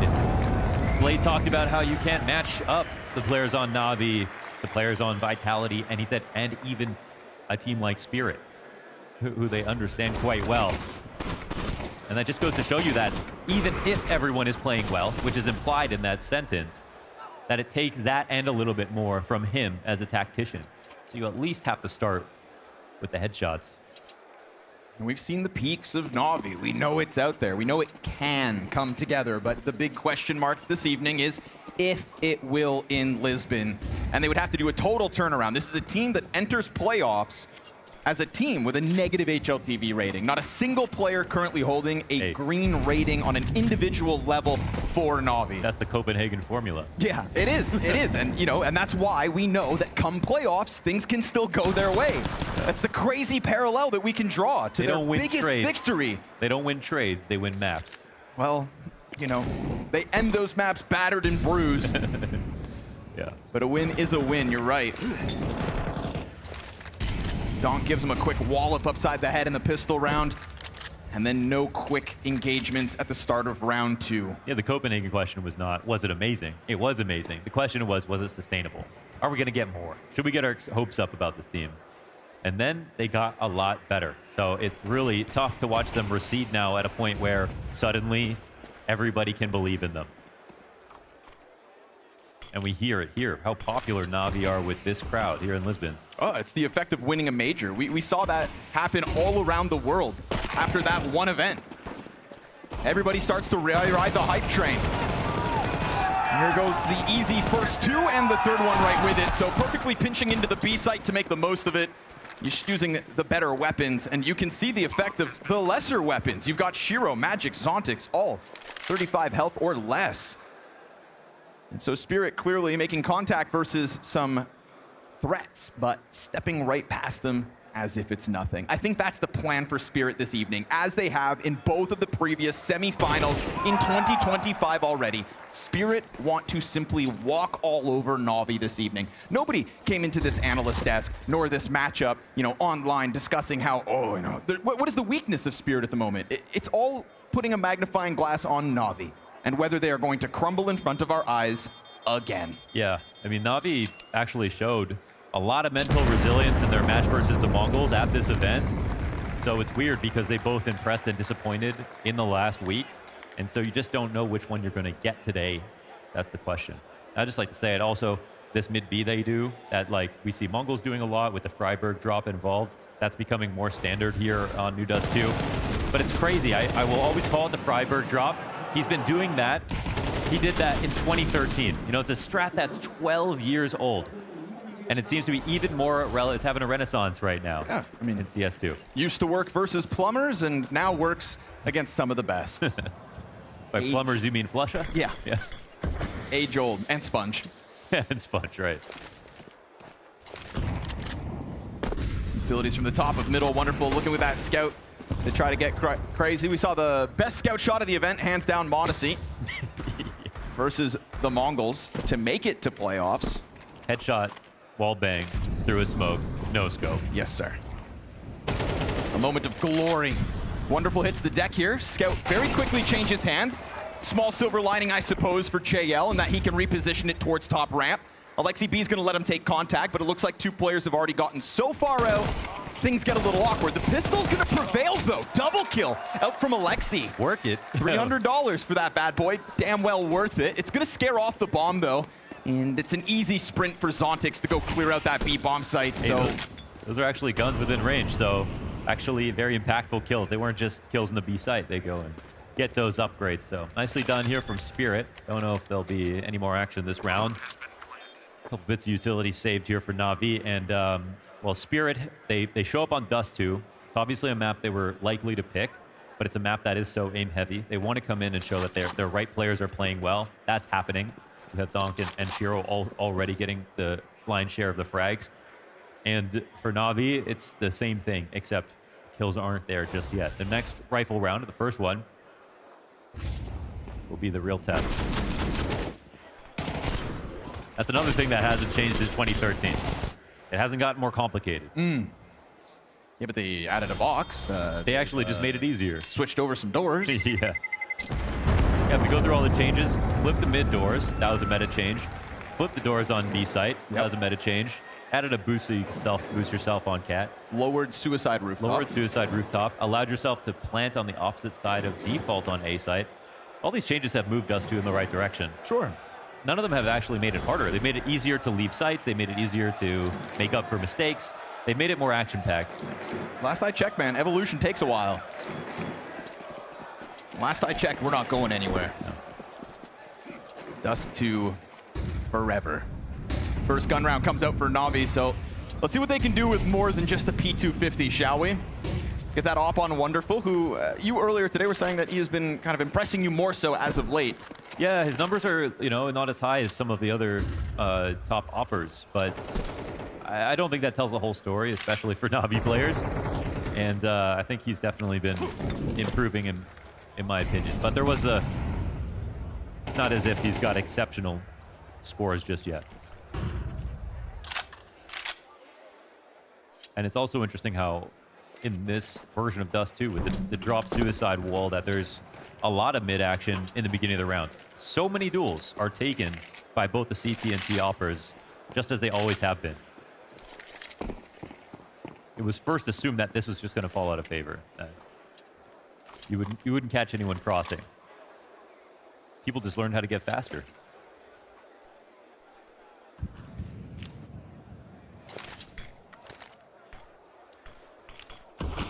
Will they succumb to a weak fake? They don't have long doors control. They get a little vision here off of Cat, which is nice. 30 seconds as well, but right now, Imma's sort of on the wrong side of mid. He's not in a bad spot, but JL's relying on mid not being threatened. We'll see if Chopper can get into anything then. He's managed to walk out through those doors. They're just going to not clear this corner immediately. JL damn well makes the most of it. Won't be able to hold off mid, but luckily Bit sticks his head out through the doors and then turns back around. Can't manage the triple. Fully blind here, Shiro, in what feels like an insurmountable clutch attempt. Gets the window kill. He can play enough time. Whoa, Wonderful's going to chase him down, and he's not going to follow up with any additional kills, so that one's all he gets. Still, definitely has them scrambling. One of the key takeaways for me in that very lengthy Blade interview with HLTV was he said, "We cannot hesitate for even a second in the most critical moments." And those are the sorts of rounds where I think there's no hesitation. Bit did not wait to stick his head out through that doorway to find the kill bottom middle. Actually, I might fight you on that because I agree. The adjustments in the end were... Oh! Okay, maybe we should talk about last round. Nice shot, Shiro. But I was just going to say that the only reason Donk doesn't clear JL is because he shouldn't be there when the mid-B split is happening. Okay. The reason that fails is because Chopper doesn't get to the doorway before Donk gets out of the tunnel. And the reason Donk doesn't clear close left is because Chopper's out mid. In that situation, it could have been Chopper scaling as fast as Donk. You never even see JL get that 2K. He's not in a good spot to defend. So it could be on Spirit, but we'll find out. Sure. But you're right. Navi still have to take that. Then Bit has to do a lot more than just sit on the site to be able to save the day. Let's put that one round in the pot, and let's just keep an eye on those kinds of tight decision-making moments as this series goes on. If Navi think they can game plan a victory over Spirit, and you have to be able to stick to that game plan and those little tidbits of info that you have. You've also got to be able to stand the test of Donk. This is a little different. Problematic. We get this exchanging of positions here in CT. Zontix gets a reward as Ema and Chopper cross paths. That CT up to A hit with the triple on Catwalk. I feel like that one really sort of catches Navi off guard. 2 lurks, right? You don't actually see Spirit do that often. They often set play. Sometimes they go full B through tunnels a little too often in a map. They've been doing a lot more mid-Bs, of course, but not often do you see them try to breach Cat and go up mid sometimes. If you think it's a long control setup, maybe you could poke your head out of the mid door. But now they're in jeopardy of actually not saving. 5 players coming at this B tunnels. Now, okay, the pressure's starting to get cranked in this first map. Your guns are looking to get completely denied. Spirit are just swarming you. We'll see if JL can fight for it all. 2.5 kills to his name, but it's a double from those two. Zontix out middle, Donk off the Cat entry, and that is enough for Spirit to immediately answer Navi's singular round win. Yeah. And it all starts with the Shiro headshot through the door. Bit sat down. This does help a ton, the fact that they get the opening frag. I like that they don't turn it into a strat. And the reason that you go for contact plays is so that you're low telegraphed. If there's less utility, if you think a team is more caught off guard or heavy leaning somewhere, then you try something like this. But again, that's sort of a rare sight for Spirit, but a welcome one.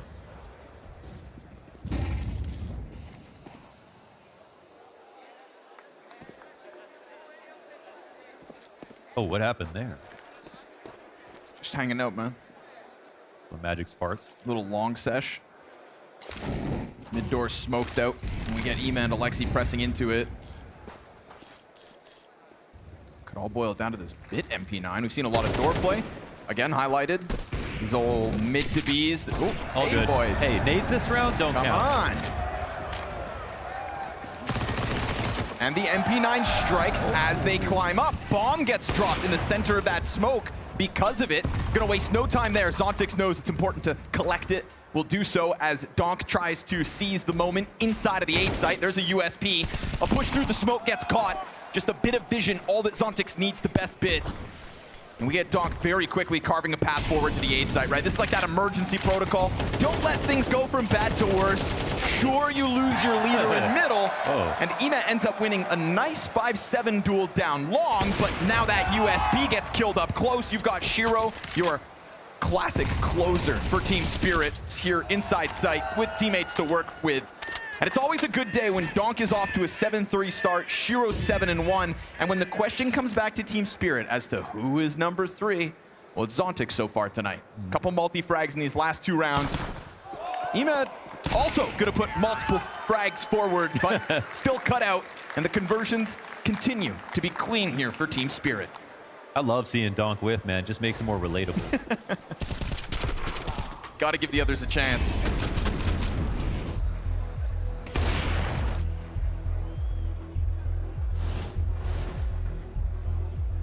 Spirit about to turn this pace into a library if they win at this pace. This is clinical, systematic here so far. And two of the great minds of CS2 coming together here, Blade and Ali in the tac pause, called by NAVI. Obviously more important for them that they get this together. Problem is, in a game like this, where you start off so conditioned because everything has failed, it's really hard for someone like Blade to come in and say, this is what's going to happen next. Because the idea behind conditioning is now you have a lot of options. All of them are valid. And it's really on Hallie, I think, to dictate where this goes. Let's see what the idea is, though, off this pause from Navi. Step 1, don't get killed by Shiro on the door. Successful. He lets Navi have that bit of space out of the gate here in round 7. I think one thing is for sure, their only instances of taking the first frag are in defaults, but they haven't gone for any pick plays so far. And Navi doesn't look like they're doing this again, but they're just going for heavier map control, especially towards Cat. Donk's on the corner, he's got 2 players. The flash is not set up in lower yet. Ooh, they just swing it dry. They kill Alexi along the wall. They come at this position number strong off the pause. This round's over. Followed up with a ton of util. This is icing on the cake because Donk just wants something else to kill, and Navi simply want to avoid him here. Op shot rings out over top the ledge. Oh, he's still looking. Donk will happily continue to try to guarantee this round. Sure, bomb is down, but it's still Navi kind of sniffing out some sort of an opening, and all that's going to do is continue to feed Donk. He gets 3 kills on this round. He is up to double digits in the 7th of play. And then Chopper is going to go collect the 1 pinned against the wall. This is a, I think you said it, systematic dismantling. Systematic dismantling again. Yeah, you know what? They committed a lot of players, and the other part to me saying the round is done, they don't have any money, man. They came into that, lost their opening kill with their second player on site spotted, dropped into CT spawn. You're opping from CT spawn. Yeah, wonderful. You see him getting chances, but they're very small windows of opportunity, and he cannot predict exactly where the head is going to peek out from. As you can see from Donk, he's dipping out, dipping in. He's too hard to hit. I don't know if they had a real reason to try that.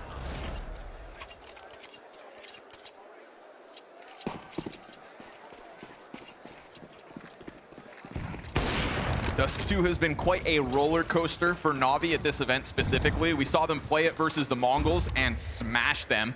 And that obviously gave this newfound high hope for Navi on this map particularly. But then Eternal Fire just washed them out. And any confidence they had found, you'd think, just disappeared. Yeah.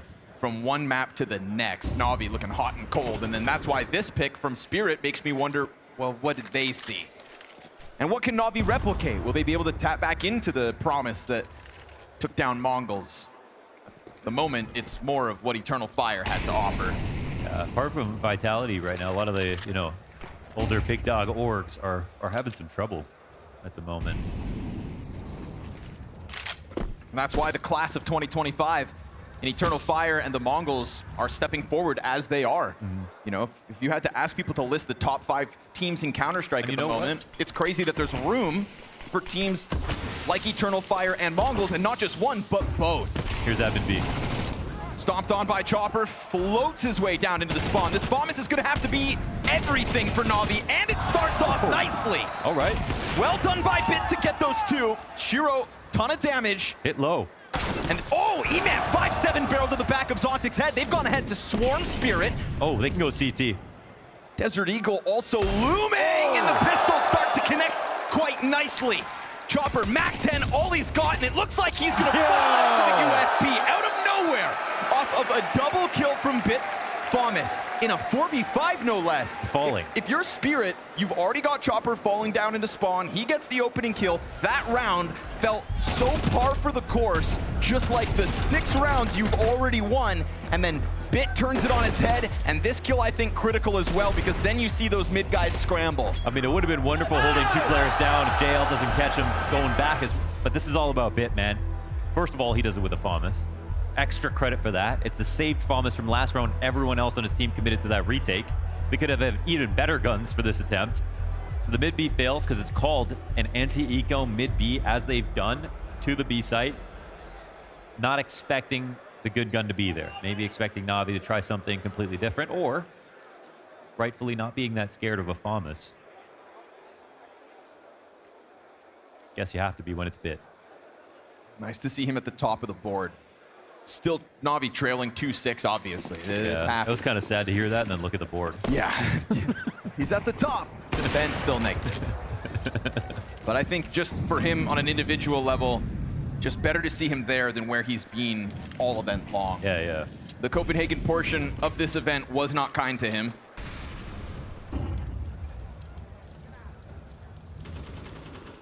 Magic's also not needed so far.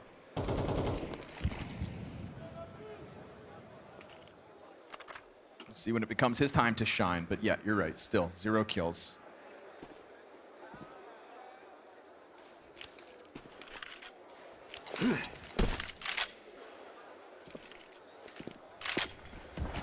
Everyone in this crowd has as many kills as Magic's, and you guys are winning too. Ooh, well-timed flash, but they eat it back the other way. How did that end up? Couple flashbangers. Chopper's got one against the wall. Bit's not going to get anything going, but Imez content to slide back up from Catwalk. And the fact that the player behind him takes contact could maybe lead him to surprise them if there was anything for him to shoot at. It's within this same timing that Spirit go out long. They've already got onto the corner. Alexi B has to get up into the site and hope that JL can also bail him up from the CT spawn. There he is. But down Alexi goes. You called on him, he got his frag. Now better than everybody here. Donk planting bomb, hands busy, smoke covered here by Shiro, and this one looked good until that flash came out. JL was set up for the multi-frag, but they regained vision fast enough. And remember, Emet took all that damage early, so he's walking off towards top middle with such little health. Will catch Chopper, you think? Yeah, unsuspecting. That's fine. Zontix can still stick around and maybe find another kill for the exit.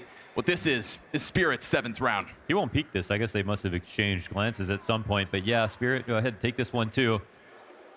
First kill helps out drastically. 5v4 has been a really key part of this lead for Spirit.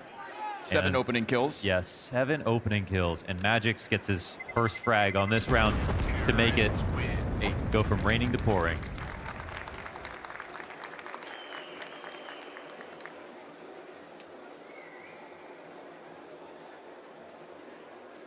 That's tough. Being a member of Navi is being resilient, having belief, definitely. They've dug deep in so many tight situations. Nobody knows when that sort of ends or what actually is the final straw. But that's where Blade comes in. So I think every single time they tie it back together, I think the reason we look into successful tac pauses is because of Blade, first of all. And him as a coach, 2021's Navi, Blade infamously known as being a great IGL who just couldn't aim well enough to play top tier CS.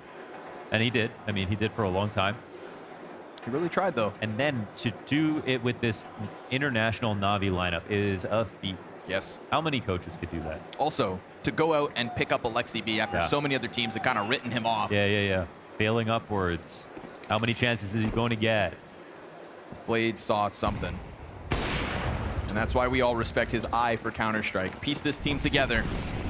Fast B play here from Spirit. Gonna try to charge down the site while there's nothing in it. JL, content. He'll take his 2 from outside the doorway. Bit slips down through window fast. There we go. And that's a headshot to his name. Sprays into Zontix.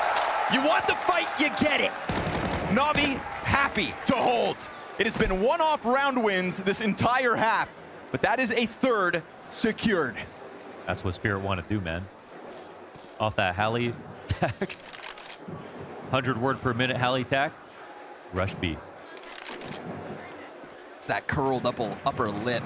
It's kind of like their old habit. Like, they love to do this. It's also one of the ones that's the least inspiring, especially in a moment like this. There might be something to be said, though, for calling rounds like this once in a while as an IGL, for your stamina, for your creativity. You get away with something like this, it's much less taxing on you, where you have to come up with an idea every single round. If everyone's complicated, everyone's constantly tired, everyone's working hard. But it's also just as important for Navi to stop a test, because this would be the most sort of undignified way to lose after that tack pause, after the start to this map. So at least we'll get, it looks like, 3 and 8.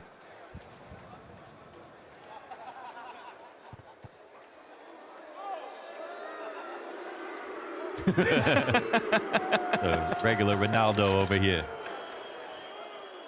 That's funny. Please kick it again. You guys are sketching Shiro out. Who the hell are they? What are they trying to say to me? And there it is, that 3rd one-off round win from Navi. Take what you can get, Navi. Suddenly convinced me to football on every map. There are 8 multi-kills across the board for all 5 of Navi's players. 6 of those 8, JL and Bit. So clearly that mid to B side of the map's getting a lot of action. Clearly they are being able to step it up, piecing it together at the same time. Dude, it's That's unreal. what remains elusive. Look how early it is into the game. We've got 1 timeout left here. On both teams. Yeah. Might be the fastest I've seen them used. And I totally get it. I think the moments that Spirit start to lose grip even slightly, that's when Halley needs to jump in, because Spirit's trouble is not really streaking. They're really good at that. They're really good at starting strong. Sometimes it's towards the end of the game. You just want to maintain as big of a lead as possible, just in case you get late into the game, things start to go south. But by that same token, you got to hang on to 1 pause, you know, for round 15. Round 15. I wasn't going to call 24. Sure. Yeah, you round 15. Really got to save it for round 9. That's a premonition, okay? Wait till round 15. We're gonna Something's going to happen? Yeah. I'll hold my breath. Wonderful does as well. We've had a lot of cat contact, and a lot of it has gone to the favor of Spirit. He is struggling at the moment. Utility is going to get him to turtle up over towards ramp. Takes a slightly wider angle from the boxes. But we've seen those sudden bursts out of Spirit off this catwalk commitment. That 3-player run-up with Chopper kind of lurking out through mid doors. Is it going to be another one of those? Navi have to wonder. But they do want to take some real estate, and a missed chance for Wonderful is not ideal, clearly. You've got Alexi B still back on the site. Donk waits for the second wave of smokes, and then that M4 starts to spray through. Donk revealed, but sometimes when you expose him, he thrives. This time, he gets caught out. We've got an opening kill here for Navi in the 11th round. Critical juncture. Utility's perfect right now. Spirit coming through. This Wonderful's losing chances. This first half fizzling out for Navi. They don't expand back to Cat fast enough. Let's see if Wonderful gets another opportunity, but they're specifically avoiding him. Yeah, keeping their heads tucked just low enough. Still, he hasn't even seen a sliver. It is right there for the popping, but he hasn't pulled the trigger. No, and when he does, it will be a miss. You gotta have those. 2 chances he could have had to strike members off of this play. Oh, what a spot to be in. Chopper out in the open. Gets a glimpse of Emat on the slight retake approach. First plays up from Alexi. He also doesn't collect his immediately. JL will find one finally. And then when the first one falls, they all do. Like dominoes in that post plant. Spirit evaporate. That's a lot of fight out of Navi. I am shocked that they had this opportunity, especially after Lexi B hit. I think he ate part of the flash. It looked like it was also a CT flash when they were positioned on the ramp. And Wonderful nearly missed generating this one opportunity, but that's donked down, and you see what happens after that. Excellent. Just go up in a puff of smoke.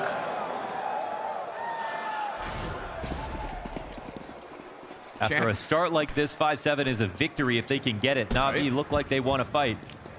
Finally able to piece together consecutive round wins even.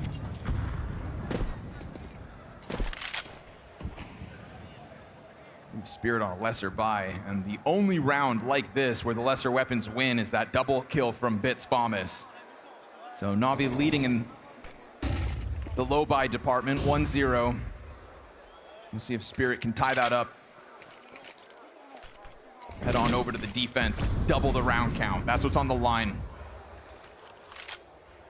And last round also leaving a bit to be desired by Wonderful's AWP. This is correct, man. They're gonna just low pro this smoke out. Waiting for the drop down from Emet.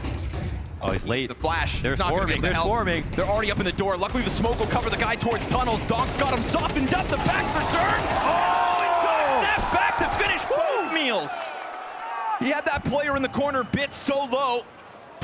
Handles them both. Tech9 from Magix to the back of Emet. He is unable to help from CT spawn.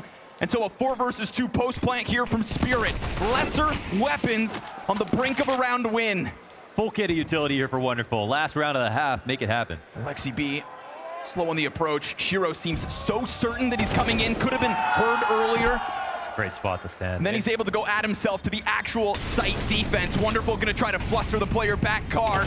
He burns him into the open. Zontix ends him, and with lesser guns, Spirit add one more to the tally. 8-4 on the half. Dust 2, not Navi's field day.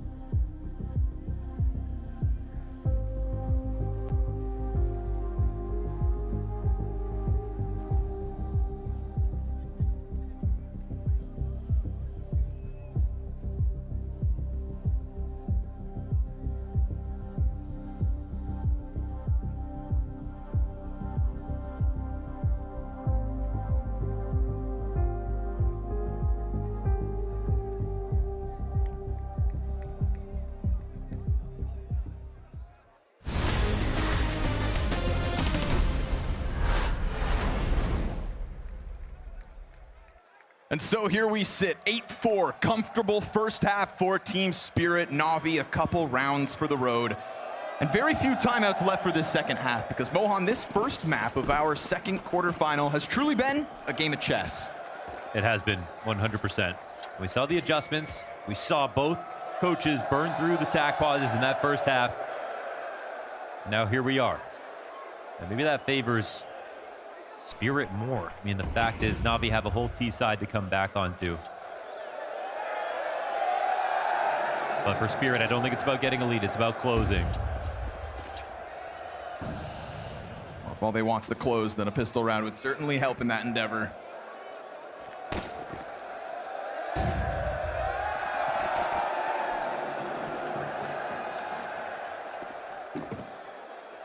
You guys got to keep that wave going until the round's done.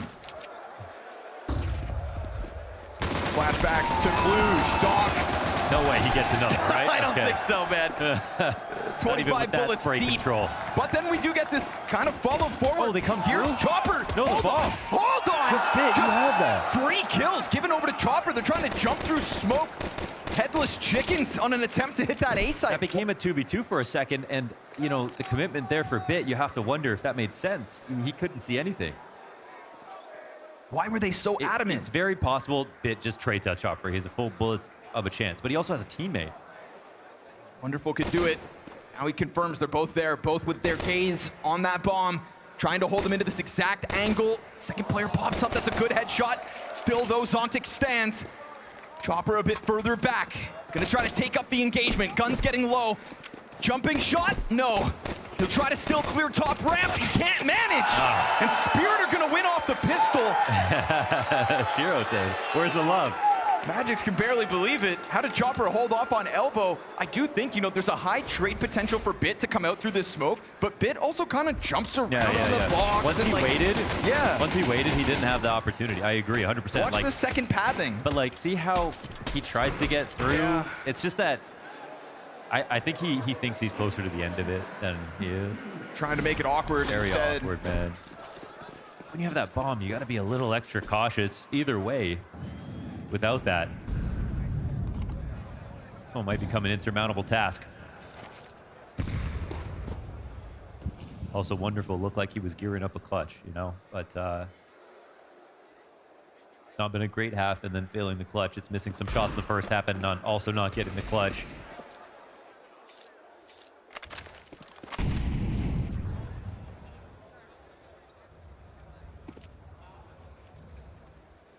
A lot of map control for Spirit with the better weapons on top of that.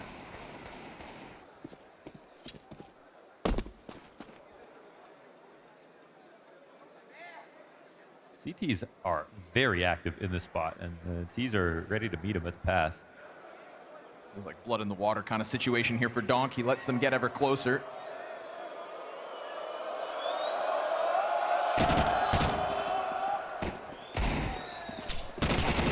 Nade in front of him. Donk gets tagged down to 40, but you've still got Shiro up on catwalk, so all's good. So many bodies here from Spirit to just make sure that pressure remains high. Ooh, wonderful. Double scout headshot, not bad. That was cute. Unfortunately, only comes through once all of his other teammates had been mopped up by Spirit at the bottom of middle. They were unable to unearth Donk from under the tunnels. And so, 10-4. Navi are the underdog. Heavy odds favorite at this point with the steep head-to-head going towards Spirit. There's one best of 3 group stage loss in Kato, obviously. Donk was asked about that. He said, doesn't matter. Group stage. Forget about it. And that's true. Yes. This is the match that matters.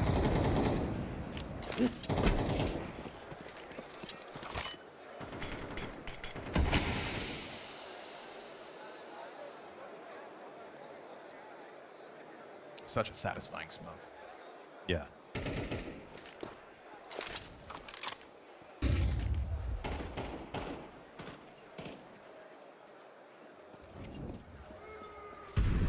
I love when it doesn't land. Because it's like, you didn't need to do that. Yeah, sure.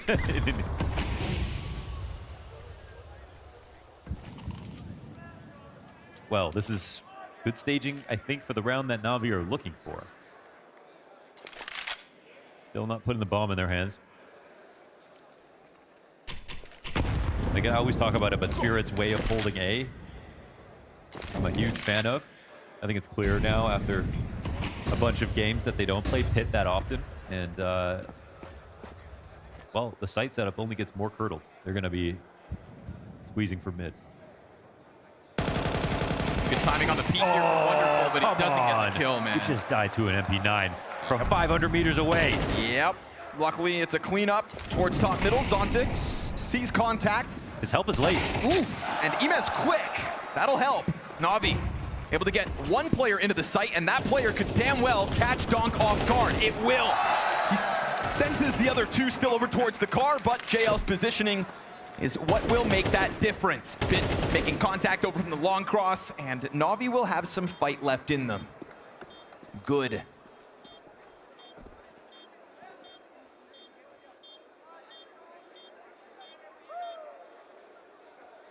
No kit here in this situation.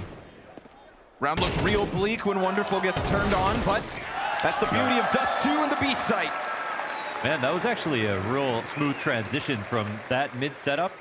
They had two outside long. They ended up pushing tunnels together through that smoke, and that was the one play that Spirit were kind of weak against. They had Zontic did not have a mid B player to flash over the box for him, and he was absolutely necessary. Otherwise, he had to win 2 raw duels or keep his gun out versus tunnels and fight that way. But if he did that, they could easily sort of spread the site. He's probably only going to get one. Here we go with the long play. That's a good spawn out already. We see that quick transition back for Magix. This will be a fun round to watch. You know, Donk's a rifle here for Spirit. You know, it's versus a long setup.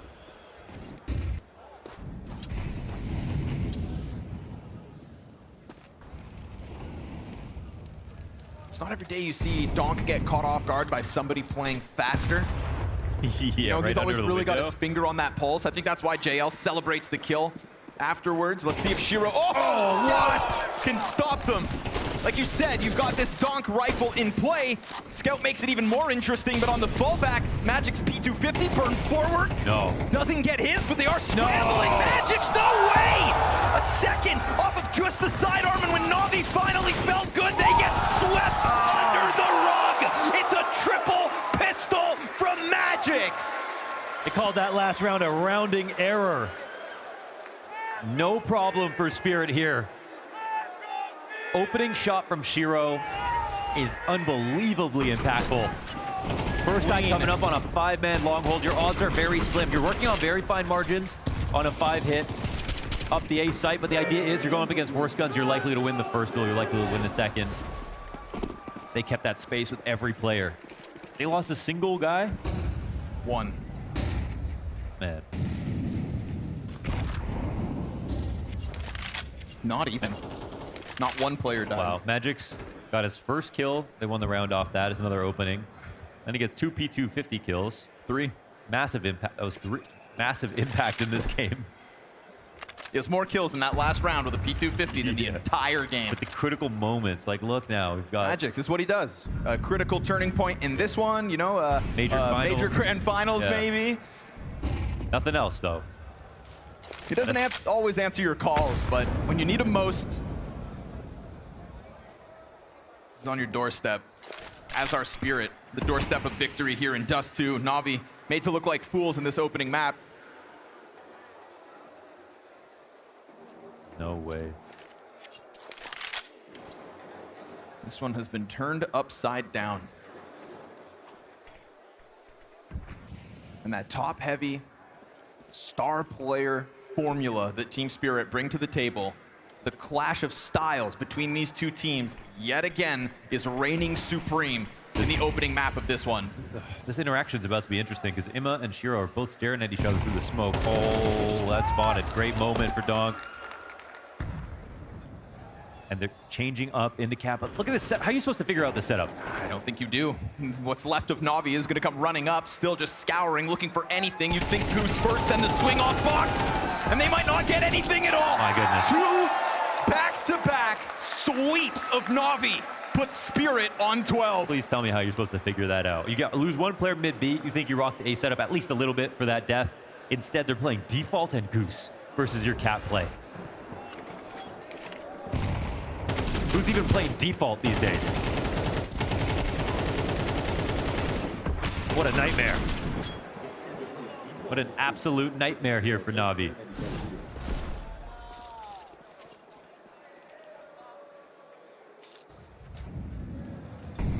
Crazy impressive game for Spirit from a number of angles. Individually, as a team, tactics have been on point.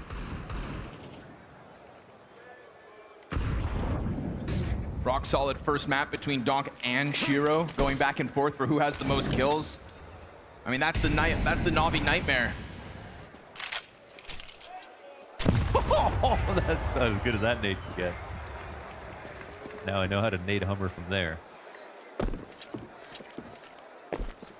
You team nade often? No. I don't do it on purpose ever. Oh. Yeah. Here it comes. Mid to B play. Donk at bat, ready to go. Quick door challenge, maybe. Alexi B's Tech 9 and Emez find what they need to. Gets a little awkward. Zontic with the fadeaway kill through onto JL's one thing, but you've lost your bomb site, boys. Zontic's gonna get blindsided by the scout, so this one's wacky and weird, and that's kind of what has kept NAVI in this first one. It is unfortunate, we'll call it, for Team Spirit. A lot of ecos in this game, man. At least NAVI's winning a couple now.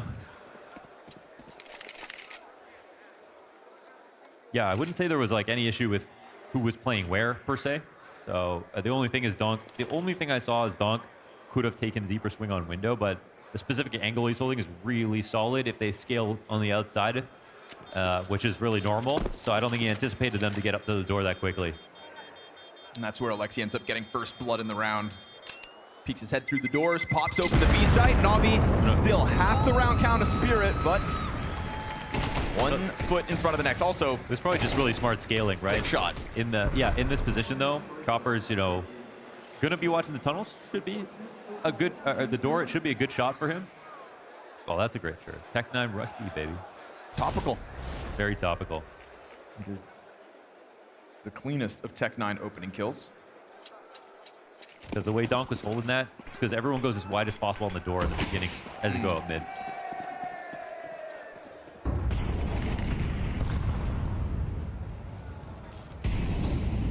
Shiro perched up.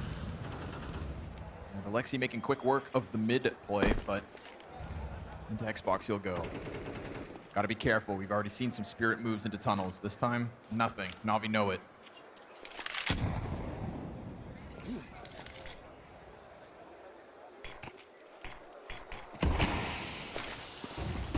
Donk will be chomping at the bits to get this first map wrapped up. Shots come through. You've got him down to half health, even tracking him somewhat. So well done by Ema here. Trying to get some kind of an edge for NAVI to keep the hopes of a Dust 2 overtime alive. Well, we get the B site whether they know it or not.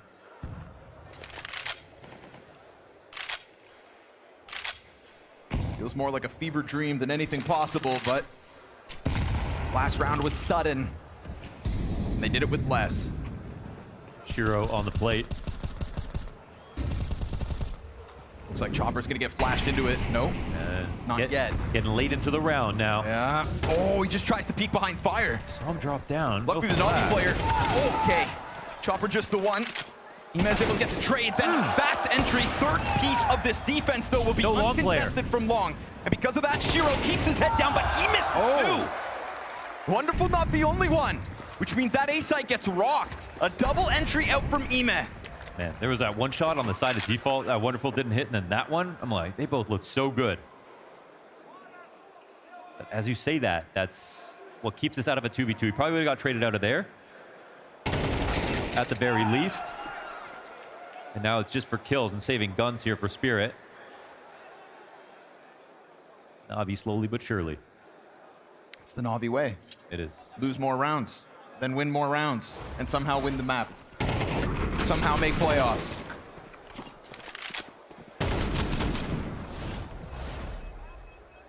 Yeah, JL said after he won the major, that was the goal he set for himself, and it was just hard to find motivation afterwards. Sure.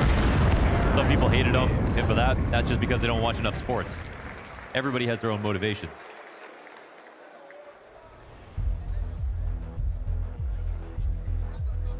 Also said that he wanted to achieve being the best player in his role. Was able to do that. Quite the trophy case of accolades for JL and Navi in 2024, right? At the end of the year, end up winning the HLTV Awards for being the best team of the year, but we know that they tapered off as 24 went on to the rise of Spirit, no less. Yeah. I mean, the fact is they're top 10 players. JL, Bit, are the ones that need to be there. And the ones that haven't been in Lisbon.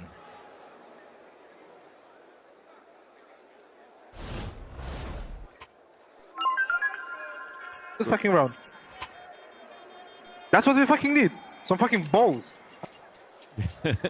Yeah, that'll help. Yeah. Yeah, you can really tell when they're playing low TCS. Foul.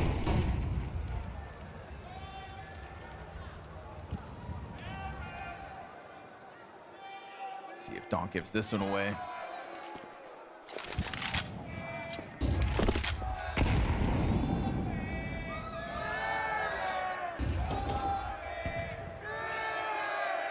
I love the way they worked the map last round. I think same thing.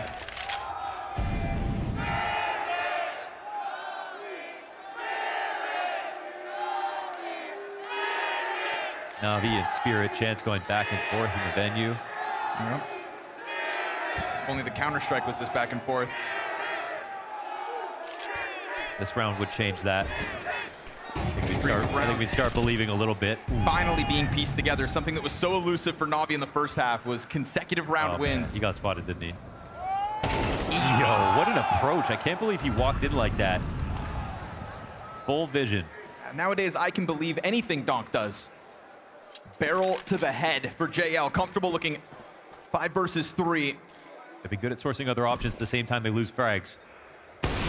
Giro's not going to miss, though. They walk right out of that smoke into the scope.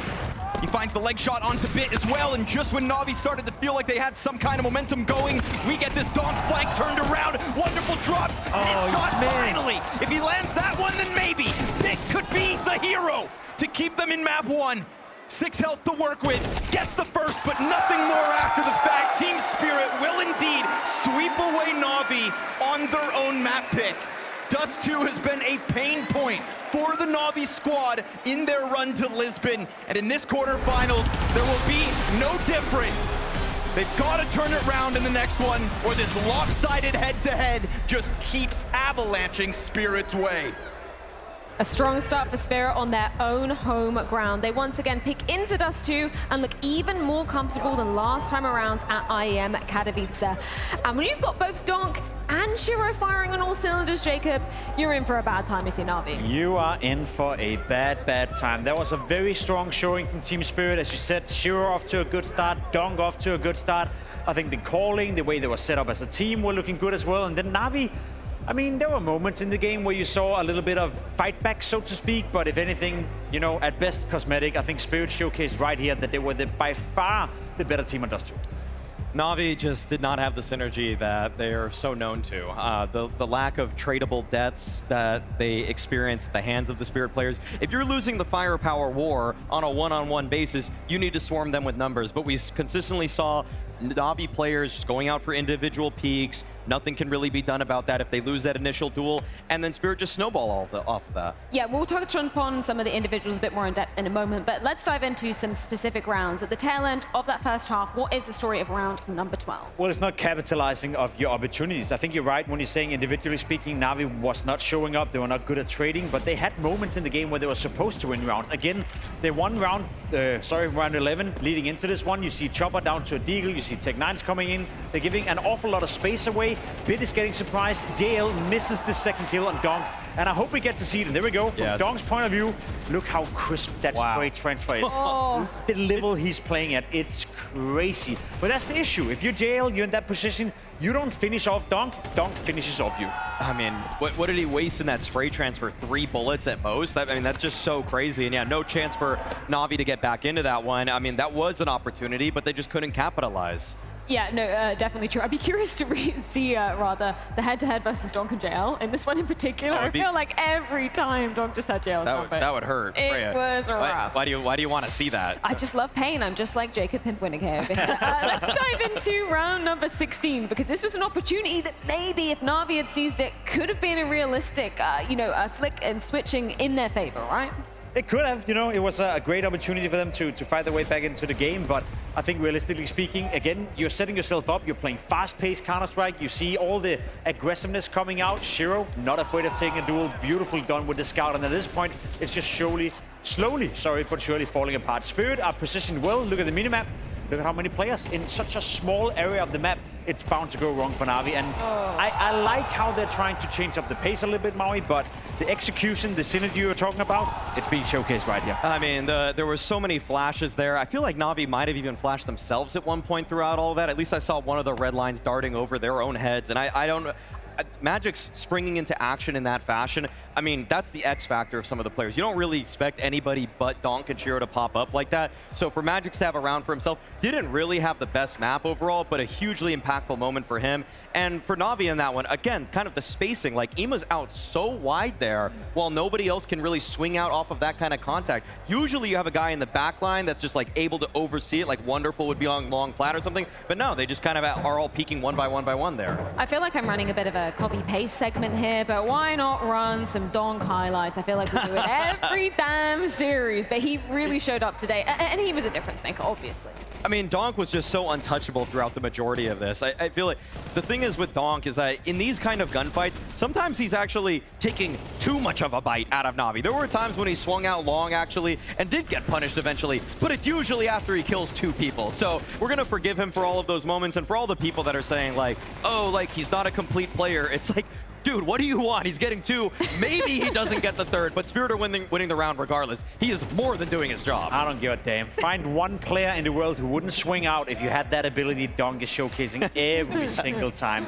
Imagine you could join a server and have Donk's aim just for a couple of hours. You would be swinging everything. You would be spraying everything. That spray trend from Dust 2, from JL to Bit, it's world-class Counter-Strike. And yes, you sound like a broken record. Whatever, we always highlight Donk, but there's a reason he's the best player. Why not? Why not? Why not? What we're seeing is unbelievable. As a rifler, as an aggressive rifler, he gets to dictate almost every single game he plays. It must be nice to wake up in Donk's body every day. Why should he not be celebrated? That's my question. He should be celebrated. Obviously, we're going to be moving into Anubis. That's going to be the pick of Navi. But I'm curious to hear what Zontic thinks after a very strong Dust 2 to start off this quarterfinal. A very good start from you guys here on Dust 2. So the only question I really got for you, Zontic, was, are you surprised by the Anubis pick coming out from Navi? No. No? You guys were ready for it? Yeah. What made you ready for it? Why did you understand that they might pick this? Statistically, it's our worst map, and they're not in the shape, so they can go for a pick that they haven't made before, because they're shaky, they understand that, and yeah, so it's pretty logical for them to choose Anubis. Do you feel like maybe it's a bit of desperation from them because they haven't played it much recently as well?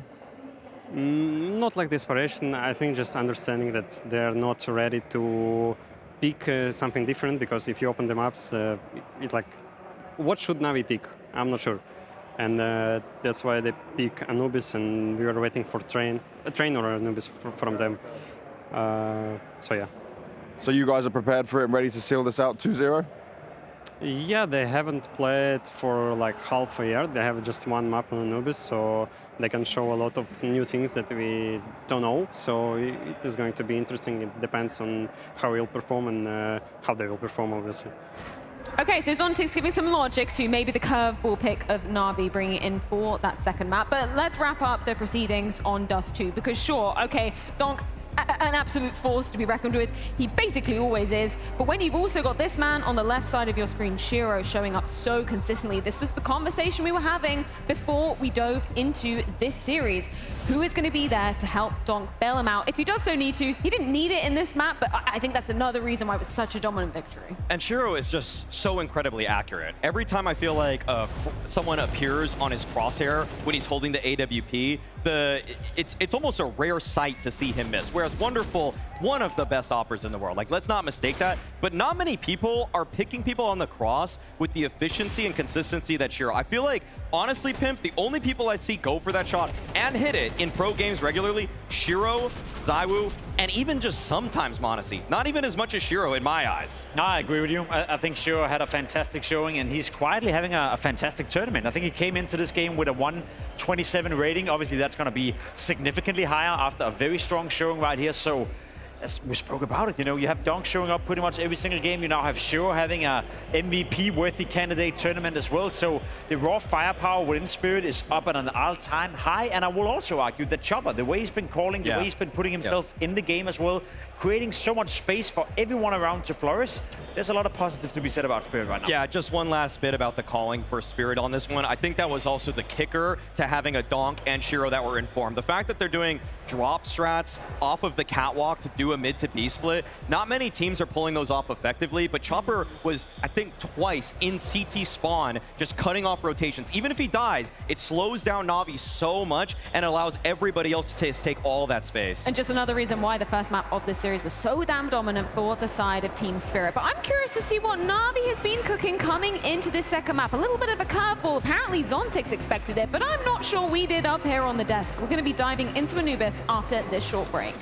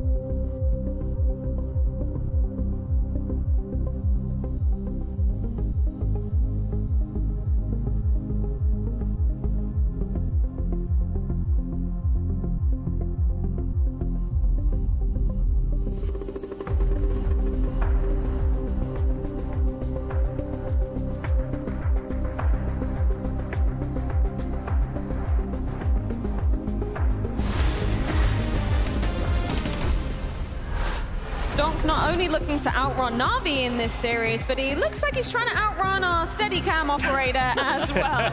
He's had a stellar start on the map of Dust 2. Anubis now laying in wait, which is obviously Navi's pick, but curiously, Spirit have chosen to start on the CT side of things. Is there any logic in that? Is there any reason you can see?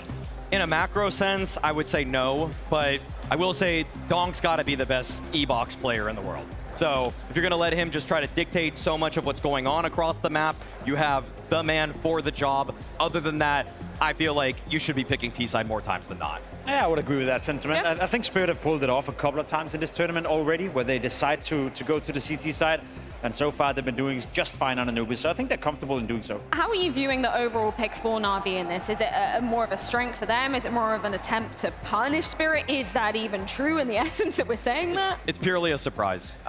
This isn't really a strength for Na'Vi necessarily. They've only played it once for the entire year. Spirit are an incredibly strong Anubis team, and so this is just Blade trying to flex into the idea that they are not the better team today. They are not the favorite. If they were the favorite, they would go with their home map. They would go with Mirage, but instead they're going with Anubis. They're the underdogs, and they're trying to just out-prep the opposing team. So what you can expect is probably gambly plays, gambly strategies. That's what I feel like Na'Vi has done when they've done surprise picks at this tournament. They're throwing out strategies that I don't see other teams trying to use. It feels like they're just trying to add that wild card component to the entire game plan. I'm willing to call out the bullshit that Spirit have been trying to sell us the idea that they're not comfortable playing Anubis. We hear Magix in interviews saying that, yeah, he doesn't necessarily like to play the map. He doesn't agree with them picking it into a series. Donk says, I hate playing the map. I'm not comfortable with it, etc., etc. Look at the results and look at how they play. They won 5 of the last 6 games they played on Anubis. 4 of those games without giving up double digits to their opponents, despite starting on the CT side in 3 of those games. The one loss they have in the past 6 times is against Eternal Fire, who we all label as maybe the best team in the world on this specific map. Yep. So if you're Na'Vi, yeah, maybe you're out prepping Spirit, maybe you're trying to change up the map pool a little bit, but also do keep reading on HLTV, on Reddit, on Twitter for that matter as well, that, yeah, Spirit's Anubis is a bit weak, that's the one weakness they have. Shut up, it's not even close to the weak. It's interesting, right? Because I don't think Spirit have put that into the ether themselves that they're necessarily weak on this map. It's just Donk saying, I don't like the map. I don't like how it's laid out. I don't like how I have to play it, but it doesn't mean you're not good at it, right? They're trying to condition opponents to pick it into them, and it's working right now. Yeah, exactly. It's almost a fool's errand, but I just think Navi's backs were against the wall. I mean, you know, Alish himself last year said they didn't like Vertigo as on complexity, but they picked it every single time, okay? Yeah. You don't have to like something to be good at it. Yep. Just look at Pimping Cardio. Oh my goodness. T-side start for Na'Vi though. Is there anything that we should be looking towards considering, you know, the limited pool of data that we actually have on Na'Vi right now? I'm curious to see how they're going to approach that T-side, sorry. Again, the pacing of it, I think Spirit have done a great job, and Spirit does a great job of delaying their opponents for a long, long time with their utility. They also have that ability to place Donk in the E-box, which means that you're not willing to fight him too much, and if you do and lose out on those duels, you got to slow down the game a little bit, and that's when Spirit gets into this rotation heaven on the CT side. I see Chopper move a lot in towards middle. I see him read the game perfectly. I see Suntix sometimes being left by himself, and that was the one weakness I've seen Spirit have on this map. Suntix is so good at defending the bomb side on his own that Chopper is maybe a little bit too lenient on leaving him alone. So if you're Na'Vi, I want to test Suntix from the get-go. Yeah, I feel like that's got to be a game plan here for Na'Vi. I'm just super curious what the gun round pocket strats that they have are. But the thing is, once you switch over, this is one of the few maps that I really think of where I've seen Chopper's capabilities as a mid-rounder. I'm thinking back to even the Blast Spring Finals last year, where they were able to win the whole thing. It was off of some incredible Chopper mid-rounds, where he's just so frequently in the middle of the map. He's actually directing the action towards A, then on a dime. I'm not even sure what he hears, what he sees. He just calls for everybody to hightail it back through canals, back towards B, and it's the perfect call. He reads the defenses so well. I know we've been talking a lot about the Shiro versus Wonderful side of the equation with the AWPing. How does that typically play out on Anubis, and is there anywhere where you see maybe Wonderful having a bit of an advantage in this one? I remember Wonderful having some of his best showings on Anubis early days within Na'Vi, and I think it's a map that he's developed on. He also likes to take the AWP into E-box. He likes to peek down towards middle, and I see Wonderful take a bit more initiative on Anubis on the CT side than other maps. But again, it's a confidence issue right now. When you're not feeling comfortable as an AWP player, you take less initiative. When you're not feeling comfortable as an AWP player, you are a little less aggressive. And I think especially for Na'Vi on the CT side, they need someone to disturb Spirit. I think you're right in saying Chopper is good at maneuvering mid-round.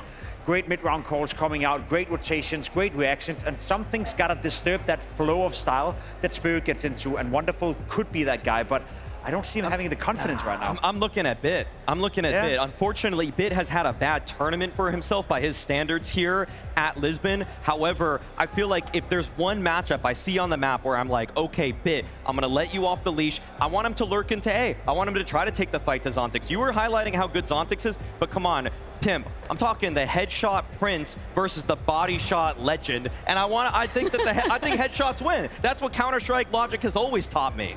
I'm not willing to disagree with you because I think you're right on that one. That's why I want to see Navi test Zontix. I want to see Navi test Spirit to the brink. We have seen Shiro rotate in towards Zontix bomb side a lot of times with the AWP, and if there's one thing Shiro is good at on that CT side defense, it's killing people walking into his crosshair. A surprise pick of Navi coming out as map number 2. Question is, will it pay off? It's time to dive into Anubis. Thank you guys, great segment. I love Maui's point that you don't have to love something to be good at it. Sure. Okay. Lisbon, scream if you love Anubis. That's not that bad. And make some noise if you still believe in Navi. All right, now cheer for Spirit because they're great guys. Yeah, okay. They were winning some fans in the end, I think, and that's the thing. You just got to win on stage in front of everybody. Yeah, I mean, that's the beauty of Spirit. We've traveled around the world with them. We've watched them get booed as they walked out on the first day. Come grand finals, this crowd will be making noise for them. But this is just the quarter. Second quarter, first day of 3 this weekend. Come on, Lisbon! Let's get into it. Anubis is real interesting, man. It's weird to say Navi haven't played this all but once this year, and they're pulling it out in a series like this. And we saw in the Zontix interview that they picked Dust 2 because Navi are not in form. And Navi shake back in that handshake by saying, yeah, we're picking Anubis. Something you wouldn't expect and something that we haven't proven. Ooh, Alexi, first blood. Shiro's going to answer, though. Des just said he is hella good at popping heads when they walk into the crosshair. Well, he offers us one in the pistol. Only kills thus far for Spirit. But here comes Donk. And as per Donk's classic, he will not waste time. Instant headshot comes out from him. There's that flank out of Emat. It helps. JL's able to get the kill, then catches them off guard by going for the duel. It's a clutch attempt here for JL. He's got him up in front of him, but where exactly? That's the question. A little bit of space to work. Oh! Gets the better of him. Hey. And with a flick of the wrist, it's all too easy. Spirit back to winning ways. It's always like the last scene of The Sopranos when you see Donk on your screen, man. You know, we want to say this is a pick from Navi that'll catch them off guard, but I think that Zontix mid-game interview just told us everything we needed to know. I mean, one-word answers. James Banks, are you surprised? No. You expected this? Yes. Zontix so locked in on it because I think, you know, my assessment is the same as Zontix. This is Navi recognizing that they are in a sketchy territory where they can't beat Spirit in a head-to-head, so they're going to try to do the curveball. And if Navi have something up their sleeves, if we see some high-level preparation and good team play, if they can tap into that, I say so be it. If some of their individuals aren't maybe at their prime, it could still very well be that winning formula. It's not, yeah, it's not something they're doing because they've given up. In fact, it's something they're doing just being aware of their strengths and weaknesses. And another thing that Blade said in that 40-minute interview with HLTV was that because their individuals can't match up to teams sometimes like Spirit or Vitality or, you know, maybe not G2 these days. G2 is hard to say, but there are a few teams up there that are giving Navi a lot of trouble on an individual level. They want to try to play a 7-map pool. So that's part of the plan. And that makes up for maybe some of their drawbacks when it comes to just playing strong maps versus strong teams. Instead, now they have some flexibility. I mean, the one thing we've seen from Navi in 2025 on this map is that head-to-head versus Furia. What it showed us, great T side. So if this first 12 gets shut down by Spirit, could be a tough go in the second. And right now, trying to just cross over bridge. You can have the bridge all you want. Chopper will be waiting in these corners every step of the way, and he shows them that early. It's a mow down as they approach the window. Clean conversion out of Team Spirit as Navi will buy in the third. It is so funny. I think like 3 of the Spirit players have all said F this map. Yeah. Donk is like the best Evox player in the world, doesn't even enjoy it. Well, what do you make of the death? Saying like it's all like a ruse, you know? Like they just want people to think lowly of their Anubis when in reality they can play it well. I think people, I would guess that, yeah, it could be games like Kerrigan in interviews and things like that, but just because other teams and other players are saying the same thing. I kind of understand the logic as well. It's the CT sides are in a T-sided world. Right. This is just the worst of them in some sense. There's something that's really disheartening. I personally think, I've said this a few times, but I personally think it's just important to be able to streak on CT sides and for maps to be balanced that way. So if they're like, a map is slightly CT-sided, because everything's so much more expensive, it's really important for the CT side to feel like you have anything going and for it to feel less lucky for you to have more buy rounds, and therefore you need to streak. And I think that's why CS feels better that way. Here comes a pop off the flash. Wow, what a shot. Yeah, they don't wait for any smokes to kind of pop up in heaven. Well, what happens if he misses that shot, right? If he misses that shot, they scale, he can't peek again. They can't rotate through camera, totally different rounds. Yeah, but that's if he misses. Yeah. And the beauty of That's how Shiro great that was. on Anubis is he doesn't miss much. Sits on that line and strikes them down. I mean, look at the guns we've got, right? No deaths that last round, so not that many upgrades here for Spirit. It's nice for them that that op is able to strike the first one down. We'll have MP9s in this bomb site. Donk able to come out for platform, keeps it as clean as needed in anticipation, spots the other bodies. Alexi's the only player to get a single kill for the side of NAVI, and you seem shook. That was unbelievable from Donk. This is a demo I'm going to watch from everyone else's POV. Okay. Did you see how fast they died 100-0? Yeah. This is not AK dink one bullet kill. This is headshot, body shot, death. Headshot, body shot, death. Instantly, no chance at all. No chance at all. I believe we use the term owned. 5-0 with the clutch on the pistol. And the score goes 3-0. Expect a big round this game from Donk, folks. The kind of guy that keeps you on the edge of your seat. Bit keeping this A side a little nervous, just showing skin. Misses most of his shots and able to walk away with 3 health. JL finds a nice bit of spacing, but obviously Chopper holds that back from the depths of mid. I think just being comfortable in this and ensuring that you don't offer up guns by dying to the pistols close range. Yeah, I think being comfortable in that spot is such a key part of Anubis right now, especially for CT sides, because you can see a 2-1-2. Normally you can't, and if Rifle's just floating out here, they can't feel comfortable. So Chopper's peeling back a little bit as we cross the minute mark. No mid play to camera is what they're looking for. I personally love how Spirit play the A side, actually. Donk's great on B, but I think you can't teach what he's good at, and that's just taking every fight. But on the B side, a lot of people struggle fighting against camera and A splits. Spirit do the best with Shiro and Zontix, so always watch their positioning as the split comes in. Zontix afforded a bit more space forward, posts up on Fountain. These spots only opened up by the fact that Chopper had info on mid for a second. Now Shiro has to move. Wonderful's going to chuck those in through the window. We'll see if Zontix gets disrupted by them. No, fine, good to go. Strikes down the first and second with ease. Deeks denied. Zontix triple, all too easy. Wonderful comes in a bit late. He's got a bomb now to collect in front of him. But hang on, there's a little life left. Second kill out from Wonderful. Third contact versus Donk. Only 2 more kills to go. Only. But he misses his chance to kill Donk. Could have tried to immediately bomb plant. Came down to the wire. Regardless, Spirit sweep away what's left, and we go 4-0. You can pick Anubis, but you got to pick it versus Spirit. It's not just a random team that you're practicing this versus against. It's a playoff team who are great at this map. You see this flash come out. Second one pops right in front of the pillar. Zontix is just waiting patiently because of that. His reactions are awesome. His aim's awesome. But it's all in the setup.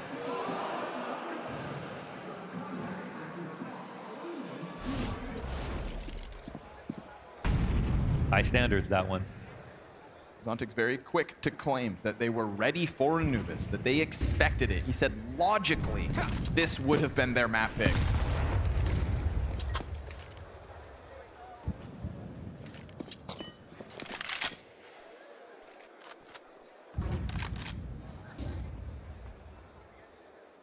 Second gun round for Navi, 5 rounds into the half. We know what happened in that first one. Donk just mows down every body that tries to approach his B bomb site. Navi will try to continue their work on mid, but a missed Molotov. Gonna be missing utility, man. Shiro steps forward, but just on the edge. Yeah, you'd never turn down that space. Slides right up into it. Easy pickup for it. Incendiary ahead of him. Alexi could just lock into the cutout for the bridge drop. Donk gets active. Ooh, but jumps up, gets caught, and dropped down to 20 health. Now he's pinned into the corner. So they're able to capitalize on his aggression. And how much do they follow through with? Magix is spotted on back plat, sends shots through smoke, and collects Wonderful, knowing that there's another over there. He's bolstered by the rotation, and Ima's already revealed himself, but now they know about Bit. Pistol kills the second hit. Here we go. That headshot machine, they call him. Oh, a second off the pistol. And it's a Chopper versus Alexi 1v1. Planting inside of the smoke, he's got the cover, and he's also got a massive health advantage. But he gets caught on the climb up, and it won't make a difference for him. Alexi fights for it, and it's Navi's first. Navi get their first. Bit and Ima get their first kills of the map. No coincidence right there. Great trades out of Bit. It's honestly a surprise they were able to win this after missing their molly in mid. Shiro getting the free opening duel and sticking around for a long time. This could have been too much of an opening, if not for these trades. Sickening second kill there from Magix. Really gave them a chance on it.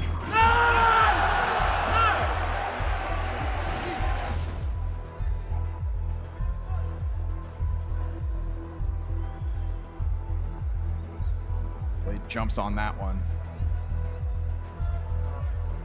Yeah, right after a win on a bye, the idea to follow up, try to get momentum.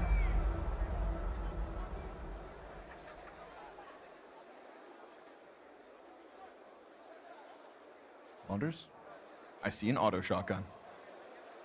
You see an auto shotgun. You know who bought it. And Magix? Yeah. Yeah. And I know exactly where he's going to go. You will find him on the platform of the B site. Sometimes jail.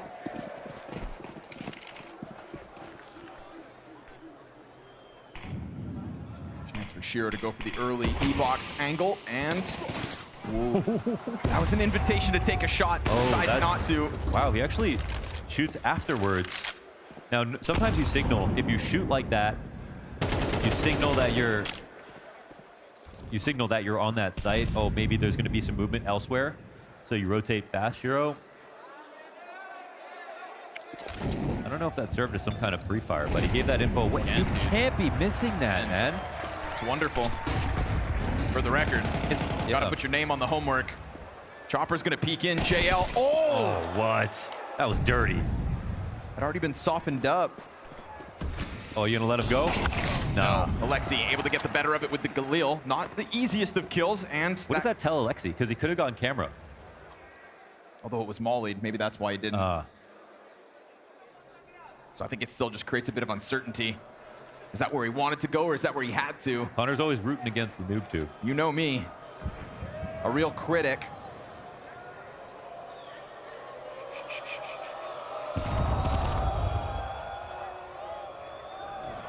Dontix, meanwhile, lets that mid player cross. It's not just the shotgun, but Donk's supporting it. And so the two of them now have a good amount of map control. Alexi's able to wrap around through the temple, so he knows no close rotate. Molly's burning, and we're going to go 4 players inside E-box here for Spirit. Wonderful's bomb plant goes uncontested. Now, with the amount of control Alexi has, they're going to try to go carve further information out of this by at least taking a glance towards that CT spawn retake. Alexi B still allocated deep inside of the temple. Can't help but feel like the numbers here will catch them off. You can send the shotty out first. Oh, and he gets the headshot? Are you kidding? One shell out, and it's a blasted brain on the obelisk. Alexi shaves Shiro off sight. He clutched the last round, this time outnumbered, will not be able to do it again. The rifle work from Spirit just all too crisp. 5-1, and that curse that happened back on Dust 2 shows its face again. Navi can't string rounds together. No, they can't. The retake comes in entirely through. Man, that's wonderful twice. Chopper gets this kill. The thing is that Navi actually post up for a push. I guess because the mollies missed, we saw the re-aggression from Shiro last round. But even though Chopper bites, he still gets that frag. That was actually a nice shot from Magic. Hell yeah. Pretty Hell yeah. His reward, another shotgun. I feel like every pellet hit Ime in the face. I think shooting lasers. Navi stuck on P shooters. Pistols with a ton of utility here in round 7. What's the utility worth when you miss it, though? Here's an interesting spot. We have nothing at all towards mid. Yeah, what's with that gap? Chopper trying to just get ahead of the B play instead. I mean, to be honest, it's good position. Yeah, that's right. He's here well ahead of the execute. Fire on Magic's feet. Awkward with the shotty, but you can just pump shots out. Luckily for the T's, they get in, but they see that smoke for certain. And so every player dies. Of all the rounds for Navi to come in, no trades back at all. Nothing. That's JL up front. Cash on hand. Stacked bomb site. You've got Donk at the moment was 10-1. Magix thinks he can just try to pummel some shotgun shells towards E-Box. I mean, you think it works, right? You try to keep your body behind the pillar and just pound that pellet out. I think from the other side, though, because it's the shotgun, the hole through the smoke is quite big. I wonder if they could just straight up see him. Yeah, let's dive the plant. No kit here, so no surprises. Navi find a second round win with much less. And honestly, those guns look good on them. Save a few rifles and an auto shotty for good measure. That is how you kickstart this T side before it becomes too late. I was gonna say that this map is sort of like really favorable towards these guns. And I guess you could kind of make him out there. Just great kills though from JL overall. So they pull on mid control and they actually have a really well fortified, stacked up site, right? But the mollies land in the perfect spots. These two teams, these two maps have been using timeouts liberally really early in this first half. Same formula back on Dust 2. Feels like momentum early is the gold.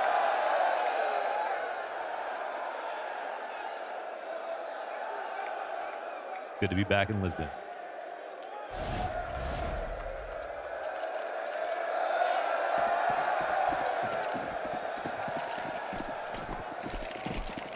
That round certainly catches Spirit off guard. Will not break the economy, though. It's all invested. And I mean, Magic's been playing with weird guns this whole half. 5-7, no problem for him when there's still an AWP and multiple M4s out on the field. This would be a great boost for Navi, though. This opens the door for their T side if they can win consecutive rounds. It eluded them back on Dust 2, and it's eluded them here on Anubis as well. Perfect grenade, 70 damage for that one. Chopper takes the front, starts to reposition. Zontix actually slides ahead of the fountain angle, and that's great! Wow, he continues to spray! Beautiful! He changes up his position just slightly. He had already performed a multi-frag from that position, and so he wants to freshen it up. Continues the spray down in anticipation and earns himself the multi-kill. How often do you see that? Perfect read, prescience on exactly how those two would play off each other. And I think Alexi sees the kill feed and goes, how come you didn't trade that? You watch that from our perspective, that was absolutely perfect play out of Zontix. 2 rounds like that this half. Now we've got this 2-player setup out in the window, so the wide swing comes from Doc, and the cleanup's all too easy. Alexi was hoping with some of that early utility, they would have been shied away from mid, the action towards A site, but no. To be honest, they did, but they just changed positions, right? Shiro freed up from bridge, instead goes into the A site where he closes, and we had that 4-player lean into A, but this continuation spray down from Zontix. This is a masterclass. This is why, again, he went underrated as an anchor last year just because he's such a specialist with it. Yeah, so good on these CT sides. That's exactly what you need from an anchor, is finding those moments. And what do you know? Another map that looks just like Dust 2. Another timeout. Yeah. Yeah, the timeouts, man. It's the beauty of Navi. I just want to see Hallie and Blade play literal chess against each other. Okay. Yeah, that would be the picture of the year.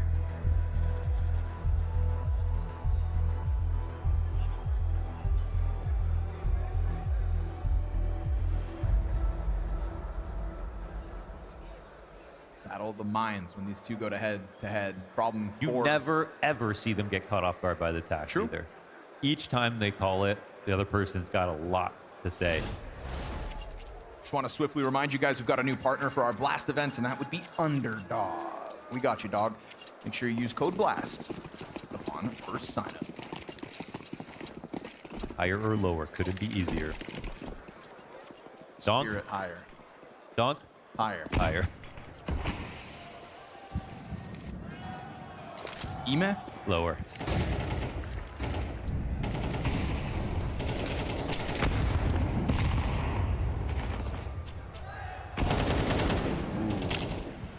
The fade away from Chopper early on. We saw that slight bit of gamble already in the round that the B site got completely trounced by NAVI and they cleared out all 3 defenders. There has been this willingness from Spirit to leave the middle of the map open.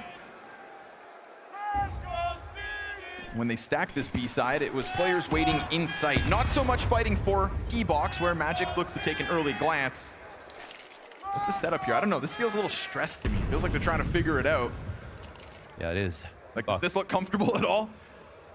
No, they have the right utility actually, because flashes are sort of the least important thing to use.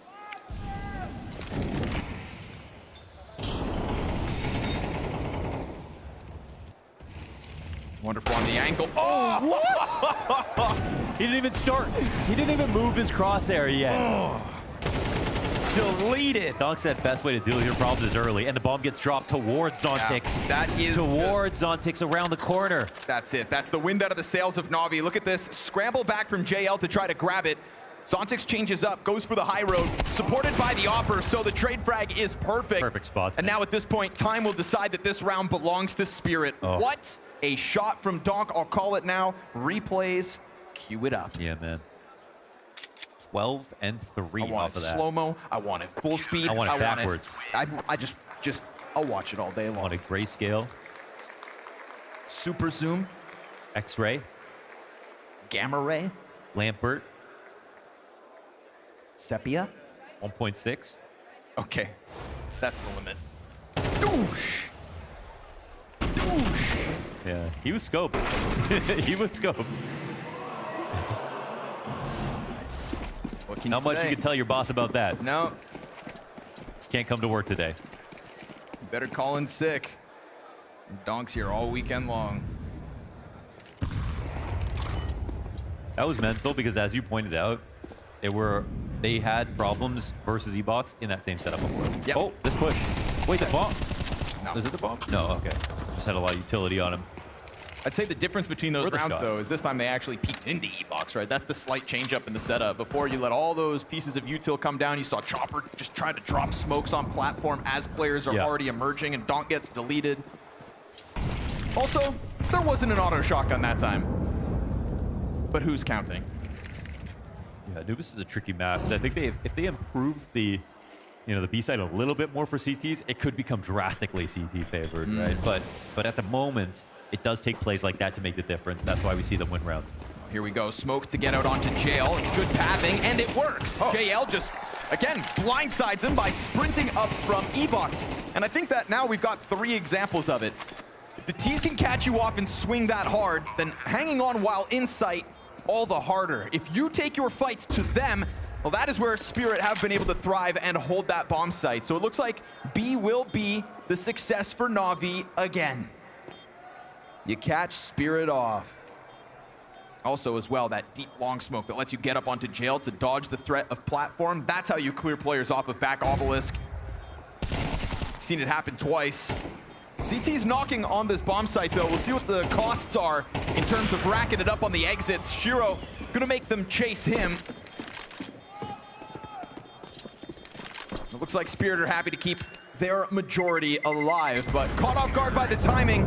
And just to reiterate, the one other map of NAVI of Anubis in 2025, very successful T-side versus Furia. That was an 8-4 score, and that map still went into overtime, right? So there is cause for concern when it comes to the defense once NAVI swap over. But in terms of pouncing on this bomb site, dude, it's worked out twice. Excellent. Alexi's flash is perfect.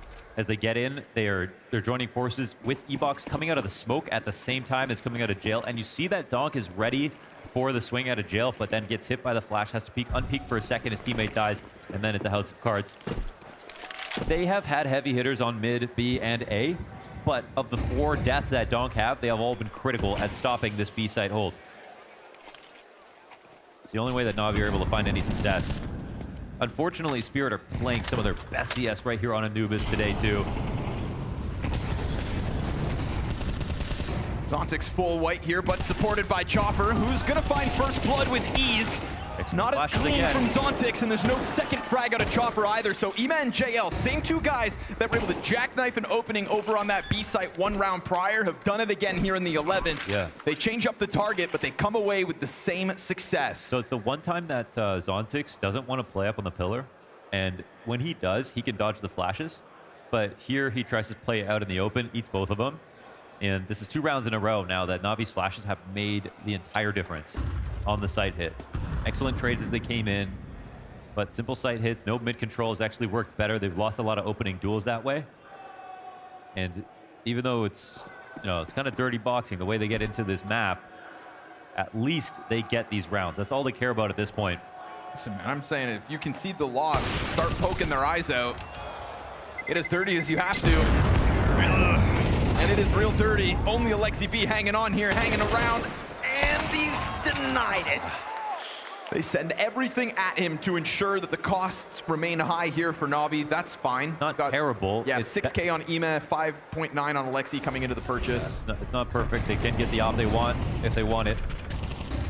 Again, yeah, we're getting the overview of the utility, which is excellent because this is the whole story. Great exacts in the game plan here for Navi at least. They still got stuff to buff out, but that was always going to be the case. The team that's played Anubis once this year. They finally earn a real edge over Spirit. 3 pistols here for Spirit to round out the half. I mean, that's got to be one of the hardest parts about trying to aim for a 7-map pool. You have to remember so much utility. People don't really give enough credence to like 1 player, 7 maps, all the utility of tier 1 on both sides of each map. That's why you see Wonderful miss those mid mollies. Forced out Donk! Maddie's got the kill from jail. He got the first E-Box round. Just the 5-7. You were just trying to avoid the biggest threats. The thing is, you can't avoid Donk when he's happy to run at you no matter where you go. You know he'd be on this bomb site, and that's where Shiro ends it. Again, just like on the first map, you finally have Spirit in a sketchy place, and they'll walk away with the final round of the half regardless.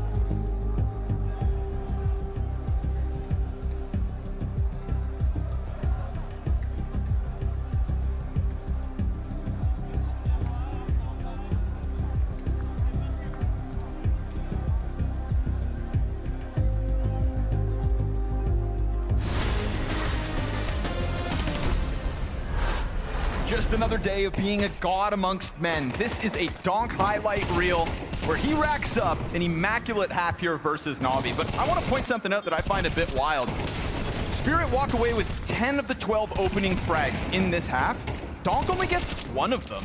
It's actually Zontix and Chopper who had so much more action thrown to them over on the other half of the map, and they picked them up with ease. 3-1 in opening duels Zontix, 3-0 in opening duels Chopper. That's something that we usually reserve for Donk, but they're really playing their best, man. I mean, yeah, seeing Zontix, all of his creative moves, and like you study him, you can learn how to be a better anchor. You study Donk, like I mean, you've also got a deathmatch a little bit, and then pray to God, and a then, little bit, like actually be lucky, I think. But but that was both of them at full strength on either side of the map, and yeah, early action was mid versus Chopper, was A, excuse me, versus Zontix.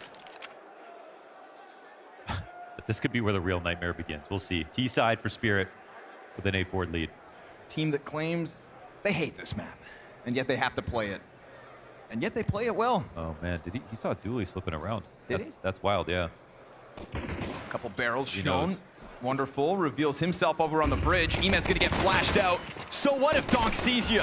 He will take down the second player on site. Where's Bomb? It's isolated here underneath Emet. He has earned the bomb control, and that could end up being critical. Be careful. Unless Donk and Shiro can pull off the 2v4 pistol, and you know, I wouldn't believe as much if it wasn't Donk and Shiro side by side in this one. If I'm Navi, I wonder if I would approach this way. They're looking for fights. Oh, out back, be careful. Yeah, Bit's gonna give it to him first from long. And that's Donk at bat. Here's the wide swing out from Temple. And too easy. 5th round found from Navi. Good on Emet to throw himself forward because we knew Donk saw him, which means Donk was coming for him, no doubt in my mind. Emet gets ahead of it. Bomb control wins this one. Yeah, by the time Donk actually decided to step on the gas, he was already out of main. Flash came perfectly. Teammate who flash died, obviously, and Donk was just hoping at least one of my 2 teammates who is outside in main can get that trade, but no. He must stand strong. Really well done. Deagle for Donk. Only one to dip in the funds here.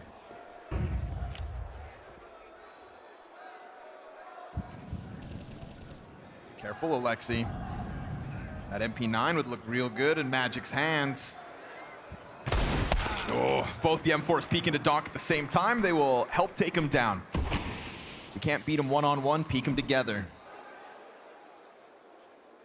As alluded to, the only Desert Eagle out there on the field. It's tough to even get back as it sits here on the other side. Alexi B is going to make damn sure it's a challenge to get anything here for Spirit. If you are Navi, you want to keep this second side as clean as can be out of the gate. We know that the timeouts are low. Blade's fine-tuning will be minimized. They can feel the squeeze coming, so go ahead, take your fights. Flesh from bone on the aggressive push. Once Donk went down this round right with it. This is the luxury that Navi did not have back on map 1. Chance to catch their breath early with a pistol and clearly a conversion. At least a singular kill. So Navi get close to tying this game, which is actually nice to be able to say. For a while there off the start, it didn't look like it was happening again. Both teams, coaches have called pauses. I don't know how many are left actually in this match. But using so many in the first half, Dust 2, so many in the first half here at Anubis. And there are 2 halves to the game here for Navi, the team who have not been playing Anubis, the team who came through with specific prep, especially I think, well, they had prep in all 3 parts of the map, but their successful parts of the prep were the full A and full B attacks, just completely vetoing mid entirely. On CT, there's also the question of what have Navi changed since last year for Spirit? Ooh, both players softened up, but Emet's got Berettas. The key disengage. Yeah. Donk barely surviving that one. Good thing he fell all the way back out, because as you could have expected, utility to follow suit behind that damage. Unconfirmed, of course, but would have been lethal had Donk decided to stick around. Instead, it's going to be up to Chopper to maybe carve some sort of path out middle. He's sight wide open, man. This is crazy. This layered mid defense, Pit busted. No trade instantly out from JL Shiro. needs to get to the JL other trying to side. get into camera, and he gets nearly dropped on the way in. Tries to offer up util, but Zontix well ahead of it. And that is Zontix He's even finding so an aware of eye the for help. timing. Just great opening. He's even so aware of like how low JL is off the spam, and I think Chopper called it, and you know that the double mid setup, this is a risk. Navi knew it. Damn, so confident in turning away Donk early from the E-box, but it's inside of A-site. They don't find success until the start of this retake. They at least sniff it out. Wonderful going down. Starts to limit your options here. No kit on the 2 remaining players. Shiro, keeps it. He knows. As clean as need be. In the moment that Spirit have guns in their hands, their lead is back to 3. You know, you'll never see, I don't think you'll almost ever see Spirit forfeit the A-site like this. Obviously, the setup looks a lot better if they get the first kill on mid, because then maybe they get both, maybe there's no mid at all. But because Chopper gets this trade, super comfortable peeking out, even though his teammate, or the CTs have a teammate in the back, this is what allows everything to just fall over for Navi. So it goes like dominoes here. Even Spirit getting damage was good enough on JL. In the tail of this head-to-head, as it's gone on, as Team Spirit have taken the lead in it so regularly, it is always Shiro and Donk more often than not, statistically, that just make the difference, right? And that's why we talk about the clash of styles, the communal fragging of Navi versus the stars of Spirit. And it's just the fact that yet again, we get such a clear example of what the Donk and Shiro combo can do to this opponent. Yeah, like what MOUZ said, you know, Shiro's one of the most clutch players just ever, like across CS2, CSGO. He's just one of the most clutch players ever. So incredibly intelligent in clutch situations, but you have to put him in winnable clutches. That was MOUZ's point.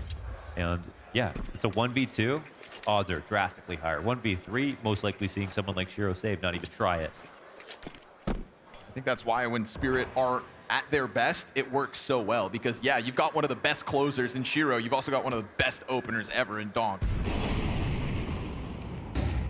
2 ends of the spectrum coming together to dismantle Navi round by round. And in this one with pistols, your hopes shouldn't be high for the defense, but we'll see if Donk oversteps a boundary here. Yeah, he doesn't. Upgraded pistols ready to He's rock supposed to him. cover this. He's not ready for it at all. Let's see if Alexibi can get something. He's also not alone. That's the thing. Second player up in E-box, both backs turn, but Zontix times it. Doesn't matter. Desert Eagle connects for 2. Zontix and Magic's able to recover on the other side. So even though E-box could not have gone worse, with each of those Deegs finding their intended targets, it is still Spirit with the emergency protocols. As the rest of the pack, we may sit here and talk about Donk and Shiro, but it has to be said, Zontix is stepping up as that coveted 3rd piece for Team Spirit. Because on a day when Team Spirit have a 3rd performer, their opponents go up in smoke. That was quite literally one of Zontix's best performance on Anubis. Screw the kills. Watch that game back if you're trying to learn how to play CTA site. It was masterful. And you'll also learn that you need perfect timings from your teammates, and that's the other half of it. But you'll see those flashes come in to support his plays. But you'll also learn a lot about what good angles there are to hold, what timings to take.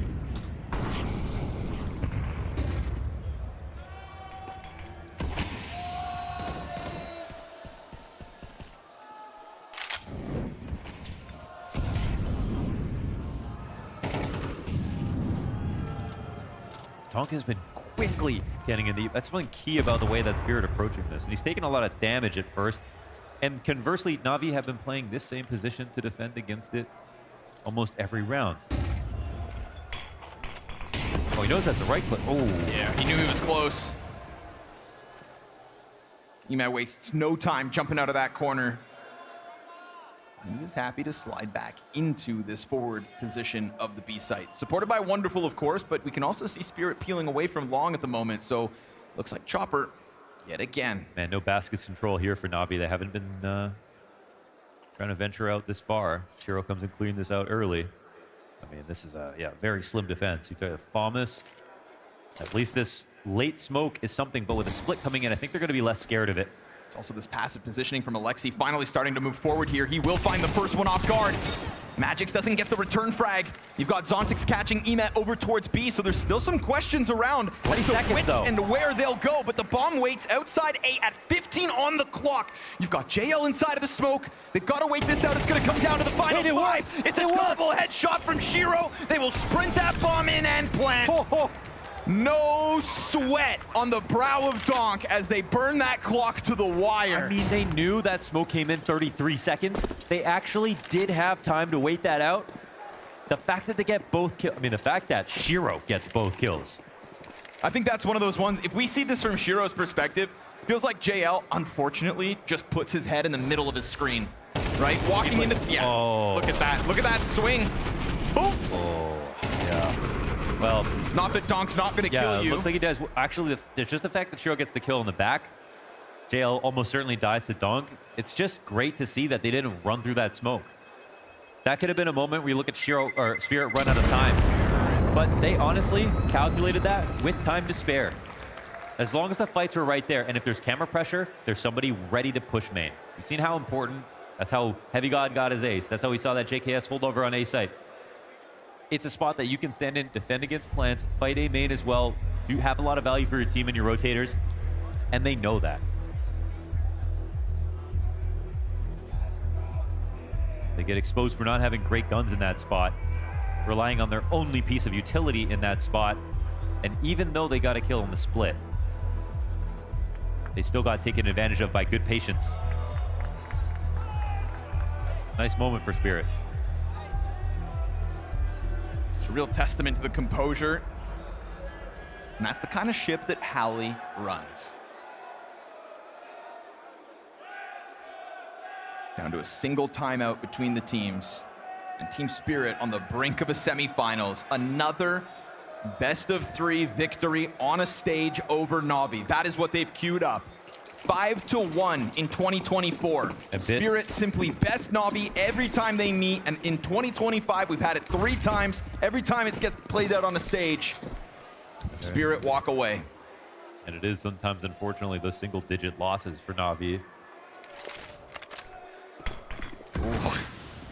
Alexi almost caught out just by Donk's sheer aggression. You've got that pistol over on Jail, and Donk seems a little worried about it. He'll try to soften up Emet. Alexi draws a bit of attention. Pillar kill comes in, and now Donk's able to activate. Oh, missed shot! And Magic still keeping himself slim, gets the next peek right behind it, and can even disengage. He's got to, because the bomb is still back behind him, and it's a labored effort here from Bit, because he's going to have to do this quietly, slowly approaching the flank. You're going to get Magic still holding it, but that won't matter. Nice Deagle shot. When we talked about it, we tried to hype him up. Shiro in a clutch.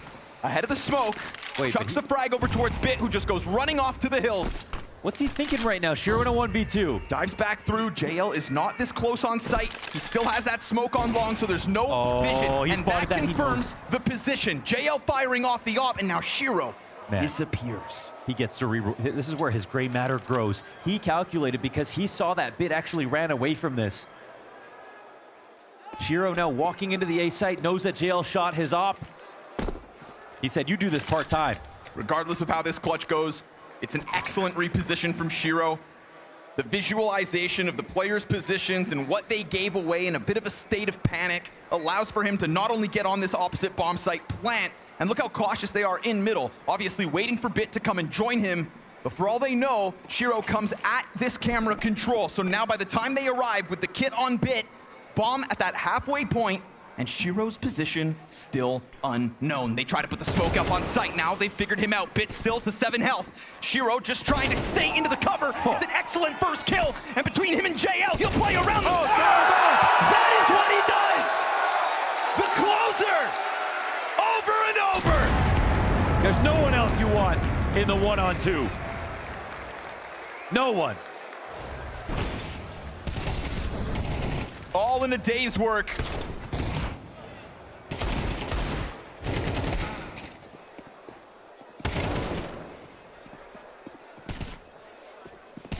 He played with them from start to finish in that 1v2. From grabbing the bomb on long to leaving that site. He fake planted just so JL would shoot. Just to wallbang default. That's what he was looking for. Smoke them. Again, can only happen when his team puts him in those winnable positions. But by God, across the board, Chopper just cranks it into the instant headshot. Navi not even given a chance to catch their breath after a soul-crushing 1v2 lost. And in a battle of the CS2 major champions, Team Spirit will continue to put nothing but space between them. The struggles of Navi may not only be between themselves, because they're sure as hell between them and Team Spirit. This isn't close, and the head-to-head will remain this way every time it matters.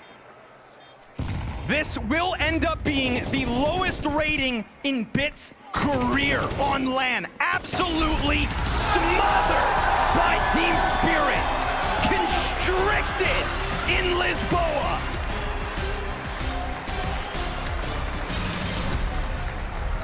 Navi fall victims to the Spirit Clinic tonight. The surprise pick of Anubis does not pay off, but it does tee us up with a delectable semi-final. That is going to be Team Spirit taking on Vitality. That's one way of saying good night to Navi. Not even making it close, not even giving them a chance, just absolute dominance from start to finish. And talk about finishes, I mean, Shiro there in the 1v2, the final nail in the coffin, the way that he plays that one, so methodical, so thoughtful, creative even in a way. He's just so on another level when it comes to playing in the late round there. Navi, doesn't matter if it's the beginning against Donk or the end versus Shiro, they didn't stand a chance here. The cool thing about this game as well is that Spirit is playing Counter-Strike at such a high level that if you're Vitality, if you're EF, if you're MOUZ for that matter, you're looking towards Spirit and you think, uh-oh, they may be back. They may be back to the level that we saw in Shanghai. So, for my money, obviously, a little bit disappointing that Navi weren't able to put up a fight right here, make the game competitive. But if anything, I'm just excited to see Spirit move on into this tournament because they're playing beautiful Counter-Strike. And I'm excited that Shiro has truly turned up to this stage as well. We'll obviously be diving into the clutch in just a moment, but the fact that him and Donk firing on all cylinders, great to see from the side of Spirit. It's been fantastic. It's been absolutely fantastic to witness. Well, let's check in with the winners. On stage, we do have Team Spirit with Banks. Spirit have done it and marched on forward to the semi-finals. Make some noise for Team Spirit!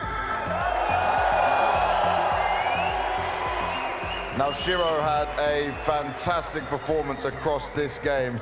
You were the closer, you were the clutch, you played so strong throughout this. Did it feel like you were the one who could be the one who gets all the clutch rounds and you could just make the magic happen? I don't know, we just feeling good for team and we full control map for Anubis, Dust, and so easy, I think. You showed that it was so easy as well. This Anubis, Zontix told me that you guys did prepare for it, you did expect it, so it was not a surprise? Yeah, not surprised because we know how play NAVI, I think, and he's not have good individual game today, and we have good performance, and we win Anubis. It's so good for us. Very good for you guys, especially as I know some players on your team don't like Anubis so much. But looking at this now for you guys, the group stage, we saw you struggle against MOUZ. We saw the team try and show some improvements. Are you happy with how you performed on the stage today? I think after we lose the match versus MOUZ, we have more practice for and we fix mistakes. And after we going to stage, it's more motivation, and we again playing Vitality tomorrow, and we need to win Vitality. So it's so hard team. It is a very hard team to face. They look like the best team right now. You had struggles against them in Katowice. You haven't faced them since. Do you think you have worked out how to fight back? Hallie, has he worked something out so you can make this competitive and try win?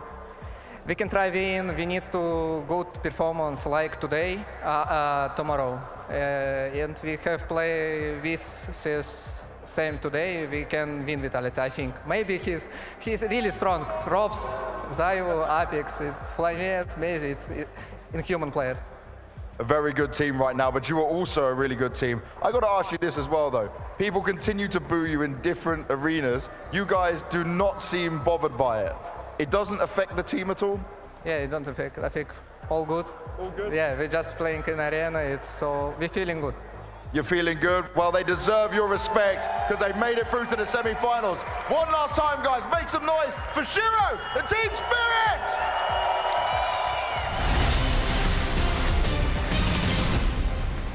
And I respect the confidence coming out of Shiro, because if he can pull off magic like this going into the Vitality matchup tomorrow, it's going to be an insane game.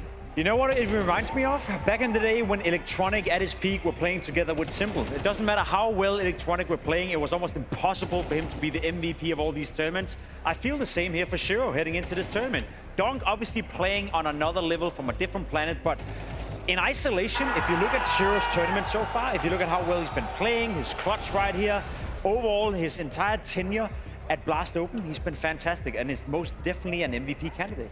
He's always just going to be overshadowed. So unfortunately, his candidacy only falls when the whole team falls. I feel like any time that we want to praise him, it's hard not to just look at the scoreboard, look at how drove so many of those rounds, and it is Donk too. So really, one of the most complimentary 1-2s in Counter-Strike. I know people are going to look at something like Zywoo and Rops, but really, they kind of want to play a little bit later in the round. But really, diametrically opposed are Shiro and Donk. Closer, opener. The dude died 14 times over the course of 2 maps versus insane. NAVI. It's impossible to kill, just staying alive. Absolute magic pulled off by the side of Team Spirit. It does beg the question, though, for the side of NAVI. We'd have hoped they would have bolstered something more, and I think Connor put it really aptly. When it matters the most, they can't have take down Team Spirit, rather. In these arena games, they just prove too much for them. The individual level from Navi is concerning. The way that they were finding so much success in the previous year, based off of the fact that they had a well-oiled system, one that looked systematic in approach, has fallen by the wayside. Teams have studied Navi, they understand them inside and out. I even sometimes watch a game of Navi, and I feel like the other team knows what's gonna happen next in the round before Navi. That's not what I expected last year. And so the question that bemoaned Navi as soon as they won that major is, who's gonna be the star player? Who's going to step up?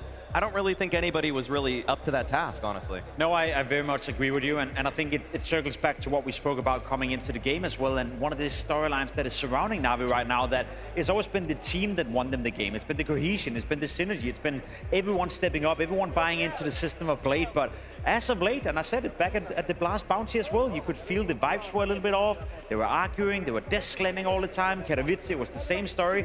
So if your team and your environment and your mood is not functioning at 100%, when your biggest strength is exactly that, then I can't really say that I'm surprised now he's not playing up to that level anymore, but it's a big issue and they need to resolve it. I know that Blade just brought this up also on his HLTV interview, the fact that if you play a demo versus somebody, or you play a scrim, and you have your POV recorded, you can just put it into Skybox or any application, and you can see everything. And so I feel like people like Blade, who are such tacticians in nature, see that and they just get demotivated. They see that, what's the point of coming up with a pocket strat when everybody's going to know about it as soon as I run it one time in a scrim? So I feel like right now, this is why firepower remains king. This is why people like Donk rule the server, because it's very hard to create a game plan that's going to actually thwart a guy that is just so much mechanically more talented, because he's using all the tricks in the CS2 book to make himself hard to hit. And Ruled the Arena did Donk tonight, which unfortunately does mean for Navi, quarterfinals is their end. So let's check in with Alexi B to get a few closing thoughts.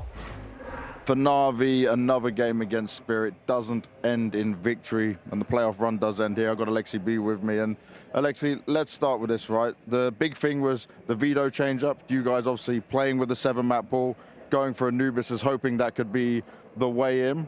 Obviously, we've praised your T-sides a lot when it comes to this map as well, at least what we saw against Fury, right? That was where the success would happen, and in the past. Here against Spirit, they actually like to start on the CT side.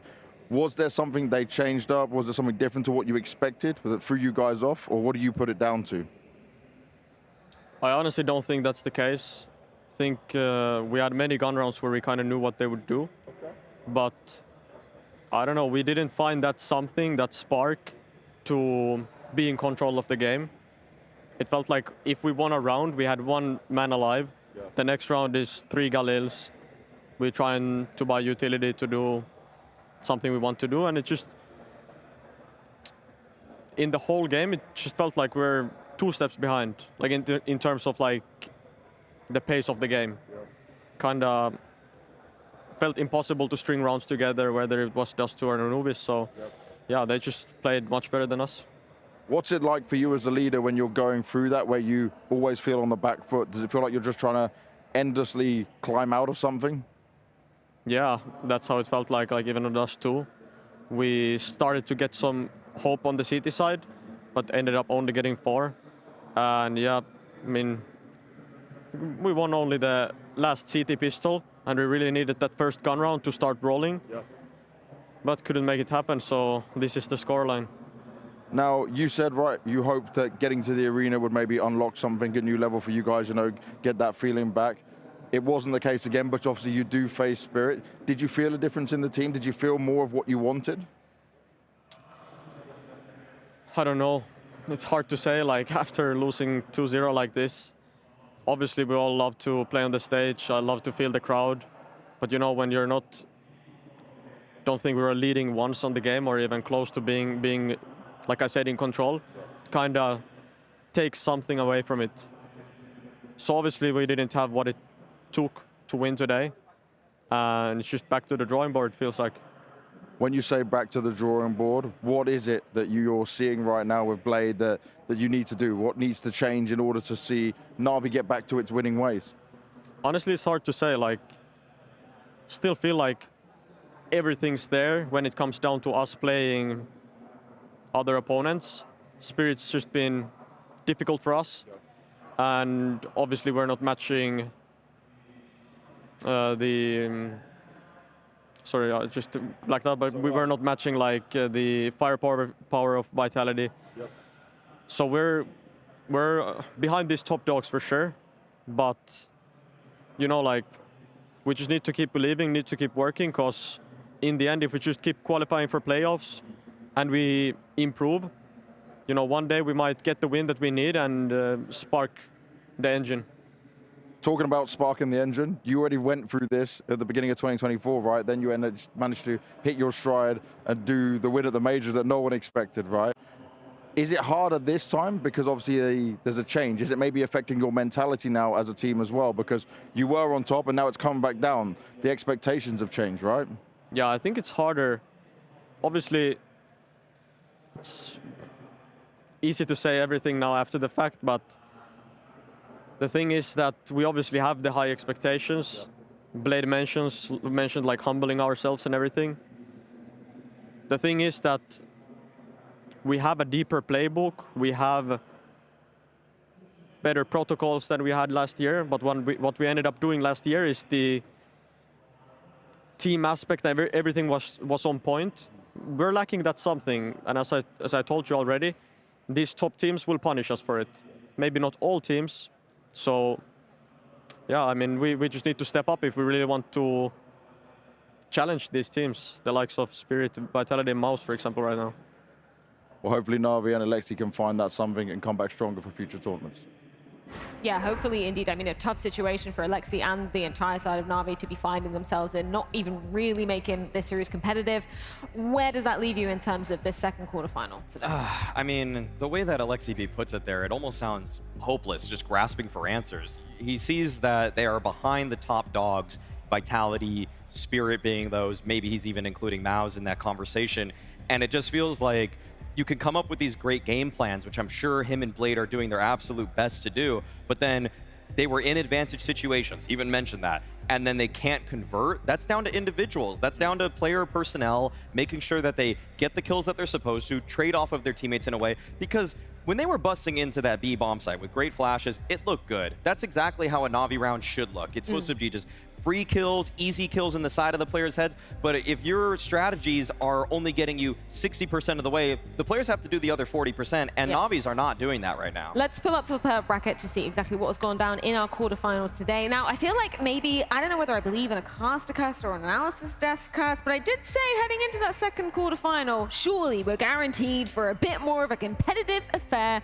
Hasn't really been the case today at all with our quarterfinals, Jacob. No, and I think that's it's fair to be a little bit disappointed in that. I think, you know, on paper, both MOUZ versus G2 and NAVI versus Spirit could have and probably should have been much closer affairs, way more competitive as well. I think NAVI is the big disappointment. Obviously, I think, as you said, Maui, it's a reality check for NAVI. They are, I wouldn't say they're behind the top dogs, they're far behind. I don't even think they're close right now to contest against a team like Spirit, for that matter, or Vitality. By no means, I would even put MOUZ in that category and say they're far away from MOUZ in terms of the level they play at. So, can they change that around? You know, there's a couple of tournaments leading up to the major. Sure they can, and I agree with you. I think the game plan, I think the overall framework for NAVI is still there, but it comes down to confidence. And right now, it seems like a team and a bunch of players that lacks confidence. And from MOUZ versus G2 earlier on as our first quarterfinal, understandably, you know, G2, they're going through the motions at the moment. Nobody was really showing up to the server today other than a man called Manasi, and MOUZ just taking full advantage of that.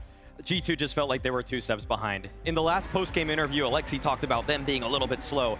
I feel like G2 were at 0.25x speed, okay? It's like I don't even want to go on my YouTube speed at that level. It's just hard to watch. And that's unfortunately how it felt like MOUZ were running circles around them. You watch that one back and I feel like every single MOUZ play, it's the least amount of G2 defenders, or they're capturing whatever kind of offensive play G2 are trying to run and doing it very easily. But surely, as we move into tomorrow's semi-final, surely it's got to be a bit more of a competitive affair tomorrow. We've got MOUZ versus Eternal Fire. I believe they haven't faced off since August last year, which is pretty wild. That's going to be an interesting head-to-head. Especially with this new MOUZ roster, the way they're playing, Brolan as an in-game leader, you have Spinks coming into the mix as well. I think Eternal Fire have shown us they play Counter-Strike at a high level, but you know, between them and Vitality, the weaker semi-finalists, so to speak. So I think MOUZ are coming in with an awful lot of confidence. And then, of course, Spirit versus Vitality.